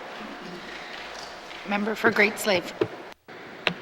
Thanks, Madam Chair. I'm just curious to understand a little bit more about how this works together, ITI and ENR, because we've talked a lot about, breaking down silos. So when I hear someone saying they would like to move it to one department only, I'm just curious to know, I see here that ITI manages like the legislative part, and because petroleum is under this minister's purview, could she speak to how that works? Like, what is sort of the percentage or breakdown here between the two departments, and is it more of a collaborative thing, or maybe speak a little bit further to that? Thank you. Thank you. Minister of ITI. Thank you, Madam Chair. Madam Chair, I'll direct that to the Deputy Minister, please. Thank you. Deputy Minister Strand. Thank you, Madam Chair. So yes, you're right. ITI's main responsibility here is because of the Act and the anchor within the Act, that's how we collect the funds. As I said, we have 6 board members, of which we have an N.W.T representative, which is ITI for 1, 2 industry members, 2 public members, and the chair, which is ENR.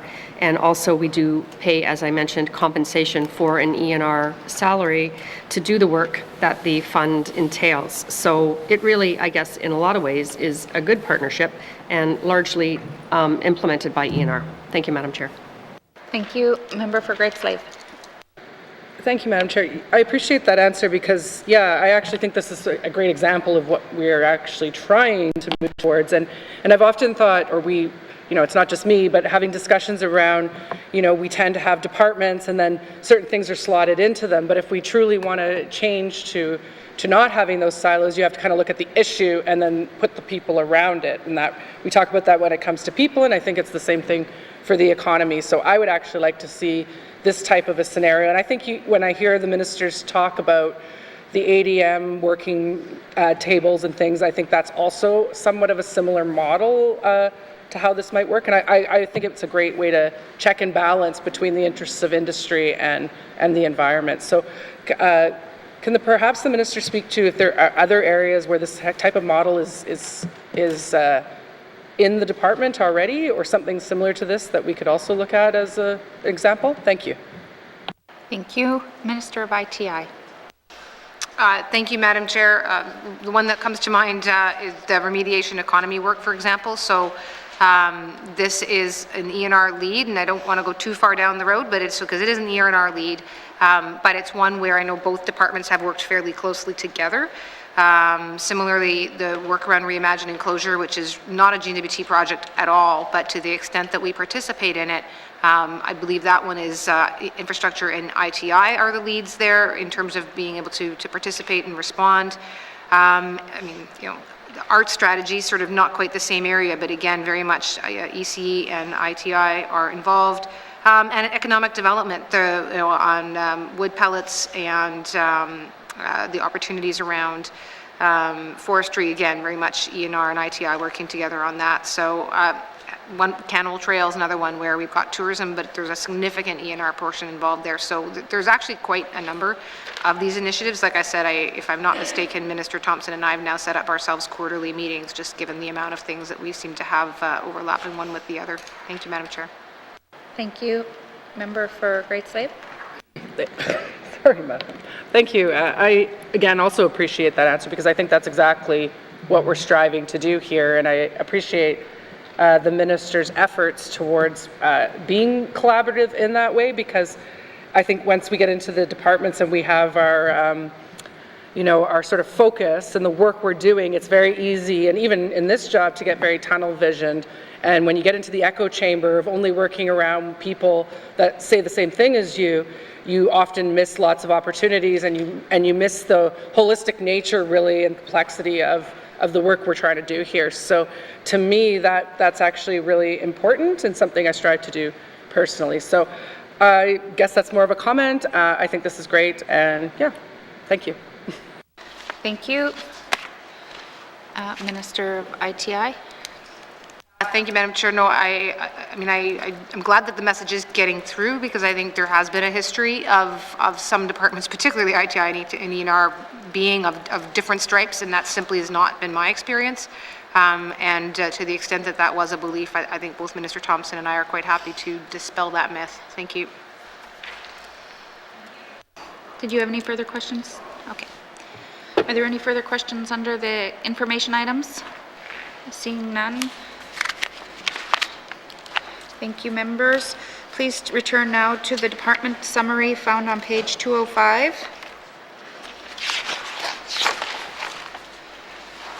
Revenue summary information items on page 206.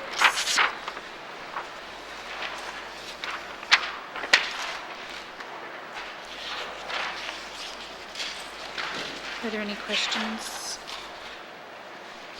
Committee, I'll now call the departmental summary, industry, tourism, investment, operation expenditures, total department 2022-2023, main estimates $59,625,000. Mr. O'Reilly.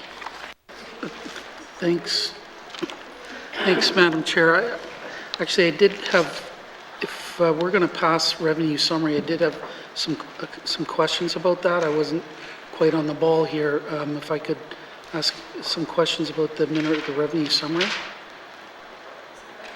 And we'll go back to that. Mr. O'Reilly, general comments on the overall. 206, the minerals, oil, and gas royalties, they jump all over the place. And I guess I'd be interested in hearing some explanation as to why that is the case. Thanks, Madam Chair. Thank you. That's on page 206, Minister of ITI. Thank you, Madam Chair. Madam Chair, royalties, of course, are tied to the markets and what's going on in terms of what's happening with the producers that we have. And certainly in the last 2 years, there's been quite a lot of uncertainty, and reflected both in the, and I just want to get the actuals out to be able to reference them, but yeah, in terms of not only the projections, which is what you'll see in the budget, but also actually in the actuals. That you know, in 2020 we saw Acadie close, and then other areas had production shutdowns. Even in 2021, there continued to be production shutdowns as a result of outbreaks, and anticipated that things would not go particularly well, and then discovering, of course, that in fact the resource sector was responding better than expected. So. Yeah, quite a lot of volatility here, but you know, hoping that as the economy comes back on, and that we will actually see doing better than expected in this particular area. Thank you, Madam Chair. Thank you. Member for Frame Lake. Thanks, Madam Chair. I think part of the issue too is that, of course, companies only pay royalties when they sell their product, which is, I think, is part of the difficulty with this kind of regime, in that it just bounces all over. It makes the ability to predict revenues very, very difficult. Is that something that's going to be fixed when the royalty regime is revised? Thanks, Madam Chair. Thank you. Minister of ITI. Thank you, Madam Chair. Madam Chair, so the royalty system that's in place right now sees value being paid on, or sees the royalties being paid on the value, so it doesn't depend on the sale. But it is not based simply on production numbers. So all of which is to say there are different types of royalty systems out there. We use one, other provinces or territories may use other, or combinations, hybrid systems. And you know, the short answer, Madam Chair, is that is exactly the type of analysis that we want to engage in over the next few months. So that we can determine if, in fact, a different system would be more appropriate in terms of balancing out benefits to the Northwest Territories, both in the form of royalties, but as well as in the form of growing the sector. Thank you, Madam Chair. Thank you. Member for Frame Lake. Yeah, thanks, Madam Chair. Yeah, and I think we do need to find ways to make this kind of revenue stream a lot more predictable over time, and yeah, I look forward to that discussion. We also need to make sure that the Northwest Territories is getting a fair share of the profits from mining and I guess the work that Sketty has done would indicate that we're not, but let's leave it at that for now, and look forward to the debate as we move forward. Thanks, Madam Chair. Thank you. Are there any further questions under the departmental summary? Seeing no further questions, committee, I will now call the departmental summary, industry, tourism, investment, operation expenditures, total department, 2022-2023 main estimates, $59,625,000. Member, Mr. O'Reilly. Merci, Madame la Présidente. I move that this committee defer further consideration of the estimates for the Department of Industry, Tourism and Investment at this time. Merci, Madam Chair. Thank you. To the motion, or the motion is in order to the motion. Question has been called. All those in favor? All those opposed? The motion is carried. Consideration of Department of Industry, Tourism and Investment 2022-2023 main estimates, operating expenditures, total department is deferred. Thank you, Minister, and thank you to the witness for appearing before us. Sergeant at Arms, please escort the witnesses from the chamber.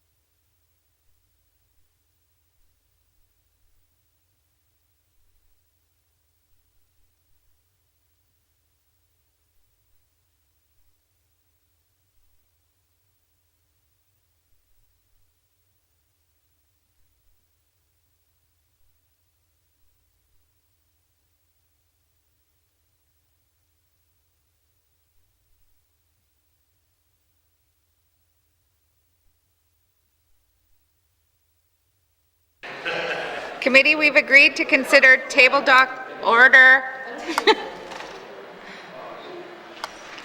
We've agreed to consider table document 561-19-2, main estimates 2022-2023. Does the Minister of Finance have any opening remarks? Thank you, Madam Chair. Madam Chair, I'm pleased to present the 2022-23 main estimates for the Department of Finance. Overall, the department's estimates propose an increase of $33 million or 10.9% over the 2021-22 main estimates.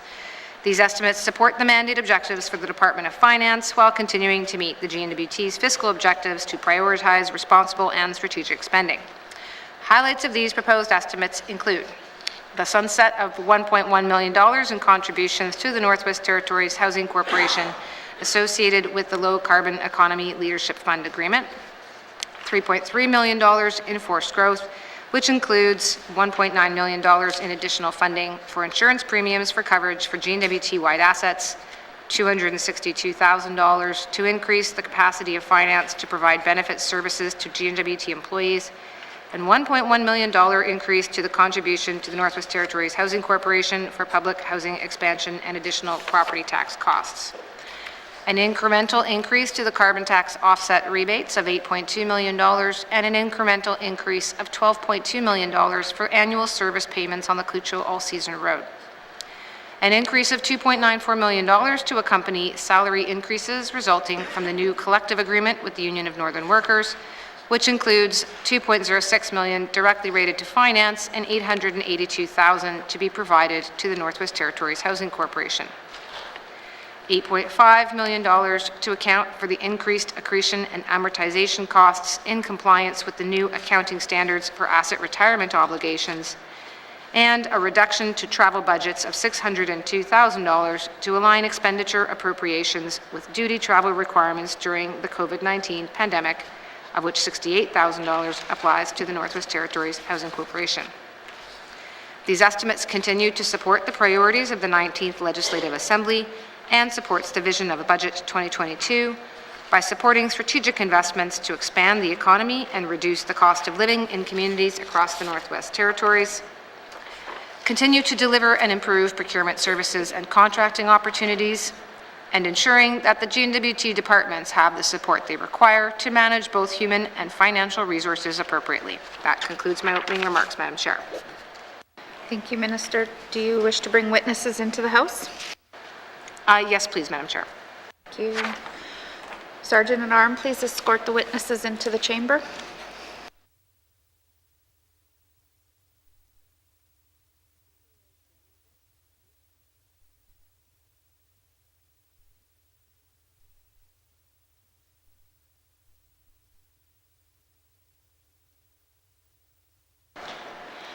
Minister, would you please introduce your witnesses?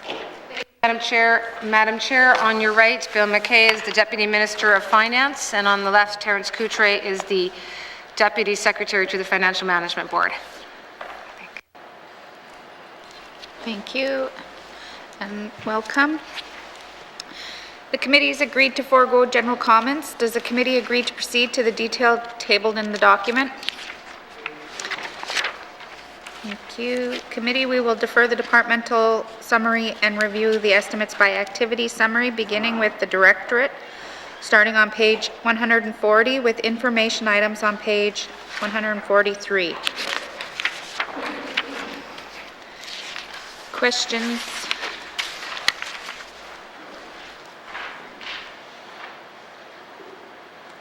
Member for Yellowknife North.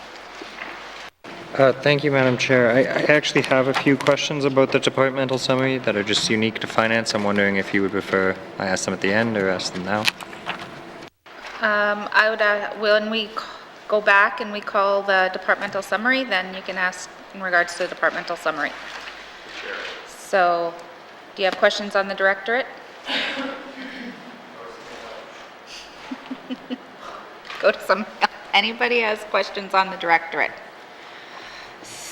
Member for Frame Lake. Thanks, Madam Chair. So, yeah, there's, I think, a new item on pages 141 and 142, something called Social Justice Fund. I just love the name of that. Can someone explain to me what that's all about? It looks like it's something that might have been negotiated as part of a progressive collective agreement, but I'd love to hear from the Minister about that.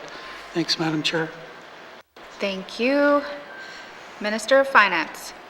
Thank you, Madam Chair. Madam Chair, that is correct. This was, in fact, something that was part of the most recent collective agreement with the Union of Northern Workers, where the N.W.T has agreed to do matching contributions to the Public Service Alliance of Canada's Social Justice Fund, which I gather 50% of which will be going to the Northwest Territories United Way. Thank you, Madam Chair. Thank you, Minister. Member for Frame Lake. Thanks, Madam Chair. Yeah, that's great. Shows what organized labor can do. And The other 50% then, that doesn't go to the United Way, does that stay within the PSAC Social Justice Fund for them to disperse? Thanks, Madam Chair. Thank you. Minister of Finance. Thank you, Madam Chair. Madam Chair, I believe that is correct. Madam Chair, if I may also, I just wanted to note that there can be deductions of up to 2 cents an hour from bargaining members' units, from a bargaining member. So a bit of a plug for the Social Justice Fund. It's something I'm also fond of. Thank you, Madam Chair. Thank you, Member for Frame Lake. Yeah, no, thanks. I think this is really good. You know, it's helpful that I think in the past, and you can see there's a line item for contribution to United Way N.W.T. I think that was kind of how this got started a few years back, where UNW and N.W.T. both were involved with United Way, which does great work, and they basically serve as a clearinghouse for a number of other NGOs and you know, valuable work by NGOs that's conducted across the N.W.T. So very happy to see this, and glad that our government agreed to this, these negotiations. I don't have anything further. Thanks. Oh, the contribution to the Housing Corporation is what you see on page 142. And of course, this is the main avenue for N.W.T. to provide funding to the Housing Corporation. So I was glad to see that it's actually going up a bit, maybe a couple, not quite $2 million in 22-23. Does this include the extra $5 million that the regular MLAs pushed for in the last budget, or where would that be found? Thanks, Madam Chair. Thank you, Minister of Finance. Thank you, Madam Chair. Madam Chair, I'm going to direct this over to the Deputy Minister, please, or to Mr. Coutre. Thank you. Thank you. Mr. Coutre? Thank you, Madam Chair. The $5 million referenced by the member is not included in that incremental increase. If memory serves me correct, the $5 million was part of the co-investment fund last year and was utilized for a number of projects within that scope. Thank you, Madam Chair. Thank you. Member for Frame Lake? Thanks, Madam Chair. No, thanks for that. So the $5 million would have shown up in the capital budget for the Housing Corp. Is that correct? Thanks, Madam Chair. Thank you. Minister of Finance. Thank you, Madam Chair. Yes, that's correct. Thank you. Member for Frame Lake.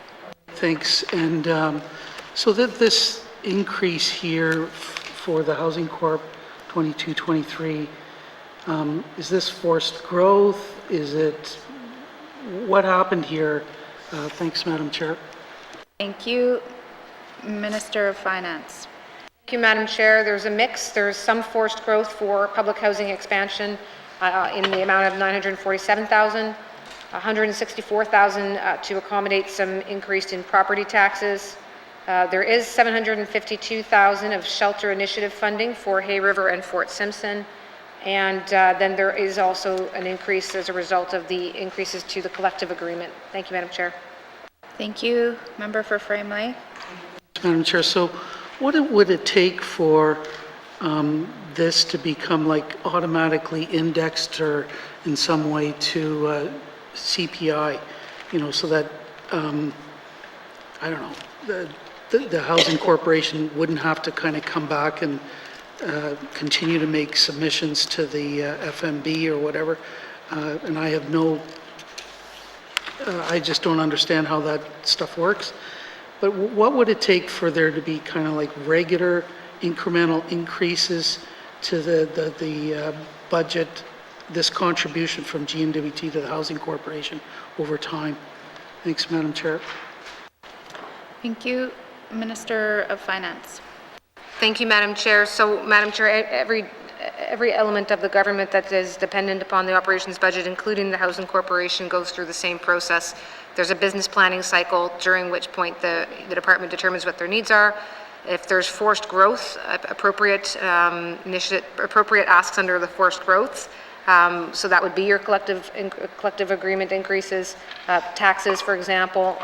Then that comes through forced growth, and that receives a different type of appreciation through the Financial Management Board process.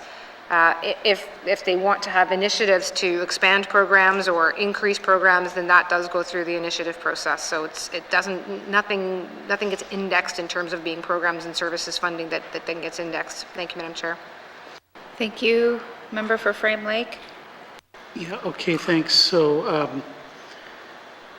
yeah, I don't know, we just have continued to kind of beg the Housing Corporation to ask for more money. And I guess this is the flow through that, so I just would continue to make that plea. That's all I've got. Thanks, Madam Chair. Thank you. Member for Cam Lake. Thank you very much, Madam Chair. Yeah, I am going to just continue on that line of questioning. So the Housing Corporation contribution increased slightly by 2%, which an increase is great news. I'm wondering if the Housing Corporation asked for more than a 2% increase. Thank you. Thank you. Minister of Finance. Thank you, Madam Chair. Madam Chair, what shows up here, as it does for every other department, is the results of the combination of starting from the foundational budget coupled with forced growth and then initiatives and any other adjustments that might exist and that are being carried forward. So, if there's new programs or federal programs to which we're contributing, it might find its way into other FMB adjustments.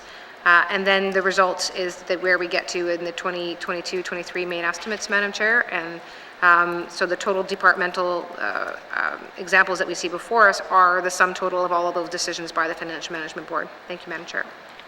Thank you. Member for Cam Lake. Thank you very much, Madam Chair. Madam Chair, over the course of the last decade, the contribution from the N.W.T to the Housing Corporation has actually gone down on average.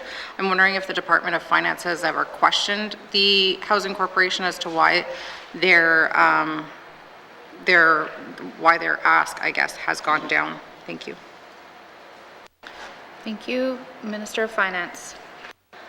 Thank you, Madam Chair. Madam Chair, the role of the Department of Finance really, in terms of the line item here, is to provide the funding that it was asked for under the budget that's approved by the Housing Corporation. So what the Housing Corporation's budget actually is and how it gets determined is done by the corporation, and then finance sort of pays at this point through this line item. Thank you.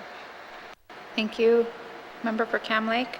Thank you very much, Madam Chair. I guess I disagree with that, just simply because this is a contribution not to a department but to a corporation. So it's government funding that they're giving in expectation for work to be done. So I guess my next question is, how does the N.W.T as a whole, because it's making a contribution to a corporation, how do they evaluate performance of the corporation in exchange for that N.W.T contribution?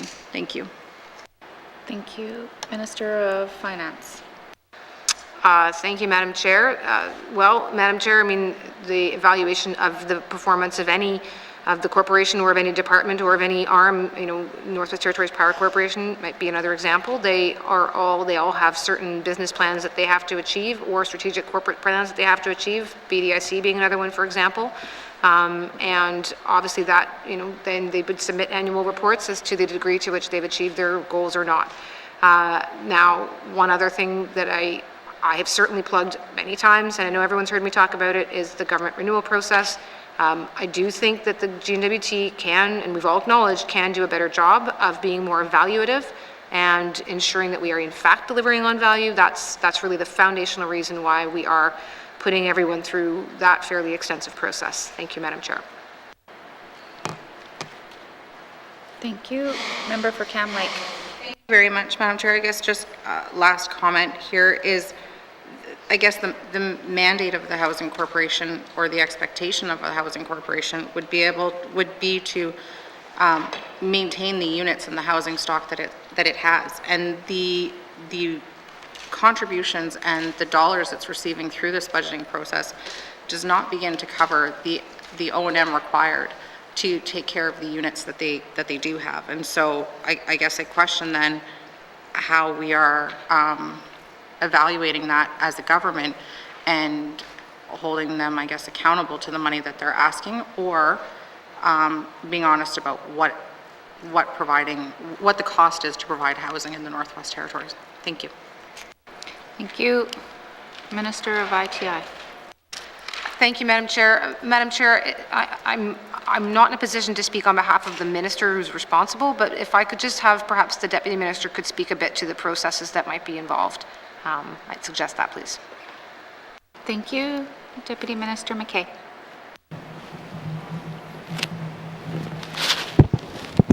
Thank you, Madam Chair. I would just, I mean, I might be saying the same thing that the Minister said before, but through the FMB process, the corporation brings forward its business plan and its plans for the year in terms of what they're going to do in terms of upkeep of housing and all the other expenses that they're going to incur, and also try to give a reasonable assessment of their capacity to undertake that work. So that's how they come up with the money that they propose to spend that year. And in terms of accountability, well, they have the president who reports to a board, and we also have a minister responsible for the corporation who can be questioned in the legislature over the budget and how it's used. So the corporation actually does have quite a bit of oversight, and I think the process by which they come up with their budget is one that's based on what needs to be done as well as what they're capable of doing in that given year. Thank you, Madam Chair. Thank you. Member for Cam Lake. No further questions. Thank you. Thank you. Are there any further questions under the Directorate? Seeing none. Finance. Oh, yeah. Member for Trinidad-Willowday. Yeah, thank you, Madam Chair. I just want to pick off where my colleagues talked about housing. I was just listening to what they were saying, and when business plans go in, it's based on needs. And when I take a look at the operational expenses of $121,145,000, and then you take a look at on the contribution agreement side of it, $62 million. So far, the Housing Corporation is getting $183 million, and yet our communities in Willowday and Trinidad-Willowday is $5.4 million just to fix up Housing Corporation assets. I'm still not too happy for the fact that here we are, we're asking money what we need for our communities for housing, but yet, I want to bring forward what I think is needed for our communities for home ownership and home ownership repairs in our communities. But, we've been at this for 50 years, and I'm not sure why the Housing Corporation doesn't have proper needs assessments for all the communities, especially in our riding and throughout the Northwest Territories. But yet, here we are today, we're looking at adding another $78 million here. So I don't know. I think with AFN, like I said earlier, they had a housing shortage right across Canada, 45,000 in 2003, and here we are 20 some odd years later, and back in 1999 when I first talked about this, it was in 2003 AFN had that much, but here in the north we had 4,500 homes short. If anything, we should be double that now, but we're not going backwards. So I don't understand how the N.W.T could go forward and say, okay, well, this is based on your need, but yet nobody goes into our communities and talk to us. I mean, I've been a chief. I hear in the communities about housing and housing repairs, nothing. We're only going to fix up your assets of $5.4 million, but we got a lot of houses We get 540 houses in Tuna-de-Willie writing. And a lot of these guys are, I get messages every day. I got a client, a constituent in Tutsake that has sewage in their bathtub. And yet they apply for funding, yet they get turned down because they make too much or they don't make enough. So the barrier here is your policies that are prohibiting our people from getting help. So I don't know. I'm really not too happy when I see numbers like this, and yet here we are. You got your operation expenses of $121 million. So something has to give here. I'm not happy. I'm not happy where this government's going, especially in housing.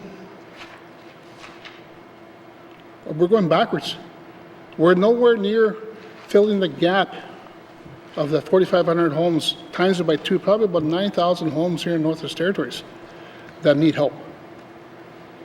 So your need, maybe you could elaborate a little bit more so I understand how you could ask for another $78 million to address your needs. Maybe you could help me explain that. Thank you. Thank you. Member for Tuna-de-Willowday, Minister of Finance. Thank you, Madam Chair. So, Madam Chair, I'm not the Minister of Housing. I think the Department of Housing, the President and their finance person were here for 2 days to speak to how the corporation functions and how their policies function, speaking to the strategic plan that they've released, speaking to the complete review that they're doing of all of their policies and the efforts that they are undertaking to try to change them, to try to change how that organization has worked for many years, far beyond what this government has.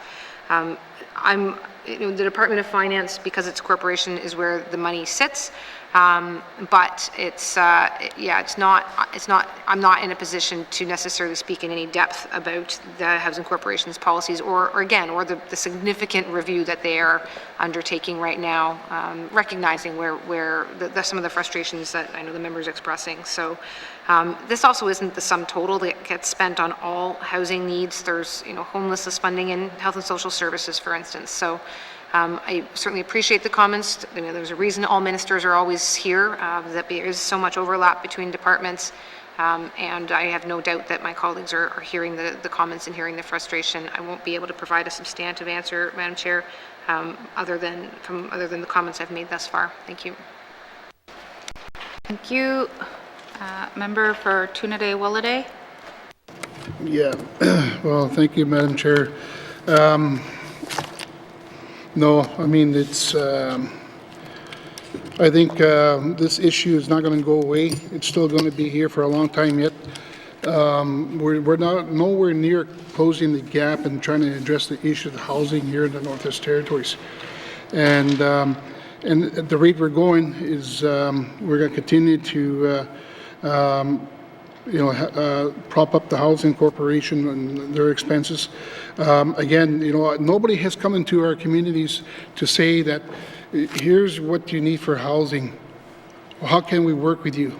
How can we write policies that will better suit your community? Nobody has come into our community to do assessments in our homes. And, it's okay to say that we're going to come there with a minister and talk about and listen to those issues. But we've been doing this since 1972 when the Housing Corporation was created.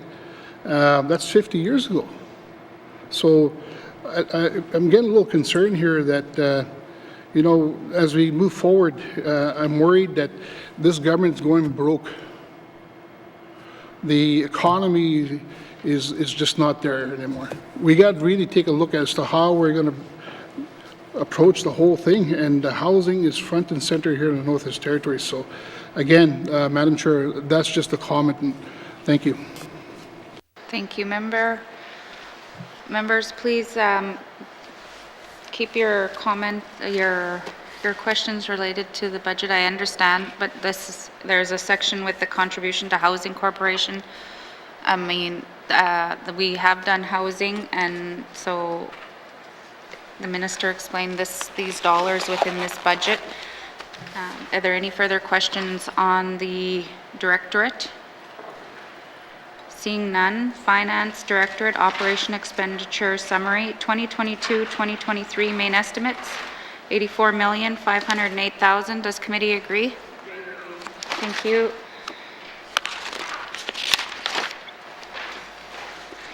Committee, we will now move to page 145, Finance, Human Resources.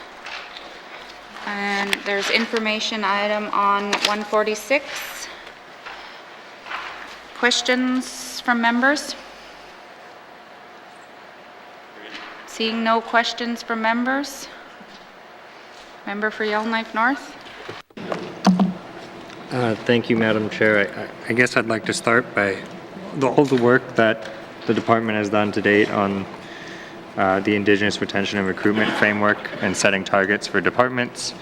You know, I heard the minister say the other day they're looking at doing competitions that are only available to priority 1 candidates, and they've been very cooperative with committee. So I'm going to start by saying that.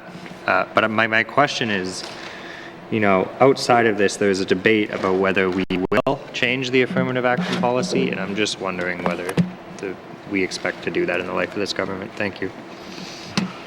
Thank you. Minister of Finance. Thank you, Madam Chair. Madam Chair, I don't think there's a debate about it. I think the Premier it's technically a policy that sits under EIA, and the Premier had already made that commitment. It's certainly administered by the Department of Finance through Human Resources, and so we'll be leading that work. Thank you, Madam Chair. Thank you. Member for Yellowknife North. Yeah, thank you, Madam Chair. And I guess my other question is that we have priority 2 candidates, Indigenous, non-Aboriginal, I believe is what we call them, you know, people born in the North or have lived here half their life, which, unlike Indigenous people, doesn't have a target attached to it.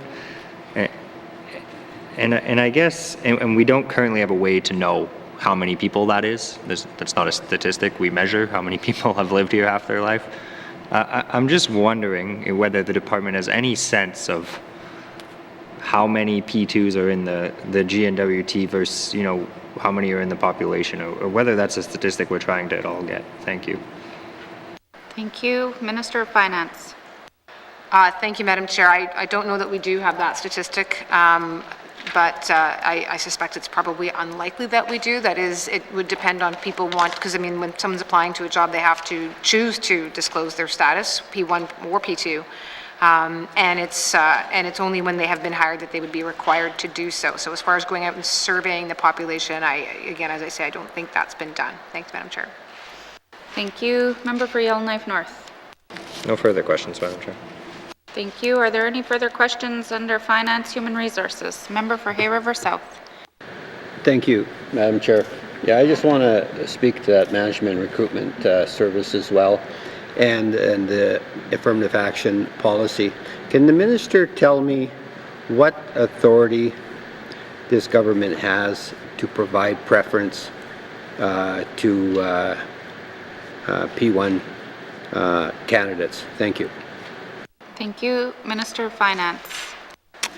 Thank you, Madam Chair. So right now, Madam Chair, that would be the affirmative action policy that creates the policy framework for that program. And yeah, thanks, Madam Chair. Thank you.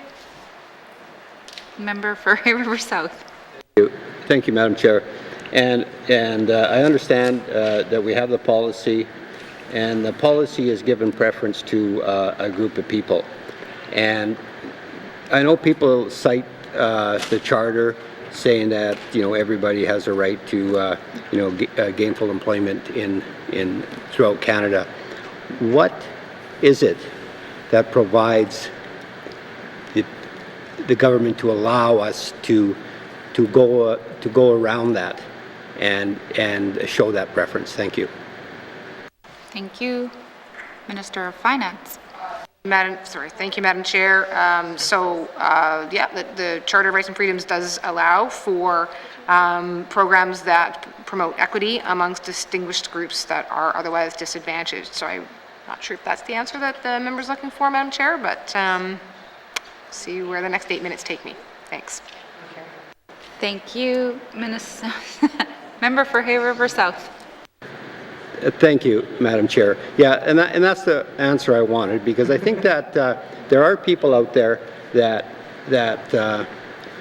feel that by giving preference to P1 candidates is showing, like I've got emails stating, racism, and but in reality, it's the law that allows us to do what we're doing. And it's got nothing to do with racism or anything like that. I want to make that point because it's important that people hear it. And the other thing is, like I said before, I made a statement in the House and with respect to this, and but I'd like to say that for P1s and P2 candidates, like I've got no problem with people. People who are born and raised in the Northwest Territory, they deserve to be working here, whether it's public sector or wherever. But at the same time, what we're trying to do is increase the number of Indigenous people in the public service. We've been trying that for 30 years and nothing seems to work.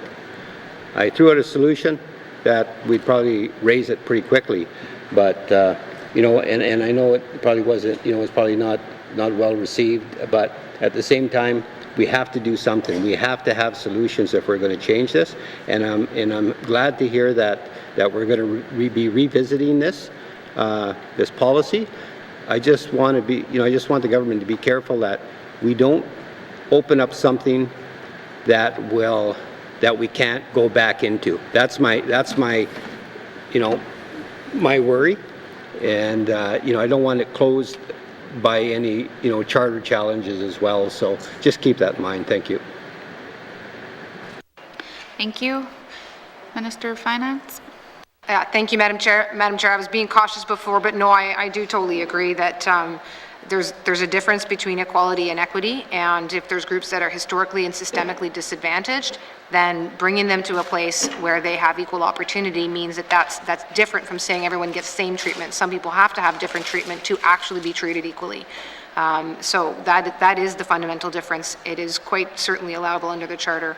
And the question is how to achieve that when you have to overcome those historic disadvantages. But that's why you have something like the framework where we're trying to root out the things that are systemic barriers and identify opportunities to bring people up to it so that we're all at an actual equal level, despite the fact of not necessarily starting from the same place. Thank you, Madam Chair.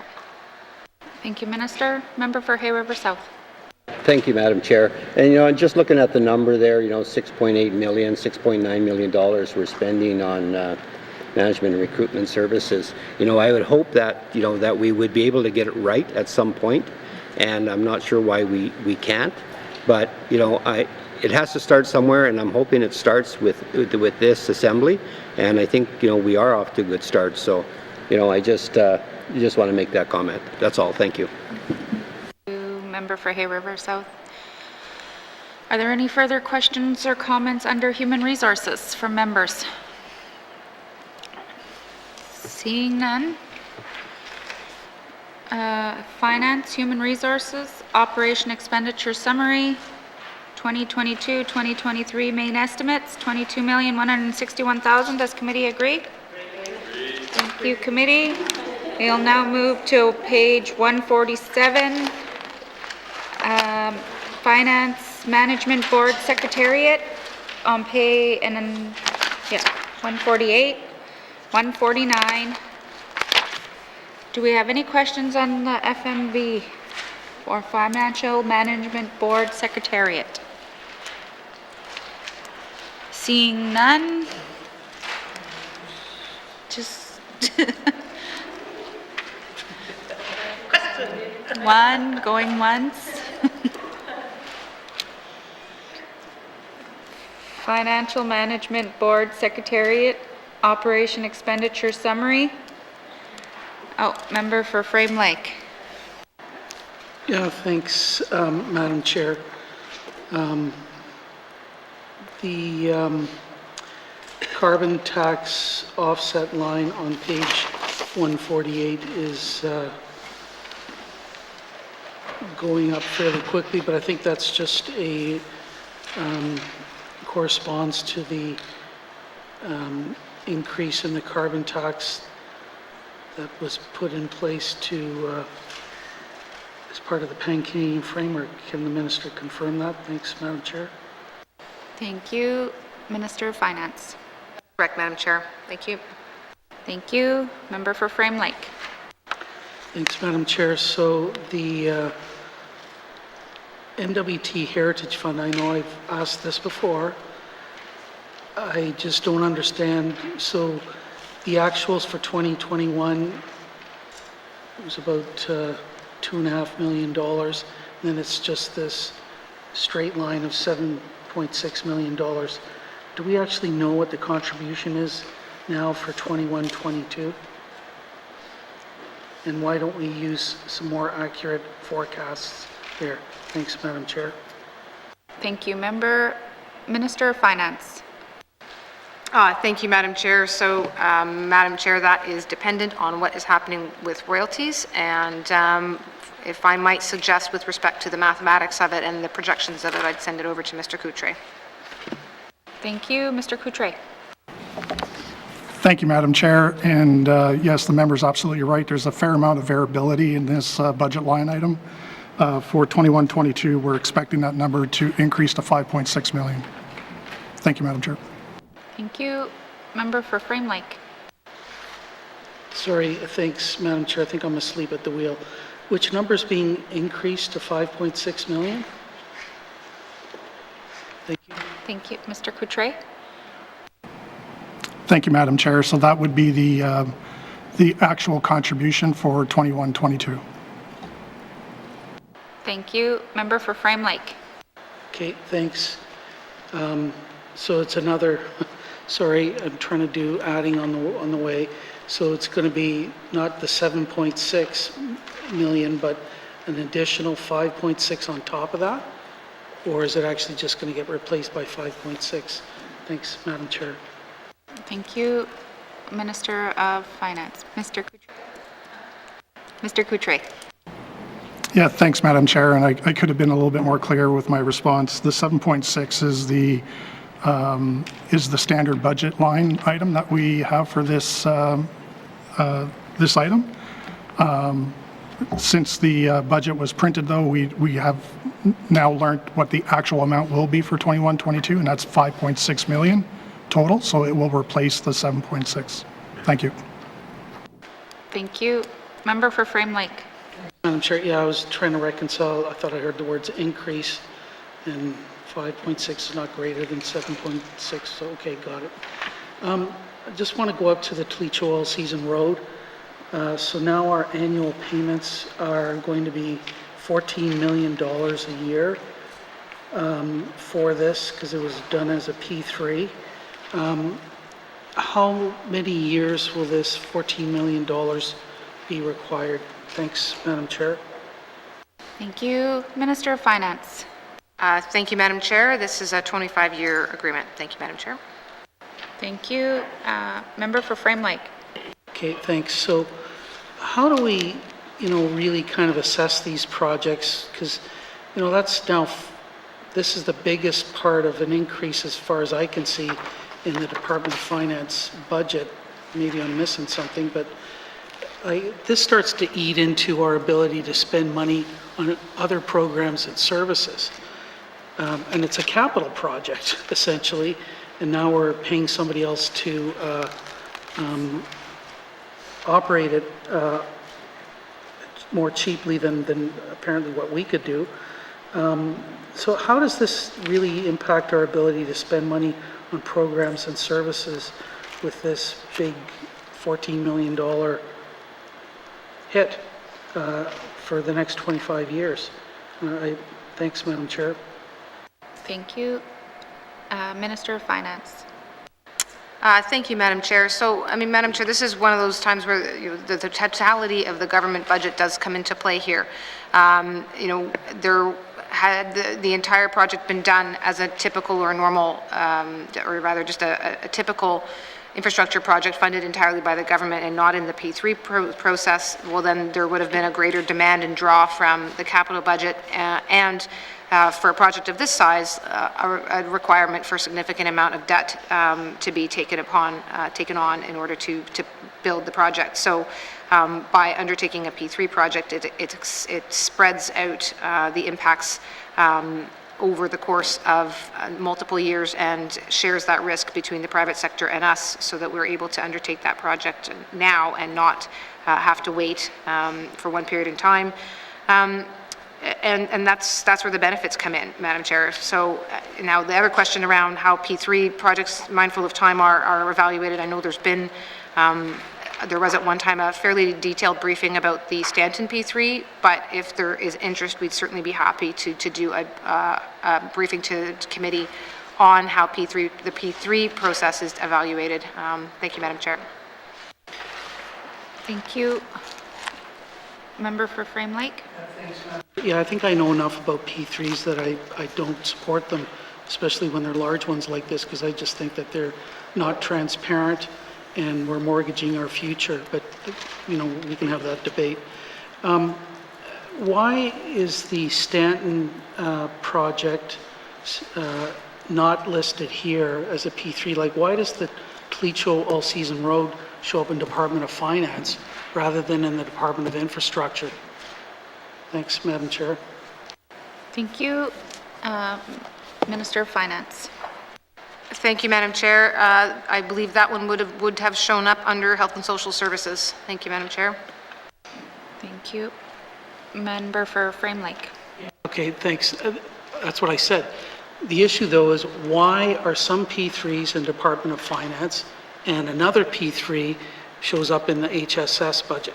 Why are they not all together in one place? Maybe it's an accounting wizardry thing, I don't know, but why are, like, we've got Mackenzie Valley Fiber Link, that's a P3, Clecho All-Season Road, that's a P3, and then another P3 is parachuted into HSS. So why are some showing up there and not here? Thanks, Madam Chair. Thank you. Minister of Finance. Thank you, Madam Chair. So again, at the end of the day, it's all one budget. And at the end of the day, but that is, I think, likely to be an accounting explanation. So let's send it to the accountant, if I could, please, Mr. Coutre. Thank you, Mr. Coutre. Thank you, Madam Chair. When the Stanton project was originally completed, my understanding was that it was originally budgeted under the Department of Finance for that first year of operation, and then subsequently it was transferred to the Department of Health, where it properly resides. Same situation with Taser. This is early days in this P3 project. We just achieved substantial completion last November. It was, as part of the financial close model, budgeted under finance just for simplicity. And it's my understanding, and we're talking to infrastructure now about how we can move this budget over to infrastructure where it would likely reside going forward. Thank you, Madam Chair. Thank you. Member for Frame Lake.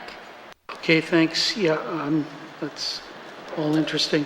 So just with the Clecho All-Season Road contract, I guess that's out there with Kiewit and whatever, are there actually any northern performance standards in terms of employment, contracting related to the maintenance of the highway now? And is any of that publicly reported anywhere or tracked? Thank you, Madam Chair. Thank you. Minister of Finance.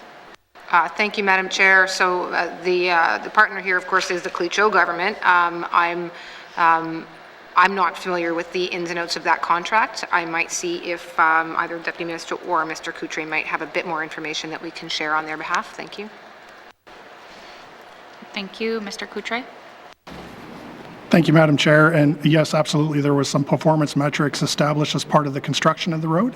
And there, as part of the infrastructure cooperation agreement with the Clecho government, we also have provisions in that agreement to establish performance metrics for the maintenance of that project as well. Thank you. Thank you. Are there any further questions from members under Management Board Secretariat? Seeing none. Finance, Management Board Secretariat, Operation Expenditure Summary, 2022-2023 main estimates, $111,894,000. Does committee agree? Thank you. We'll now turn to the Finance Office of the Chief Information Officer on page 153 with information items on 154, 155. Are there questions from members? Member for Yellowknife North. Thank you, Madam Chair. In the life of this government, we've seen some improvement to e-services. I believe a lot of the DMV has been moved on there. The healthcare card renewal, the fishing license, kind of all got under one portal. Some great work, and I would like to thank the department for that. I just bought my fishing license while I was sitting here to make sure it works. Encourage everyone to do. Remember, they end with the fiscal year. But my question is, can the minister give us an update? I know this is rolling out in phases of what the next services we can expect to be moved onto the e-services platform, or my services, whatever it's called. Thank you. Thank you. Minister of Finance. Thank you, Madam Chair. There is a staged process for this. I don't know exactly what's coming up next. I know Vital Statistics is coming up next, Madam Chair, but let me see if the Deputy Minister might know after that what the next round or set might be. Thank you. Thank you. Deputy Minister McKay. Thank you, Madam Chair. I don't have that information in front of me right now. I can, it hasn't been finalized yet what the next one is after Vital Statistics. Thank you. Member for Yellowknife North. Yeah, thank you, Madam Chair. I hope the Office of the Chief Information Officer, or the Chief Information Officer is listening.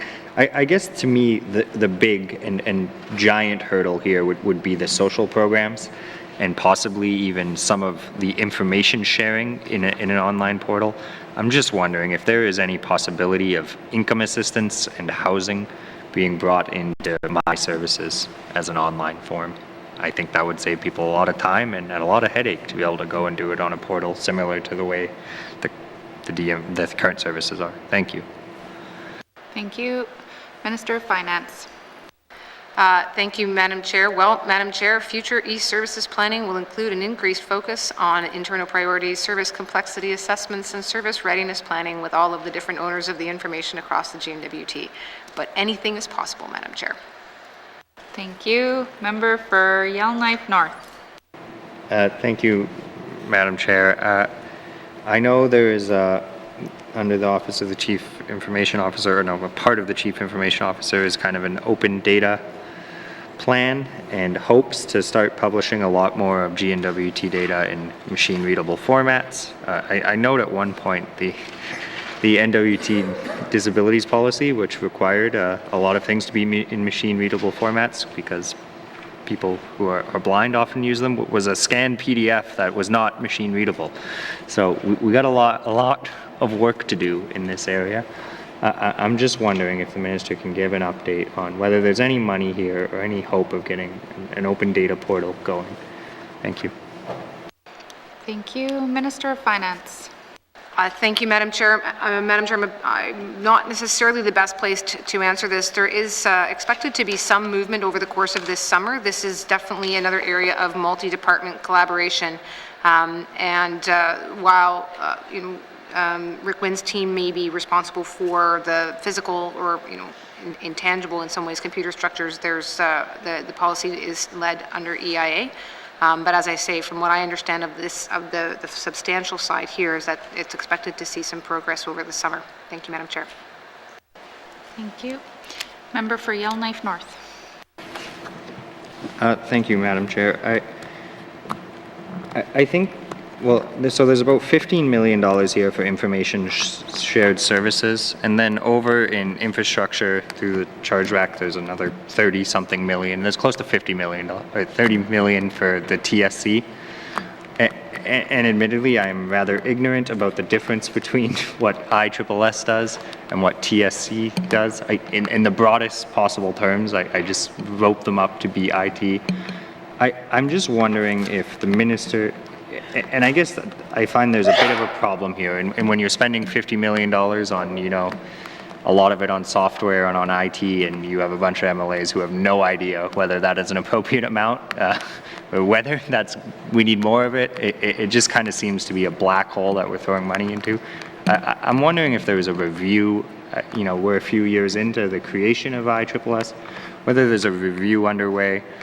And I guess I would prioritize a bit of a spending review, perhaps, you know, a third-party IT audit of whether this $50 million is doing what it's supposed to be doing. I'm just wondering if this is being looked at in any of that detail, because I'm not capable of that. Thank you, Madam Chair.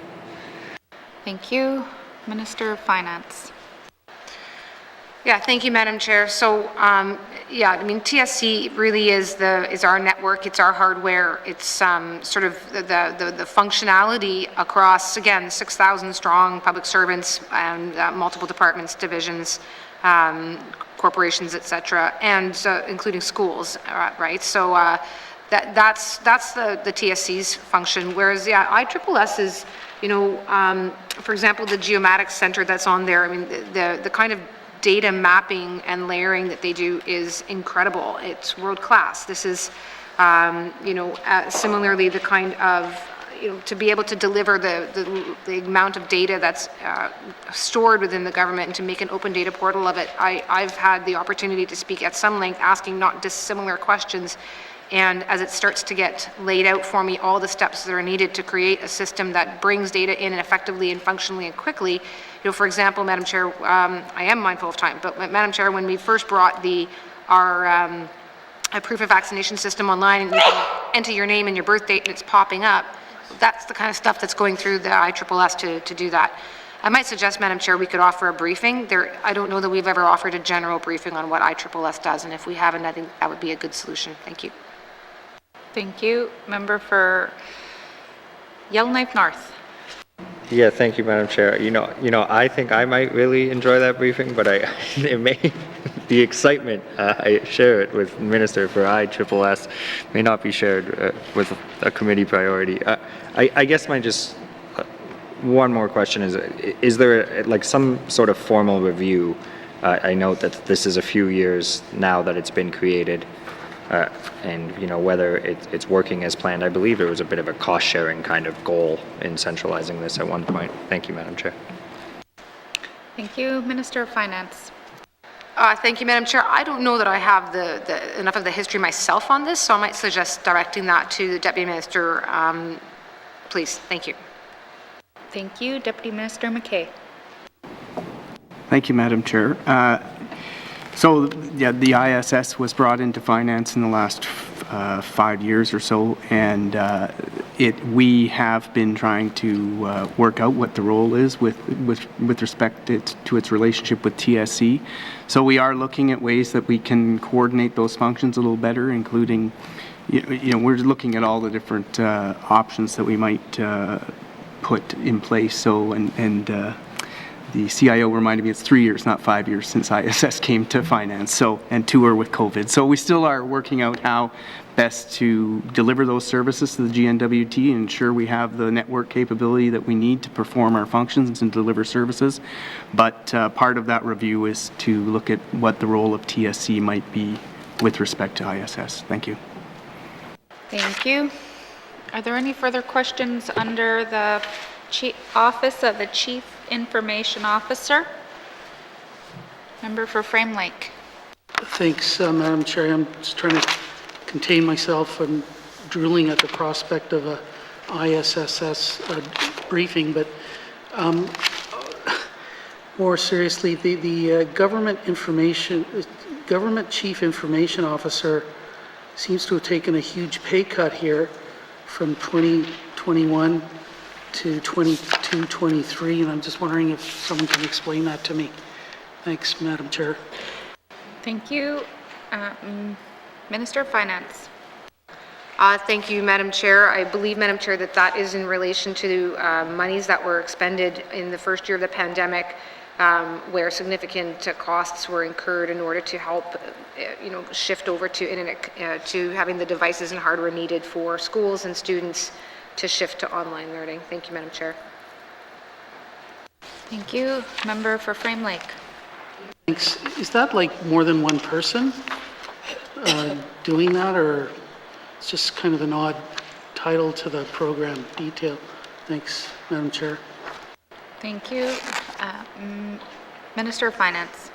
Thank you, Madam Chair. So there is a Chief Information Officer, and that's Rick Wind, but I think this particular line item is referencing something other than his actual role. If I might just suggest taking that, directing that over to Mr. Coutre, please. Thank you. Thank you. Mr. Coutre. Thanks, Madam Chair. So the purchase of this hardware involved the Chromebooks, the Turbo Sticks, all the software and licensing related to online learning for students.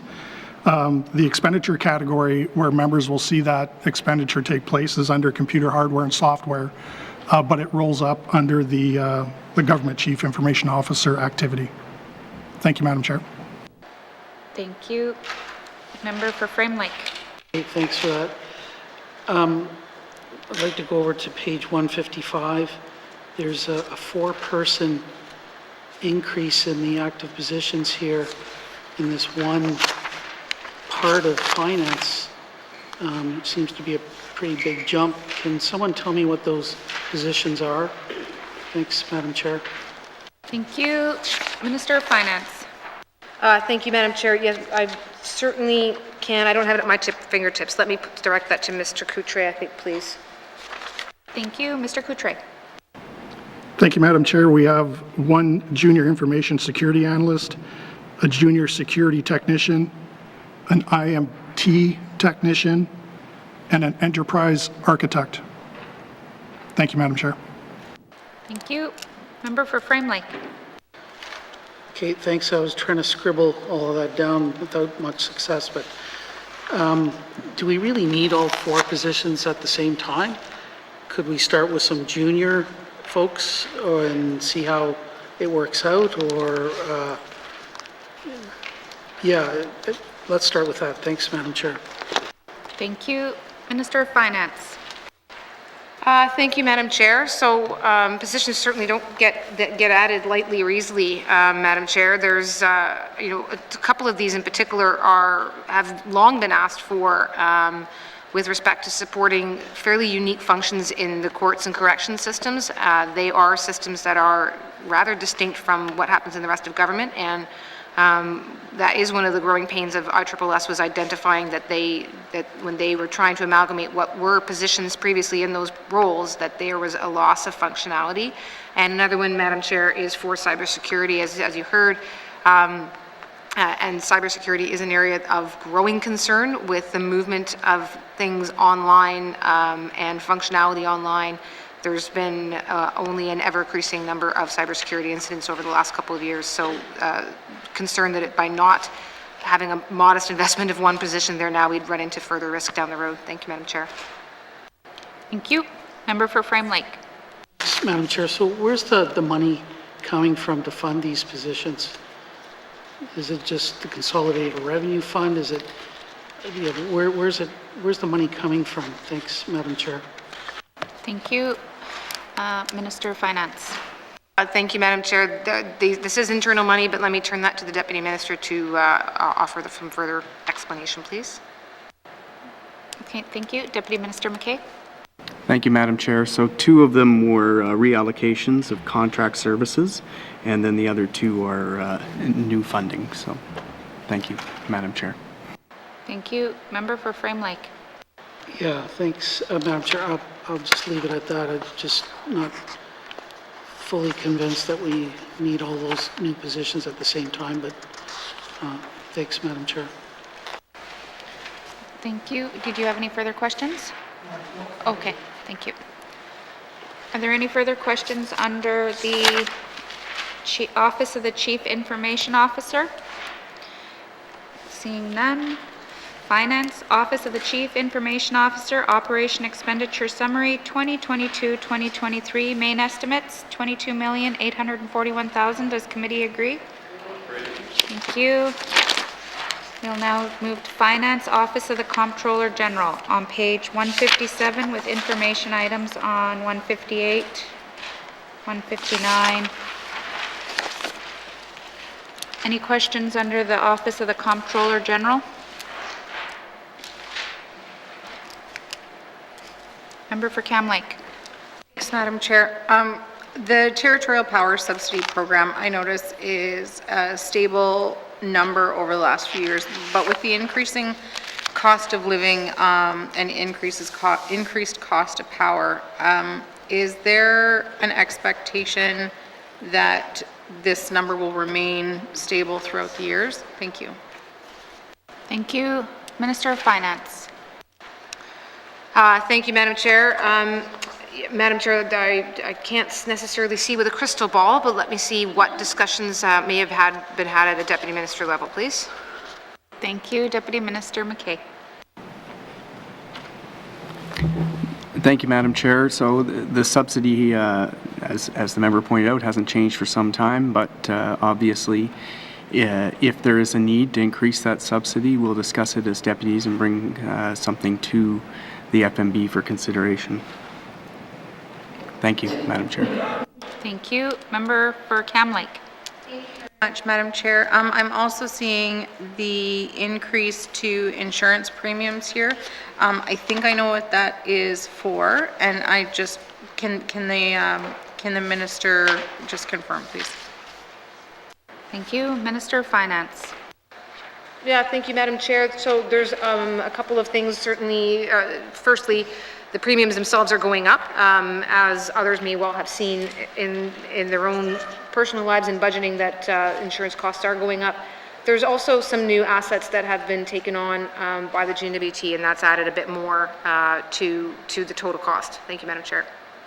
Thank you. Member for Cam Lake. Thank you very much, Madam Chair. Are these new assets assets that will be consistently insured from here on in by the N.W.T, or is this a one-time thing? Thank you.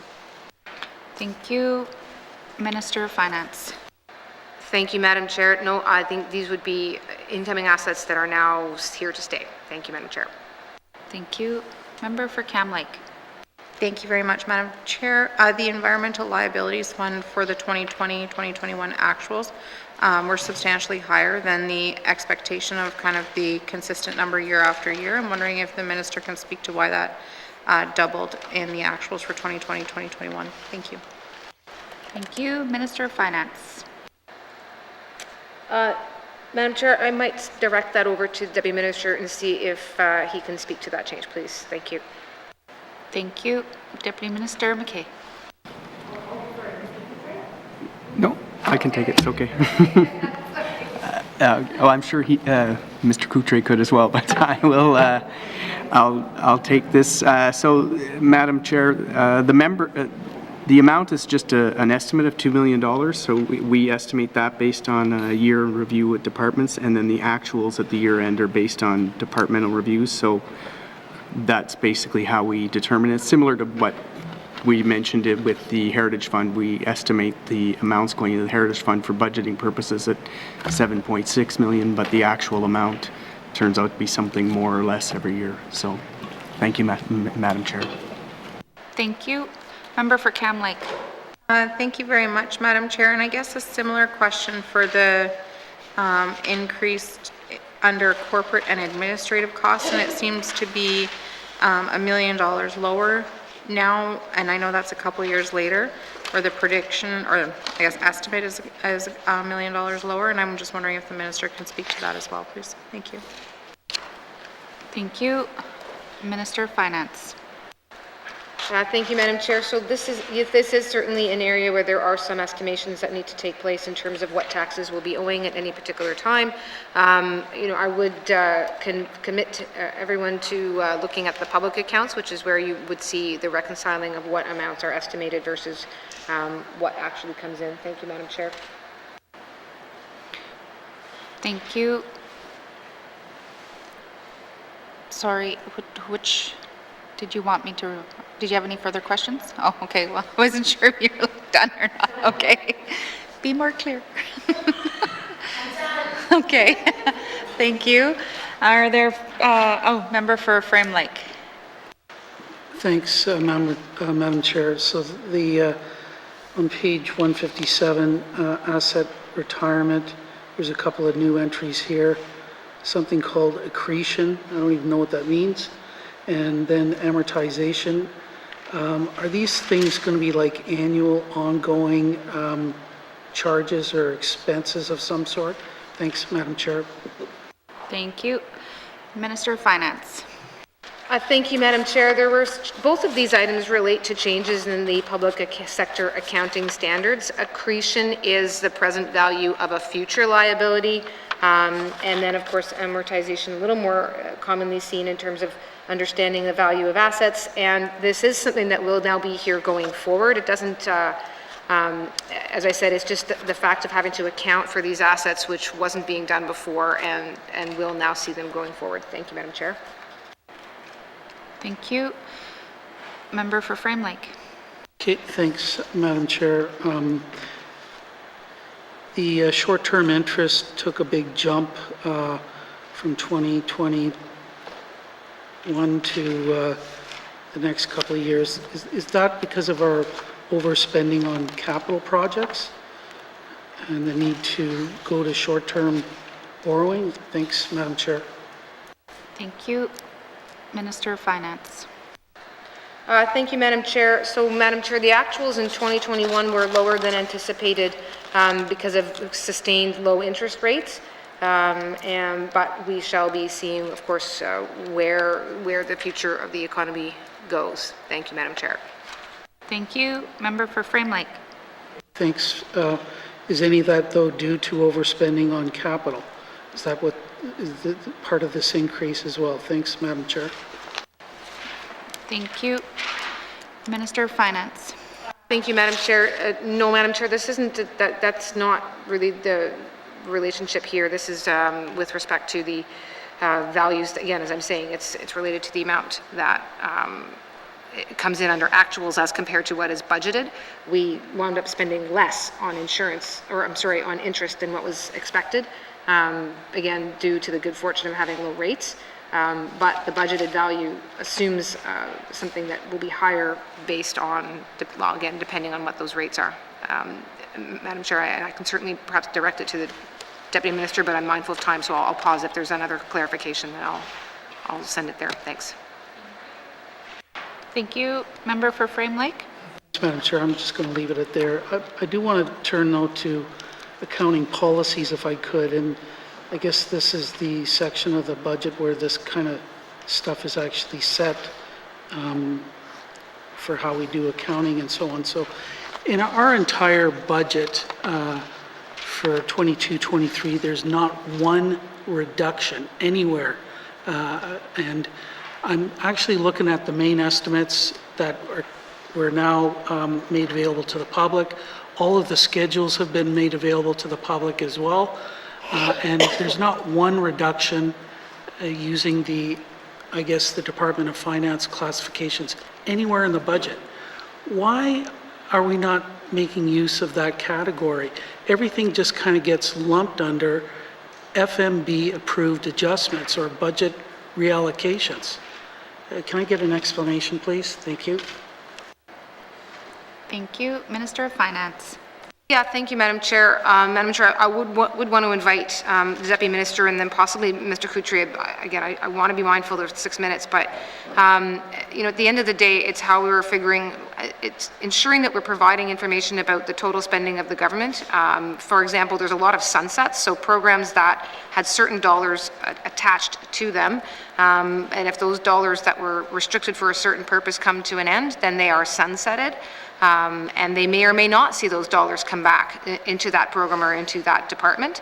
More often than not, there are other cost pressures that a department might be facing. So when the matter comes to the Financial Management Board and there's a recognition that, you know, for example, and I mean, it's the example that's come up, so I'm going to go ahead and use it as the example of Arogo, where a request was made to review the functioning of that department. That review was done, determined that there was more allocated there than what was necessary. At the same time, the department knows that it's had year-over-year cost pressures where they're unable to meet targets or they're having to fund from within, and so immediately we're able to say, well, we know that there's money that we're going to take away from Arogo, but we can add it to areas that have been traditionally underfunded. So there's travel reductions in this budget, Madam Chair. There's and you're seeing that show up under every single department. It comes in as, an FMB adjustment because it was something directed by the Financial Management Board, and it's an adjustment that happened outside of the main estimates process, and so it shows up as an FMB reduction. Thanks, Madam Chair. Thank you. Member for Frame Lake. Thanks, Madam Chair. Yeah, I've been through the schedules very carefully. There's not one reduction anywhere in the entire budget. For somebody like me or for someone from the public who looks at this, I just don't think that that's a very transparent or accurate way of reflecting what happened. Even the travel reductions are shown as other FMP approved adjustments. Like, that's just not an accurate way to display this for the public, or I don't know how accountants do it, but that's not the way I would do it. But can the minister undertake to look at this and try to find a way to make this a little bit more transparent as part of our efforts towards open government and so on? If there's a reduction that's been made, it should actually be shown as a reduction. Thanks, Madam Chair. Thank you. Minister of Finance.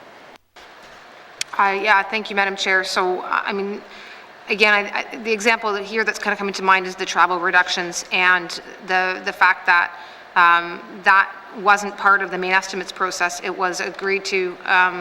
Madam Chair, maybe I'll pause, mindful of time. Let me send this over to Mr. Coutre, who's sort of our resident accountant, see if he can provide some explanation as to how this is put together. Thanks. Thank you. Mr. Coutre. Thank you, Madam Chair, and I think I agree with the member that it could be presented differently for sure. And I think with the added cost pressures that the government sees within its main estimate process, generally budgets are increasing. And agree with the member that you're not seeing any dollar amounts actually decrease necessarily. But in the case of the travel reduction, that was actually a reduction that was agreed to in the 21-22 budget, and it was agreed to through the SUP process. So what we had to do in terms of carrying that reduction forward to future years is we brought a paper forward to the Financial Management Board for their review and approval. Thank you, Madam Chair. Thank you. Member for Frame Lake. Thanks. Yeah, I appreciate that. And if there's a way to show this stuff more accurately in the future, that's what I'm looking for. But on the issue of Orogo, it's clearly shown in the schedules as a budget reallocation. And that's, I just think, a totally inaccurate way to treat and present a reduction in their budget. To characterize it as a budget reallocation just shows that if anybody looks at this, they just think, wow, independent. They're not an independent regulator. They're just part of the Department of Justice. And their budget can be reduced, shuffled around, reallocated to other functions within the Department of Justice. It's not independent. It's just an arm of the Department of Justice. And I'm just going to leave it at that. I just think that that is a totally non-transparent, inaccurate presentation of that specific reduction. And I think it's disgraceful, quite frankly. So I'll leave it at that. Thanks, Madam Chair.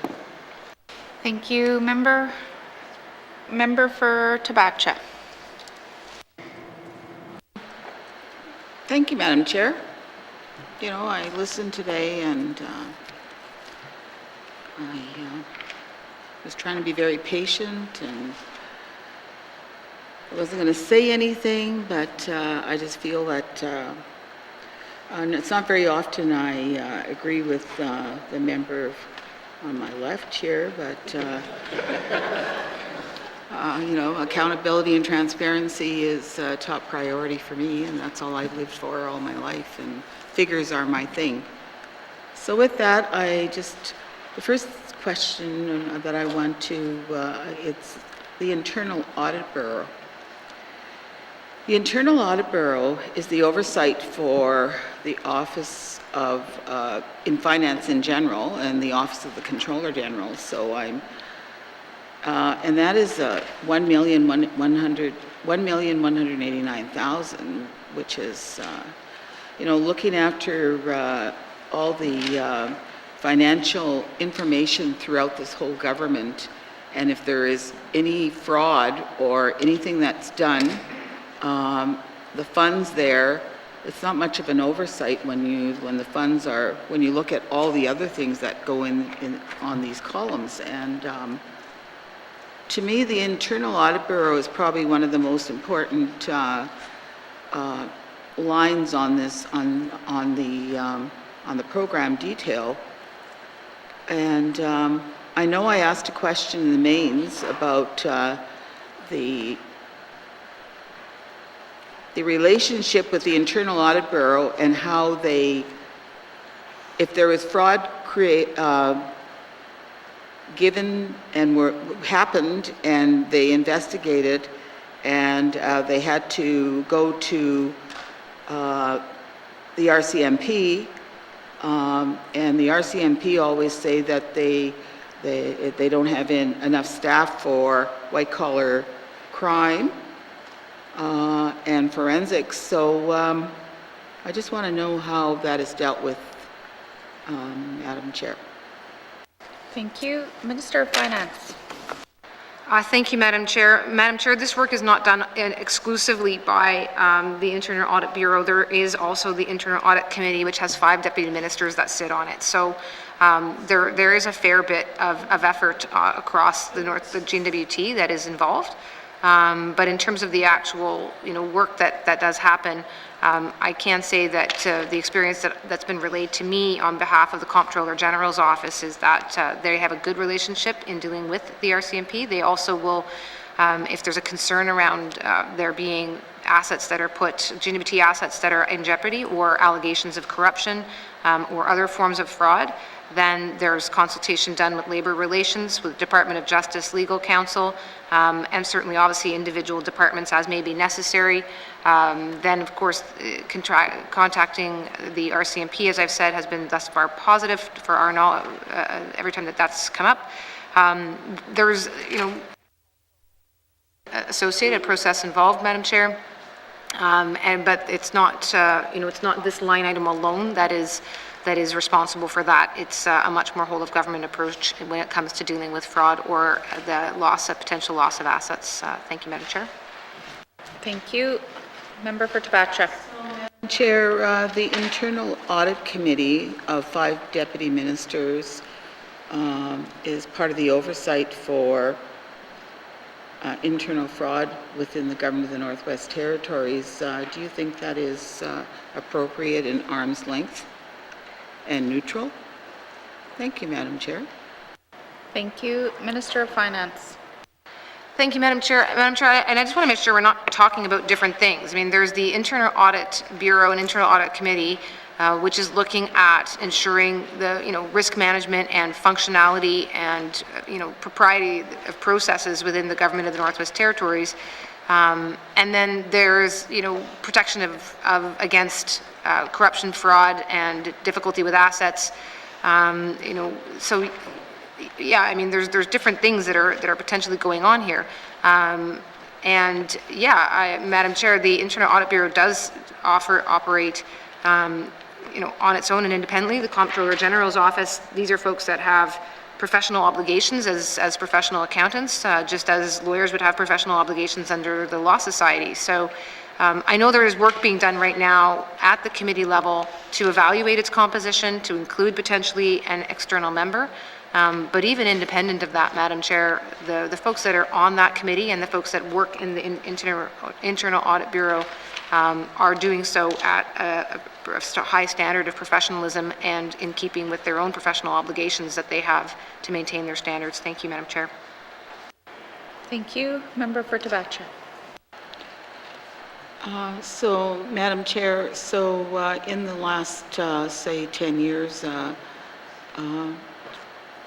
I'd like to know how many cases have been reported and how many were expedited. Thank you, Madam Chair. Thank you. Minister of Finance. Madam Chair, cases of fraud? Yeah, Madam Chair, we can get that, I can make that commitment. Thank you. Okay. Member for Tabacha. So you don't have, Madam Chair, the information's not available now? Sorry, Minister of Finance? Chair, I do not have a 10-year listing. I mean, I have details here about the expenditures over the last couple of years for the purposes of the budget. I do not have a 10-year listing of things committed or reported to the Internal Audit Bureau. Thank you. Member for Tabacha. Years then. Thank you. Minister of Finance. Thanks, Madam Chair. I mean, again, I don't have reports in front of me of audits or of potential fraud. I have a couple of examples in mind, but to be assured that I am not missing anything that's been reported, they get reported every year whenever I've met with the Auditor General of Canada. In fact, I'm asked expressly about that. So I don't have that with me tonight, but I can provide that to committee. Thank you for that commitment, Minister. Member for Tabacha. Okay, so I want to go before the time runs out here regarding the interest on the Detroit Bridge. So every year we're paying about $9 million just for the interest. What is the term of that agreement since it's a P3? Is it 30 years? Is it 100 years? What is the term of that agreement? Thank you. Minister of Finance. Thank you, Madam Chair. I'd like to turn that to the Deputy Minister, please. All right, Deputy Minister McKay. Thank you, Madam Chair. The end of the agreement expires on 2046 is when we stop making payments on that. Thank you. Member for Tabacha. So, I don't want to lose time here, but I also want to ask about contract services. You know, the expenditure goes from double for this coming year. What does that entail? And the other question I want to ask is about the interest. There's an interest line there of expenditure of $20,462,000, and I want to know what that entails, those two, before my time ends. Thank you. Minister of Finance. Thank you, Madam Chair. The contract services change between main estimates and here. This is the change to the accounting standards that I'd mentioned earlier, showing up above under the asset retirement obligations. So that's, you're seeing it here. This is put under the contract services category. Madam Chair, I've just lost my finger on what the other item was. Maybe the Deputy Minister did not do that. So let me see if I could send it to him for the other question. Sorry. Thank you. Deputy Minister McKay. Thank you, Madam Chair. So the first was, as the Minister mentioned, there was a contract for increased adjustment to the liability account due to newly identified sites and reevaluation of existing environmental sites. So we were determining what the future liability were of those environmental sites. And then the second was we spent less than we expected to on credit consultation services. So those were services provided by people that give us advice on how best to borrow money. Thank you, Madam Chair. Thank you. Did you have any further questions, Member for Tabacha? No further questions, Madam Chair. Thank you. Are there any further questions under the Office of the Comptroller General? Seeing none, Finance, Office of the Comptroller General, Operations Expenditure Summary, 2022-2023, main estimates, $93,835,000. Does committee agree? Thank you. Committee, we have information items on page 160 to 162. Are there any questions from members on these? Can you just let me know how many of you want to ask questions on this? Okay, Member for Frame Lake. Thanks, Madam Chair. So on the Heritage Fund on page 160, the legislation requires a 10-year review, and I think we're coming up to that pretty quickly. And that the 10-year review requires consideration of how to gather public input on potential expenditures from the Heritage Fund, independent oversight and management of the fund, special majority requirements for amendments to the act or transfers of the money, and any other amendments that might be considered. So I just would like to know what, if any, preparation the Department of Finance has done for the Heritage Fund Act review. And I guess I'm mindful of this because we contracted out the Heritage Fund management to a private bank. We don't do anything with it. It's basically just a bank account. So what, if any, preparation has the department done for this 10-year review? Thanks, Madam Chair. Thank you. Minister of Finance. Thank you, Madam Chair. So, Madam Chair, it was shifted over to an independent bank to manage rather than being managed in-house. And not to be trite about it, but managing this size of a fund by the Department of Finance, that's not necessarily our expertise. Those in banking do better than me trying to manage my own investments, for example. So, and it has done better. It has done better in terms of its return since being put out to a bank. Now, and in terms of the review that is to take place, I believe that will be at the first session after August 1st, 2022, if I'm not mistaken. I'll certainly correct myself if I am. So it's coming, but it's not here yet. The preparations are, I think the department's aware of it, but nothing formally has come through yet. Obviously, we'll put that information out as that date draws closer. Thank you, Madam Chair. Thank you. Member for Frame Lake. Thanks, Madam Chair. I think the other thing that changed, as I recall, was the regulations under the Heritage Fund Act were changed to allow for a slightly more small L liberal investment regime or criteria, because the fund was actually losing money against inflation, if you can believe that or not. And that was when rates were pretty low. But yeah, look, I was involved in making submissions around this when it was first set up 10 years ago or more, 12 years ago, I think. And people at that time wanted some kind of public governance of it, some investment criteria and some accountability, and that's not what we got. So that's just a heads up to the minister that I expect that those will be main themes coming out of into the 10-year review to try to get some greater accountability and oversight of these funds as they grow, as small as they are. We're, I guess, up to, what, $48 million after about $300 billion, I think, dollars worth of diamonds have left the Northwest Territories. So it's not a great return or not a great nest egg to leave our future generations, but the 10-year review is coming up quick. Thanks, Madam Chair. That's all I got. Okay, thank you. I didn't hear any questions in there. Okay. Are there any further questions under the information items on page 160 to 162? Seeing none. Thank you, members. Please return now to the departmental summary found on page 137.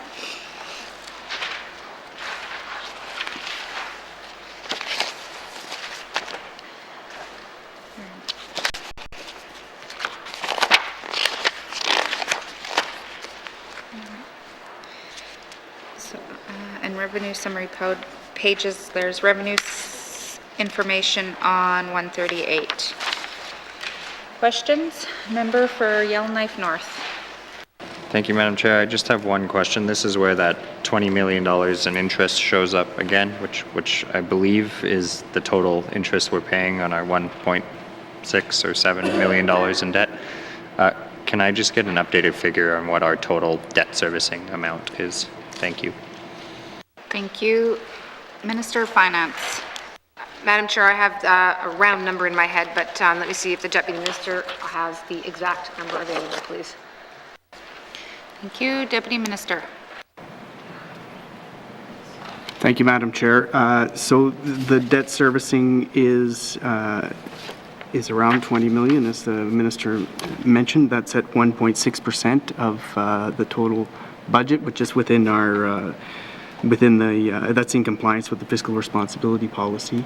As for the exact number, other than the percent, does Mr. Coutre have the number? No. Okay. Thank you. Member for Yellowknife North. Thank you, Madam Chair.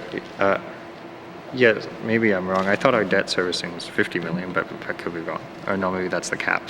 Anyways, can I just get a clarification? So this line, when it says interest, is not true interest on the debt as we would view it. It would be interest in principal. It would be the total amount we are paying each year debt servicing. Is this essentially the exact same figure as debt servicing, even though it's called interest? Thank you. Thank you. Minister of Finance. Madam Chair, let me direct that over to Mr. Coutre, please. Thank you. Mr. Coutre. Thank you, Madam Chair. No, this line item is interest only. Thank you. Thank you. Member for Yellowknife North. Thank you, Madam Chair. Maybe I can just get a commitment to get back what the debt servicing number is, because I believe the financial responsibility policy is a limit on debt servicing. So, it's this $20 million interest plus what we're paying the principal down as, or however that works in public accounting terms. If we could get that figure back. Thank you, Madam Chair. Minister of Finance. Madam Chair, I had a feeling that we weren't comparing the same things. We'll provide that breakdown. That's not a problem. Thank you. Member for Yellowknife North. Nothing? Okay. Are there any further questions on the departmental summary? Member for Frame Lake. Thanks, Madam Chair. I just wanted to ask about the corporate income tax line here. Last year that we were going to pay corporations $8.4 million or something, and then all of a sudden, or by the year end, they own us $24.5 million. How does that happen? Thanks, Madam Chair. Thank you. Minister of Finance. Thank you, Madam Chair. So, Madam Chair, if I am not mistaken, the anticipated in the main estimates, right? That there, yeah. So in the main estimates, Madam Chair, in 21-22, that was certainly anticipated that there would not be as good a year for a lot of those entities that are paying corporate income taxes, and so the assumption in terms of the estimates was that we would not be receiving as much from corporate income taxes. As it turned out, things were not quite as dire over the course of the year, and so that number has done obviously a little better than that. Thank you, Madam Chair. Thank you. Member for Frame Lake. Thanks, Madam Chair. So I think I heard then from the Minister that these are predictions made by CRA, Canada Revenue Agency. Do we give them any background information? Do we have any input into how these projections are done? Because they don't seem to be very accurate. Thanks, Madam Chair. Thank you. Minister of Finance. Thank you, Madam Chair. So this is information that is also, there certainly is supporting information that comes from the Department of Finance's Fiscal Policy Office. And I mean, simple fact is that in the last couple of years in particular, if you look back to the 2021 actuals, they're quite down around 3 million. Again, there was a significant drop in revenue across the board at the beginning of the pandemic and through the summer and spring. And that's, again, where, with the volatility there, it was quite obvious that they were anticipating things to not recover as quickly as they did. It is difficult to predict, Madam Chair, and the fact is that we have a fairly small, at the end of the day, this is actually a very small number and a small number of payers from whom we're trying to make those predictions. So they don't come out in the wash as they might if it was a larger economy with more people paying. It would kind of even itself out. That's not the economic situation that we are in. Companies that are doing poorly might well have been, finding or looking at opportunities to use, past years credits in bad years in the last couple of years. So all of which is to say that it's difficult to predict, but we do certainly do our best between both ITI and Finance working on this and in conjunction with information with Canadian Revenue Agency. Thank you, Madam Chair. Thank you. Member for Frame Lake. Thanks, Madam Chair. Yeah, I'm going to make a comment. We've got to find better ways to stabilize our revenues. If they bounce around like this, like yo-yos, that's not good in terms of sound financial management. I've raised this probably now 5 years in a row. We need to find other more stable forms of revenues other than corporate income tax, like a capital tax, resource tax, capital investment tax. There's other mixes that we need to be looking at to better stabilize our revenues. And I keep saying this and nobody listens, so I'll just say it again. Thanks, Madam Chair. That's all I have. Thank you. Are there any further questions under the total or the departmental summary? Seeing no further questions, committee, I will now call departmental summary, finance operation expenditures, total department 2022, 2023, main estimates $1,926,000,000. Where am I? That's the total. Sorry. My script is like, I'm going, it's way too late. This is how I start to end the night every night, with a giggle. Department summary, finance, operation, main estimates 2022, 2023, main estimates $239,000. Does committee agree? Yes? Move that this committee defer further consideration of the estimates for the Department of Finance at this time. Thank you, Madam Chair. The motion is in order to the, the motion is in order to the motion. Question has been called. All those in favor? All those opposed?